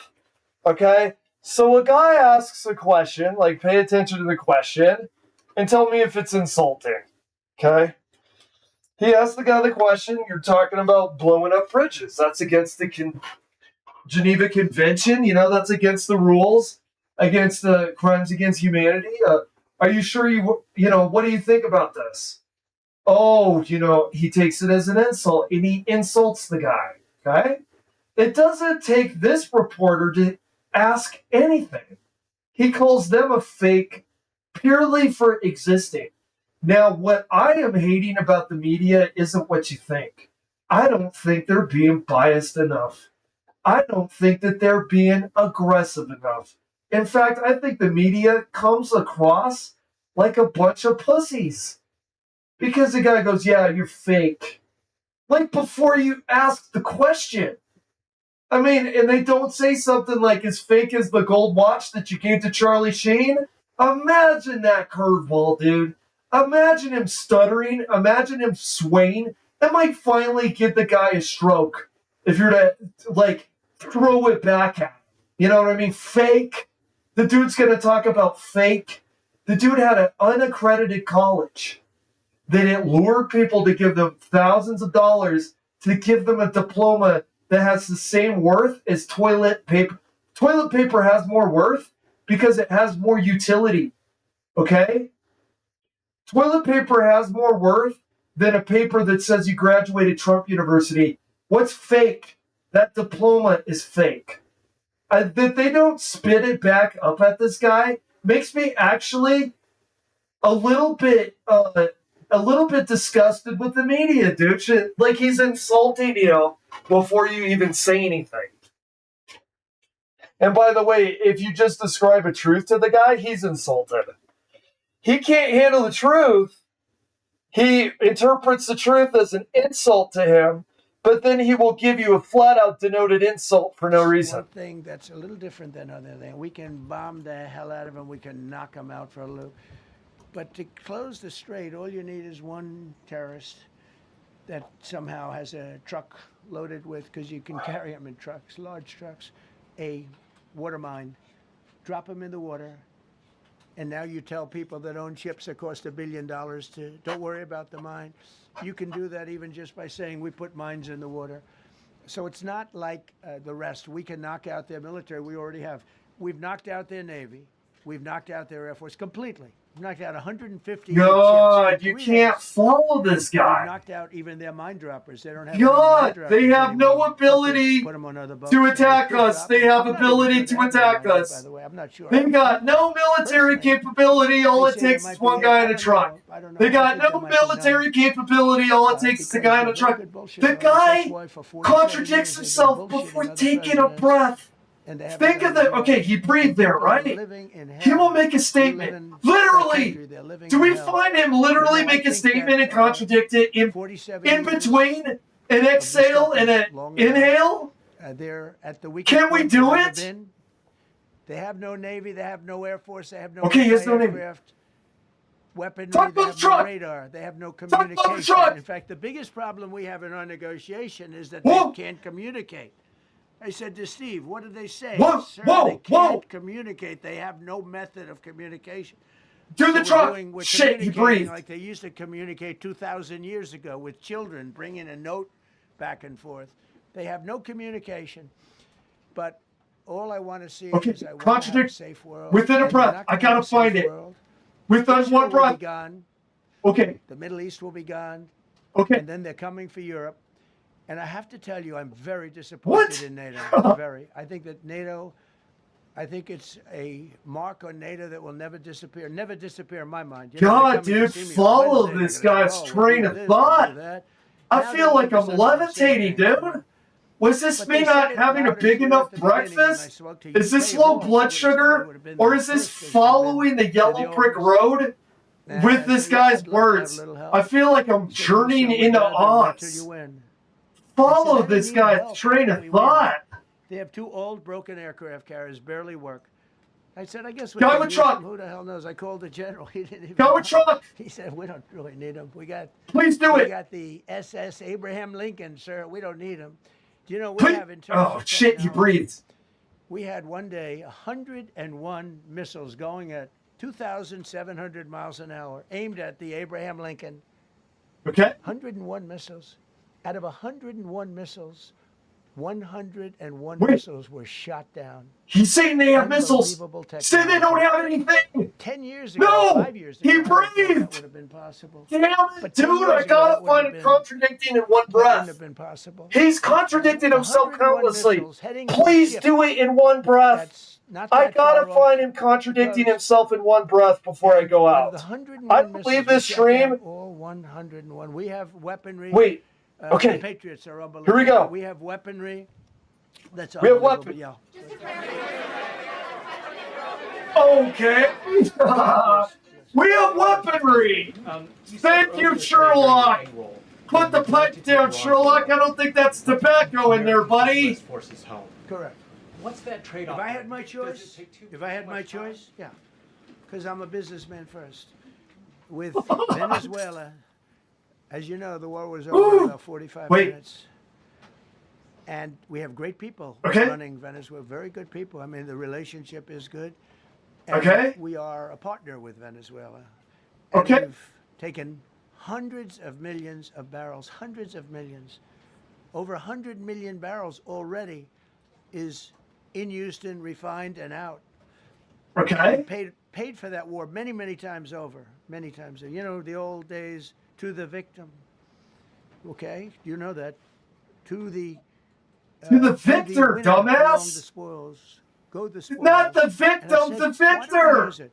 To the To the victim goes the spoils? We don't have that. We Are haven't had that you in this doing country a probably in 100 Freudian years, 'cause slip? even the Dude, he Second just World War, you Freudian look at the slipped that Second he's in World the War, Epstein files. we didn't have it in the Okay, Second World War. this We helped guy rebuild all makes those George countries. We W. rebuilt Bush. Germany. How about Germany telling us? This guy makes George W. Bush look like David Foster Wallace, right?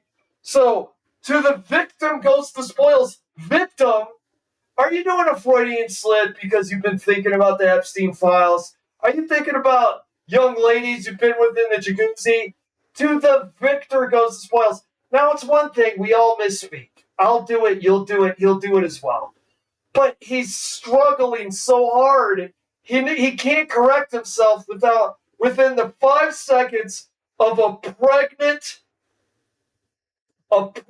pause turn into a still life of an abomination of a still life. The way that he articulated that to the victim is what they said. To the victim goes the spoils. My God, so you can't do to the spoils and you can't do victor. You got a two-pronged, you got a pincer attack against articulation. Articulation never stood a chance because you can't say goes the spoils and you can't say victor. So a victim to, like, dude, it's so incomplete, it's so incoherent. It's actually hard to tell where he's not being coherent, okay? Check out the way that he fumbles When I this. spoke to UK of all, I would have said they would have been the first because they're the oldest. And I say, yeah, I'd love to have a little help. He said, no, sir, we'd rather wait till you win. I said, I don't need help after we win. They have 2 old broken aircraft carriers, barely work. I said, I guess we can use them. Who the hell knows? I called the general. He didn't even Wait. want 'em. He said, we So don't really you're need 'em. kicking so much We got ass, it's the ridiculous. SS Abraham Lincoln, But sir. We don't need them. wait, You know, wait, we wait! have, I'm in going to terms miss a of contradiction technology, with one breath. we had one day 101 missiles going at 2,700 miles an hour, aimed at the Abraham Lincoln. 101 missiles.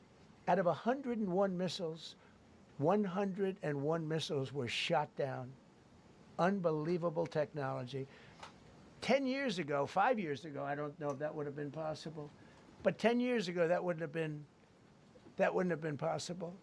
101 missiles heading to a ship. You That's not that invented far off better the missiles? coast. And out of the This 101 guy's just missiles, so we shot full of down it. all 101. I went We too have far back. weaponry. I The gotta Patriots hear are to unbelievable. We the have to the weaponry. victim. That's unbelievable. To Yeah. the victim. He misses, goes to spoils. He misses Victor. Thank you, Mr. President. He's got a two-pronged assault on You'd articulation. like to take Iran He's got a pincer attack on articulation. What's that trade-off? If I had my choice, yeah, because I'm a businessman first. With Venezuela, as you know, the war was over in about 45 minutes. And we have great people running Venezuela. I gotta hear Very good to the people. I mean, victim. the relationship is good. Listen, And listen we are a to partner with Venezuela. listen to how this guy's And we've how you taken know certain hundreds things. of millions You of know dollars, this guy's hundreds of never millions, finished over a piece of $100 million literature. I know nobody already reads literature anymore, in Houston, but refined he's and out. 80. You know, back in And the day, in the paid for 80s, that people war still many, read many times literature. over. Many times over. You know, the old days, Okay. to the victim. Okay, Oh. you know that. To the old saying, not the old days. The old saying. And I've said, why To don't the we use victor it? goes To the victim spoils. go the It's spoils. And three-pronged. we haven't had that in this It's a country triple probably in 100 threat. years, because even the It's Second not World War, you even look at the double Second World rainbow War, all the way. we didn't have it with the Second World War. We Oh helped rebuild all my those countries. We God! rebuilt Germany. How about Germany? I telling don't us, have the concentration to butcher a saying like that if I wanted to. What he tried to say was, you know the old saying, to the victor goes the spoils. He said, the old days to the victim. I don't know. You know how they're having difficulty translating hieroglyphics? I don't know what would be harder, translating hieroglyphics or translating Trump. So he goes, the old days to the victim. If someone came up to me and said, the old days goes the victim, I would say, are you talking Anne Frank? Like back in the day, she was a victim of World War II? What's this guy talking about? I think this guy's referencing Anne Frank. No, he's saying, you know the old saying, to the victor goes the spoils. Is that really? Wait, you know the old saying, to the victor goes the spoils. You know, that is kind of highly articulate sentence. That is, see, this is why he whiffed. He whiffed because he's trying to punch over his weight class. He's trying to sound eloquent.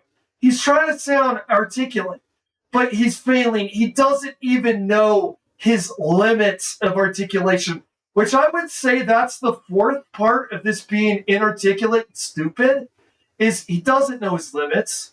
Okay, he says, the old days, it's sane, not days. To the victim, it's not victim, it's Victor. And then he misses, goes the spoils. I'm not kidding here, dude. IRL, I don't know. Let me see. IRL, are you that dumb? No. Are you that dumb? No. Are you that dumb? No. Are you that dumb? No. Are you that dumb? No. Are you that dumb? Well, listen. When I'm thinking about people I've known, if you're really, really, really, really inebriated, maybe it's like a handicap match, and maybe he's slightly more articulate than the really, really inebriated. So good. We'll call that a wash. How He doesn't tie his shoes. That's all I have to say. He doesn't tie. I don't believe it. He has an assistant tie his shoes. Did you? I really hope that you were here for that. Oh, okay. Wars are not over in a day. That would be invasion. I really hope you were there for that, Shazam. I'm going to wrap up pretty soon. But he said, you know, the old days to the victim. You know, the old days to the victim. He said that. He said, the old days to the victim. My God, it's hard to remember how dumb he is. It's hard to remember what he says, how dumb it is. It's hard to. He's actually harder. He's harder to understand than reading David Foster Wallace. You tell me what's harder to understand. This? He goes, the old days to the victim. What he's trying to say is, the old saying, to the victor goes the spoils. Is that harder to understand, or is this harder to understand? Be honest with me. Be honest. He's so incoherent, he's impossible to understand. He's almost like a goo goo gaga baby. It's almost at goo goo gaga levels. Now, what's harder to understand? What is happening to people, dude? What is happening to people that this is okay?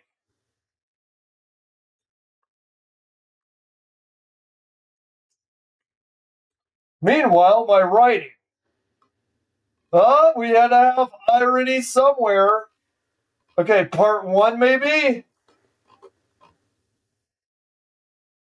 Okay, let's see. This is Audible. Infinite jest. Give us a good one, David. Come on. Choose what we tell you. Neglect your own wish and desires. Sacrifice. For Quebec, for the state. Okay, take that sentence. It's articulate, but you have to think about what you're listening to because it's got a certain flow of words where you have to chain the words together for the cohesive thought where it's very cohesive and very articulate, but it causes your brain, the language centers of your brain, a little bit of work. Okay? That was easier. Sacrifice for your country, Quebec. That's it distilled. That was way easier to understand than Donald Trump saying, we won, we get oil. Okay? That was way easier to listen to. Guys, start reading literature, dude. I'm telling you, it's easier to get into than trying to understand Donald Trump. Marat shrugged. L'état protecteur. Steeply said, does this sound a little familiar, Amy?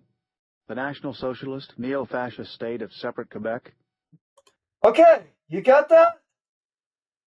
You got that? Quebec become authoritarian. Okay? We're at war with the Canadians. That reminded me. Because that is now the political party that took over Canada. And by the way, they're planning a terrorist attack against America in the narrative. Okay?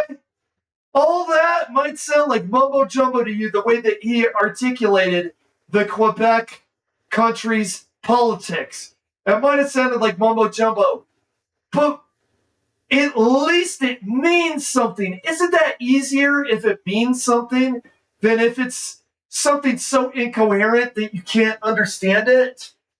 Like, you don't need a translator, you just need to know English. Do they have something where I could go back 30 seconds?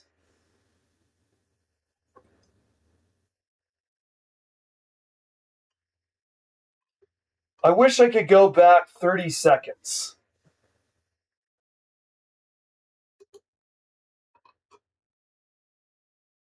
Any way at all? Is that... fuck. That vector planning specialist and Josh Gopnik all start moving northeast over the map, firing balls as hard as they can at Ingersoll, who's dropped his launcher and is shaking frantically at the chain gate on the fence's north side, where Mrs. Incandenza... God, isn't that great? Isn't that great that some point in American history, people valued and cherished the English language. Isn't that actually, you want to talk about favorite pastimes? How about literature when people could speak? Remember when people could speak and it wasn't based or cringe? Like, I swear to God, people are being programmed by the internet algorithms to become a 0 and a 1, which makes actual sense because these algorithms come from zeros and ones, binary code, right? It makes sense that they're trying to transform our brains into binary, which is positive and negative, based or cringe. So if we're going to do Donald Trump analysis, it wouldn't be analysis. We'd watch him and go, cringe, cringe, wrong, cringe, cringe, wrong. That's kind of like where we're at for our ability to articulate on the internet and as a country. My God, listening to David Foster Wallace again, my God, it's like the clouds part and there's a blue sky there. Look at the cover of Infinite Jest. Look at the cover. Look at the waiting room that Helen Cadenza is waiting for before he gets in trouble by CT. Look at that blue. Is blue as big as the Arizona sky.